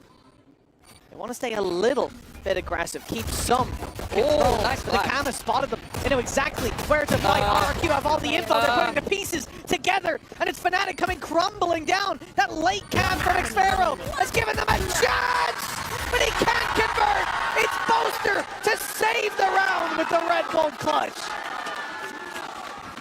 I'm not sure that's the way they really wanted to win the round, but maybe for him that's a nice little confidence boost. Not that it seems like he needs it. A safe pair of hands in the late run was what I said, but I was talking about his utility, not so much just the raw individual aim. Well, that was incredibly messy. The aggressive positions helping out the flash of Cushy that did so much work to get them back into spot. But then just winning those fights with the classics, that's a dangerous spot to be from, and by the looks of it, Fnatic have invested quite heavily back into this one. They might leave themselves in a bit of trouble next round. We'll see how the economy settled. As players start to fall. Oh, hey! He's got one up top. That's another rifle. This is a full body now! Kayak! It's double connected, and he's hungry for more. Blood in the water, and he's swimming straight towards X-Sparrow. Just about manages to survive that engagement. The Cypher healthy towards the spawn, but a 5 versus 3. That investment for Fnatic paying off. But that was the man we wanted to see. He's been missing throughout the majority of this series. Cushy trying to take space back through. This is not going to be easy. Maybe it is. There's a gap. A spot for him to take a fight. But look how passive the remaining players are. Cushy's found another. Making this one interesting for sure. They've dodged themselves that knife, and now already that time being caught, and Boaster and Chronicle combined, holding the line. The man next to him is meant to be the superstar, but Boaster is stealing the day. Popping and locking it down there on the stage. Didn't see the same reaction from Chronicle, but I think he's still pretty happy to take this round. And you see the idea there from RRQ. As soon as they tap the spike, they know the knife didn't hit anyone. They have a grab well. We need to push. And they just weren't expecting there to be... I'm turning into a monster! Oh my god, Jakey. He's going to have a duet with Rihanna soon. Imagine being the guy on the other side of the stage. That is literally like a parent embarrassing their child, which is funny because Boaster's parents are in the crowd. Yeah, and I think Kayak looked like the embarrassed child there as well. Yeah. Exactly. 8-7, and a timeout from the defensive side of RRQ. They need a moment to gather themselves after what they've just witnessed across the stage, and I don't blame them. Wow, yeah, it's looking like after Angel's retired, Boaster's just absorbed all of that extra Unk energy and is just taking over. 19-7. This has definitely been his map. The scoreline definitely still not out of the realms of possibility. There's only a singular round between them at this point, but that was a bonus round where in the prior, only a single player had survived, and that was Boaster. And even with some heroics from Cushy, he's been having a great game overall. I'm sure they can start to feel this game slipping away from them, and as we've already witnessed, there's been plenty of upsets, plenty of teams falling into the lower bracket. With Billy, China #1, currently sat down there. I don't think RRQ wants to join them. I think especially going down like this, I mean, look, it's still a very tight game, but now they've got pistols. You should be looking at a 9-7 scoreline. And, you know, if Chronicle's the one digging your grave, well, hey, listen, plenty of people have fallen into that pit hole. Alpha, up for contest as best player in the world at one point in Kayak, the guy coming up from the Tier 2. Looking remarkable, the young gun, but you're getting diffed by Boaster. That's something that I think you know what I'm He's a young man. He is, yeah. And as the desk was highlighting, his Stage 2 performance was lacking a little bit individually. But we've seen that. The guy's got a lot of responsibilities. Right now, it seems like he's the brains and the brawn down on that stage. Kayak taking the space once again. Spam not quite finding anything. Of course, there's not a whole lot to play with in this round, so it might be a chance for him to farm. He already has ult online, but I think the confidence far more valuable for Fnatic at this stage. They're duelist trying to get their way back into the game, and that's exactly what's happening in this one. A cleanup with only 2 standing and plenty of utility denying anybody swinging that planter. For the remaining players, can they do any damage? That's not a bad start, but albeit quick to respond. An easy round for Fnatic. And you look at Fnatic there, they do give RRQ a lot of opportunities. A bunch of individual fights taken, swinging into Sheriffs, it's risky, but for RRQ, they're not getting the shots off, and that's a problem. Because now you start to talk about confidence on one side for Kayak, building that is huge, but going to a round like that, you see, we had the chance. They're disrespecting us now. They're starting to just run it down at us. They need to see a bounce back pretty soon. This is 4 in a row now on the attack side, but a 4-0 start, we've seen it many times. And many times we've seen that team end with 4 or 5 rounds in the half. This is RRQ's chance to prove that it was just a hiccup. An early half upset. The big thing for me is the operator. When that came into play on the defensive side of Ascent, it was a massive game changer. That's where Jimkin really did the damage. The problem thus far, and a problem that, again, I still remember back to the beginning of the season where Fnatic played, I think it was versus Gentlemates. They loved the A-site takes. Seems like they've developed a taste for B, and that's where Jemkin will be waiting for them. Yeah, it's the still water that stagnates. The time to switch it up. Fnatic straight to the B site. The off shot not landed, and quite a bit of damage done in return. X-Pharaoh falls. Utility now. Those trap plays no longer there to work with, and Alpha gets the info on the back of it. Oh, crazy guy trying for the punish. He finds himself falling. A 5v3, that off needs to start delivering, but the opportunities are few and far between with trades lightning fast for Fnatic. Double digits acquired, and they are on the path to success. Yeah, this is starting to look pretty damning for RRQ. The attack side looking stellar from Fnatic. It started with clutches, it started with individual brilliance, but now it's starting to become all but dominant. Easy openers, and even the null command was committed in that round by Cushy. That was one of the few ults that they had available to them. A panic pause taken from the side of RRQ, a chance for Ewok to try and come up with big changes, because these last 5 rounds, they started fairly close, but that one really wasn't. Well, indeed, and we already saw that pause called earlier by RRQ. That course correction did not come into play, and now they're starting to drift out of this game. For 13-10 in the previous, but they lost both pistols, and you start to see those sparks of hope when they win the pistol here, when they leave half one 7-5, but now it has been 5 in a row, like you say, 7-10. Yeah. Fnatic with that big lead, the momentum, the IGL delivering, whether it's in clutches, whether it's in opening tools, the guy's been there every time.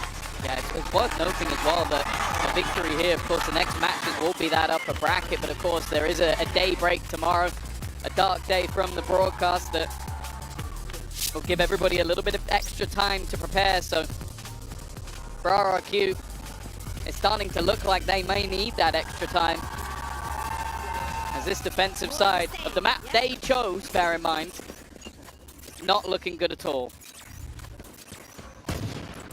Let's see if things change in the next round. Here it's Sheriffs. Individual's going to be relied upon. The cam already spots Jemkin.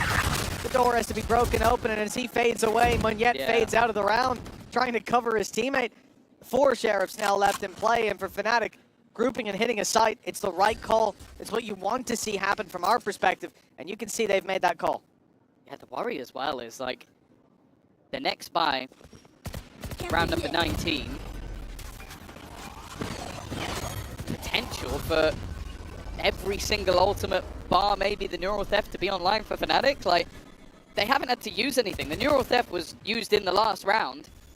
But if they're clever here with, like, Hoop Plants, well, there you go, there's one, that's Chronicle's ult.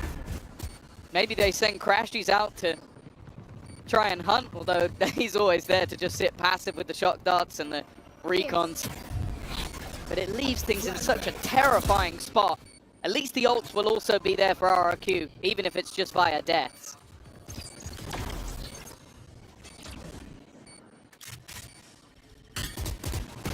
Well, Kayak, he's in a lot of trouble. He looks to be in a lot of trouble. In fact, he'll take down 2 before he falls. The ults online for Fnatic in the next are looking deadly for RRQ. No need to give them even more, especially with Crashies 2 away from that Hunter's Fury. Going down to the spike is the correct play, but now back against the wall. It's been 6 straight rounds for Fnatic. A pause just called in the previous by RRQ. This is what they will have talked about. The rifle round has to be theirs. Yeah, but again, you're going to have to break through all of those ultimates. I'm sure they have some of their own, but... Monyet! Monyet! Hello, Monyet! Look at me again! Hello! Look at me again, bro! Oh, he's not. He gets scared. He also has headphones on. It would be worrying if he looked over. I don't think he can hear you, but I appreciate the effort. Alfie are clearly feeling it. Well, this time, Monyet's revenge hasn't really looked like it's taken its toll. 4 rounds ahead, 6 in a row, and high impact ultimates on board. Fnatic, though, are taking mid control. There. It's been a challenge in the last couple, but the success hasn't been there. Cushy's been one of the few glimmers of hope in this map, and Poster's just walking it down on his own. Well, that is a deep play. The Rolling Thunder catching it for the mid-split. But X-Pharaoh able to survive inside his cage, at least for now. Hunter's Fury not finding its mark. Pressure applied as Jenkins rotates. Cut off. Poster in there with a 3rd kill of the round. This guy's off to a flying start, and it looks like soon to be a finish for the attacking side. A fourth denied, but Chronicles there for the trade. 12-7. One more needed for Fnatic, and after the pause, nothing's changed for RRQ. The thing I love about that is that's when Fnatic decide to throw in a set play. That's where you have the Rolling Thunder that forces the players. We've seen them play on this close B box so many times, so Rolling Thunder forces them in, and that's why Boaster is running it down mid, because if he knows if he gets in behind them here, they're going to be stunned up and being blown in towards him, because they're so worried of the players coming in front. That is a gorgeous set play from the side of Fnatic. And while we spoke about the fact that this needed to be the resurgence, there looks like there is no resurgence to be had. This attack side from Fnatic has been flawless. Not a bump on the road so far.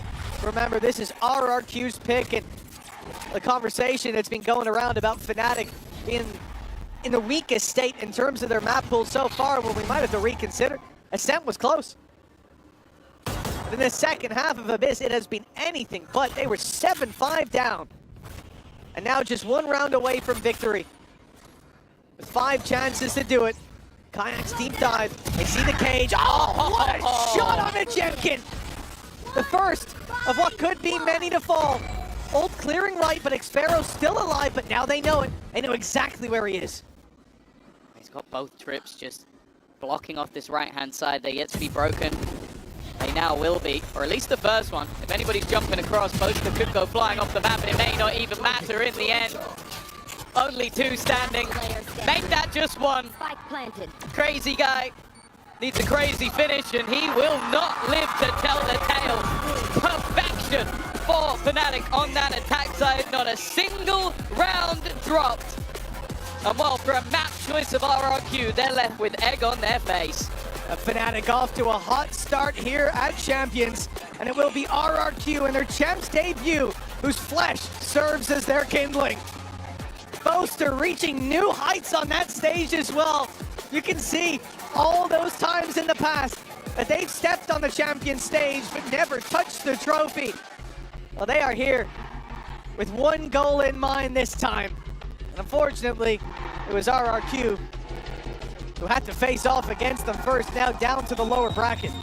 Yeah, the fun thing as well is that this now sets Fnatic on a path to face off against Aspas once again, where we're running it back, so that should be a very exciting upper bracket matchup. And honestly, the display, at least in that second half, is the level that we expect to see of a powerhouse like Fnatic, a team that has been at every single Champions. This is hopefully just the start of what will be a long run for them. Sorry, what? All right. Yeah, Scud's not a fan of that one. The little head shake. He's not having that. I feel like we've just caught the end of whatever was going on there, and I don't know what we've just seen. That's got to be a first on the Champions stage. You know what? At least his parents aren't in the crowd. Dropping trowel in front of the parents. All right, we love to see it. Fair play. Boaster always a man to give us a surprise. Well, it's time to throw it down to the stage where there is an interview with Chronicles standing by. Let's give this over to Luke. Le joueur le plus titré de l'histoire de Valorant vient chercher sa première win à Paris avec Fnatic. Team, do you have time for me for a quick interview? Can I bother you for a second, Chronicle? Of course, congratulations, first of all, for this huge victory against RRQ. And you are indeed a very big pride for EMEA, one of the best flex players in the world. We've seen some Vi, some Breach, some Viper, but deep down, what's your favorite agent to play? Harbor? Harbor! We never... I'm just joking, not Harbor. Harbor. Give me a serious answer. Sova, 100%. Actually, Sova, ok, donc première question, c'est l'un des meilleurs flex du monde, une fierté de l'IMEA. On a vu de la Vice, de la Viper, du Breach, il peut tout jouer, mais c'est quoi en vrai son pick préféré? Il nous dit Arbor pour troll évidemment, mais en réalité, Sova, and the second question I wanted to ask you is that on stage it seemed like you guys were having fun back like in 2023, you know, that fiber, that child spirit that was coming back. So what happened, you know, during those 2 weeks? How come do we see you in such a shape today? I don't know, Jake was popping off crazy with some emotions, I think. One round we actually had to chill him down because he couldn't get a gun. Like after he was like, yeah, we won! Like he started screaming up, but he forgot about the taking gun. I was like, God bless, he took it. But I mean, our emotions are crazy right now. I think everyone's excited to play champions since obviously for everyone is a big target, big goal, and yeah, it feels great to come back on stage again. Yeah, I think at some point he could even have forgotten to defuse, you know, given how excited he was, but this didn't happen indeed. Donc comment est-ce que ça s'est passé pour vous? Vous êtes de retour, on voit des âmes d'enfants sur le serveur. Et ben il nous dit Boaster aujourd'hui à Hard, Carry, il a été insane, il s'est levé, il célébrait, il a même oublié de ramasser une arme à un moment donné, donc on a dû essayer de le calmer un petit peu, mais voilà, on est trop content d'avoir gagné. And last question, I know that you're a team player, I know that you like giving props to other players, so apart from your teammates, who do you see having the potential to be the best player of the tournament? Best player of all time? Of the tournament in Chubb's Virus? In my team? No, outside of your team. Oh, that's tough. Who do we think?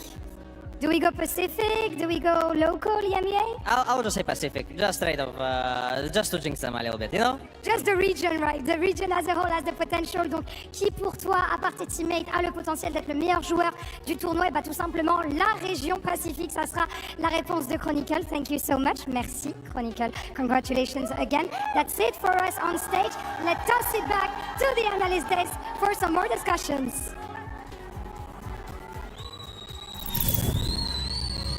First of all, shout out to the Cal Paolo cosplay. I don't know if you spotted that in the background, but that was kind of sick. Second of all, Pacific are not flawless after the first 4 days. I think that's kind of an upset. They had me believing after that first map, even though they lost. I thought it was really impressive that RRQ, on their worst map that they're playing, were able to keep it so close against Fnatic with Chronicle in prime form. And then they go into Abyss, their map pick. They played it once this year. It was a loss. I was hoping for so much more, but I don't think their game plan on attack really had the depth. I think they were too reliant on a lot of those late round flanks that just weren't paying off. They weren't synced up with the rest of the unit. And Fnatic were just having consistent, excellent retakes, kind of exploiting even that like lack of one player. Obviously, Boaster had an amazing game. Got so many kills in the retake.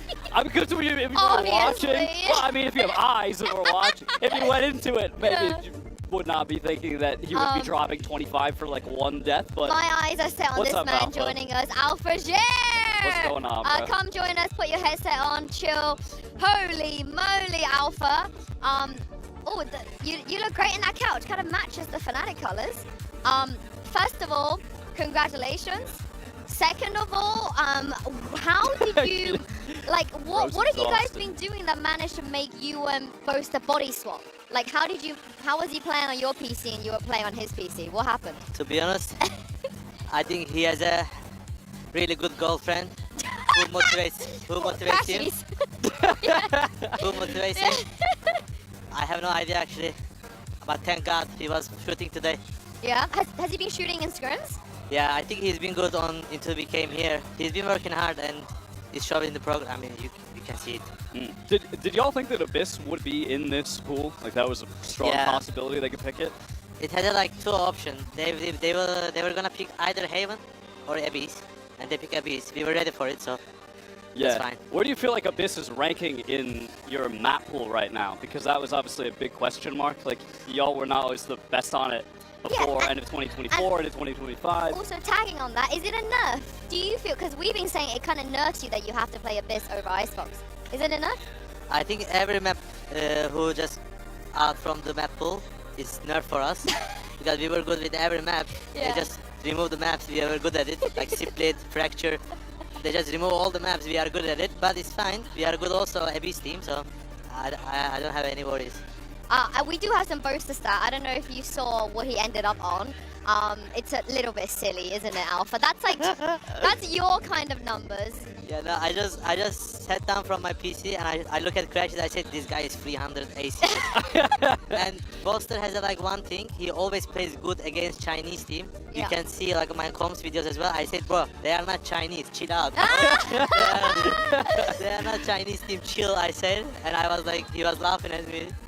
So I was impressed. That's very funny. Coming into this game against RRQ, what did you guys feel were the most important things as far as their play style that you had to watch out for, maybe adapt to? I mean, RRQ is gonna be a bit ego, but I don't think it's hard to play against because we played against them on Toronto and they didn't ban us Sen on Toronto and they lost. And they do the same disrespect today as well. They didn't ban us Sen. They also lost again. I think these guys are not learning from their mistakes. I think they need to start learning from mistakes.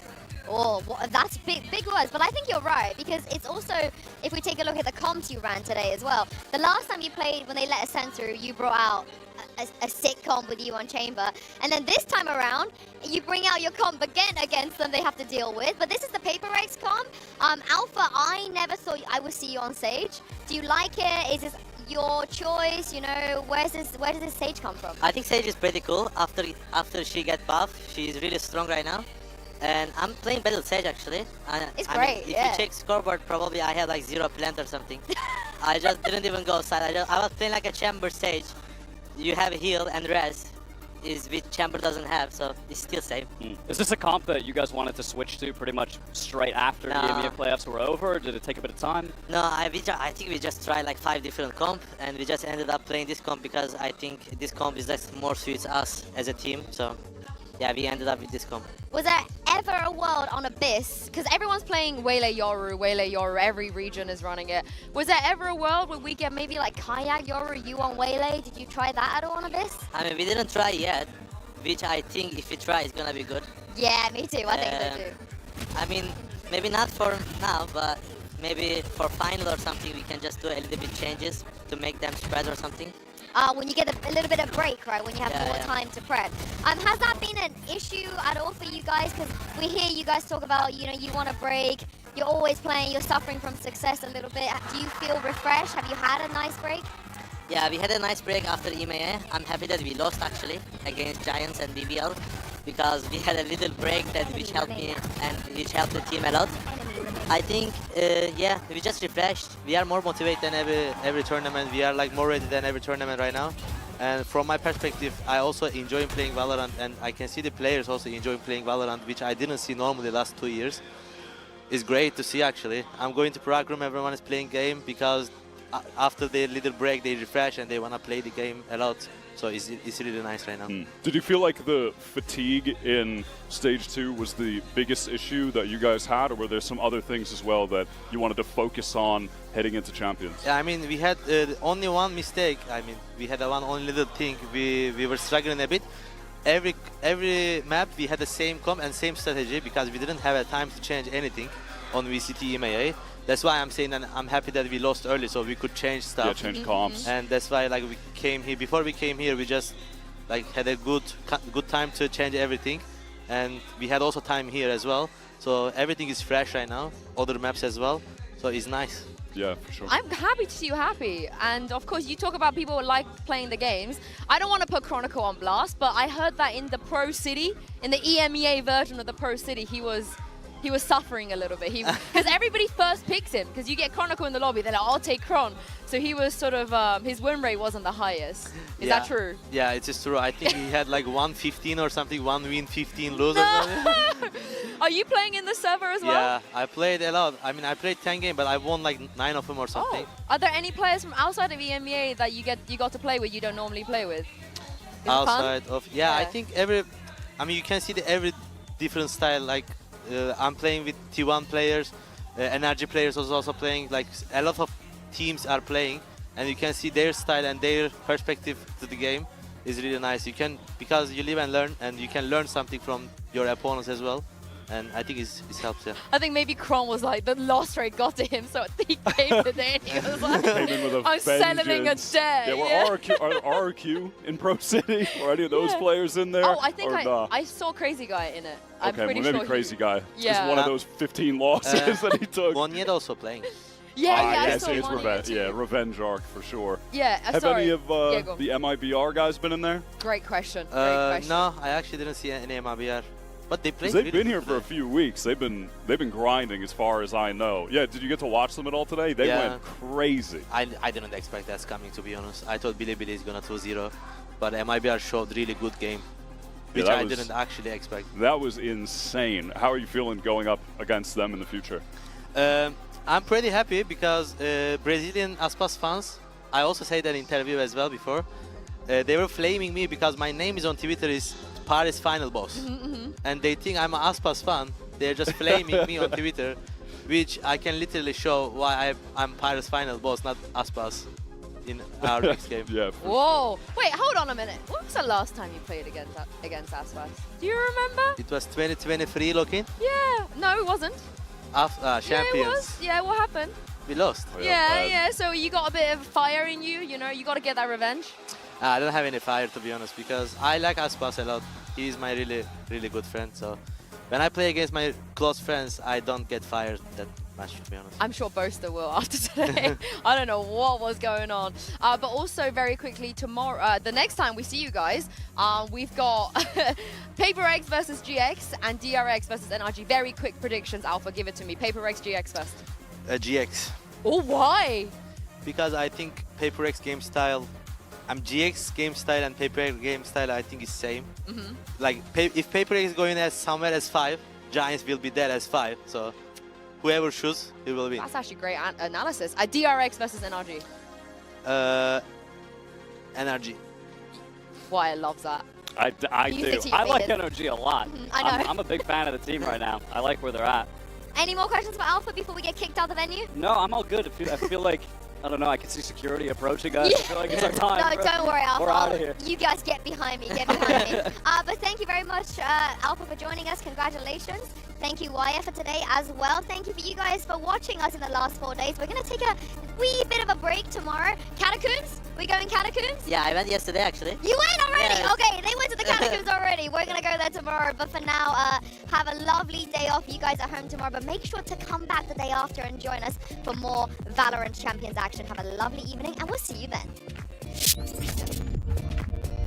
It's VCTCN's #1 seed versus the team that very nearly did not even make it to chance.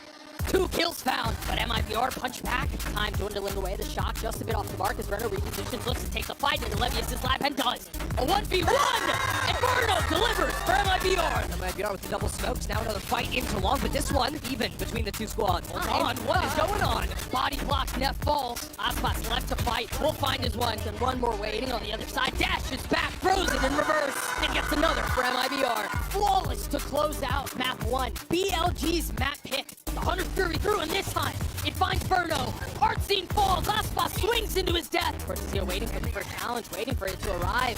Crawling on his skin. Shannon falls. Cortesia left alone. A 1v3. YZ gets 4. As BLG will get the 7th. I'd argue 4. I mean, Art scene wasn't there at time. Hello of the 6! Oh! It's beautiful! Aspas gets 3! Waylay believers rejoice. Aspas gets 4. We'll see if he can find it. They know where he is. The king returns to the international stage and does it with an ace. The spam through from Burno denying entry onto the site. Cortesia tried to move into the save, but Aspas gets 2 with the out. Burno gets another. And now the pop art scene paves the way. K-Knight left in a 1v3, and he will fall. They might be fit for a glass slipper after all. MIBR shock the world and take down BLG. We have seen this matchup once already this year, this time coming onto the champion stage. They are swarming in, a lot of pressure. Put up the critical! What's that? A triple wallbang? That's unbelievable! They're all trying to give the opportunity for this man to get the ace, and he look at it! Maybe gives them a little bit of extra space. The problem though is Crashy's already gone down in response. They also need a pick, and that's what Jemkin gives them. Cushy following up as well. The thorns to the back, but they don't get activated, and Cushy continues to deliver on the backside. Poster landing 1, leaves Cushy alone, but it's a 1v1, and with Poster so desperately low, and the clock draining, it's Cushy to find all 5! Alfia not really willing to risk it, but eventually jumps through, but doesn't realize maybe there's somebody on the other side. They will now, and even going to trade it out. The TP used as bait. Monya to try and keep them in the map, and he cannot do it. Alpha the air, standing once again. Eventually, Fnatic, they got the job done. 4 versus 3. Oh, my yet! He's just delivered a double, and in the trap on the other side reveals one of the last players, Poster, the one that was unknown. Malfa will be caught by Crazy Guy in the 1v1. Know exactly where to fight. RRQ have all the info. They're putting the pieces together, and it's Fnatic coming crumbling down. That late camp from Xfero has given them a chance, but he can't convert. It's Poster. A 5v3, that off needs to start delivering, but the opportunities are few and far between. The trades lightning fast for Fnatic. Perfection for Fnatic on that attack side. Not a single round drop. And while for a map choice of RRQ, they're left with egg on their face.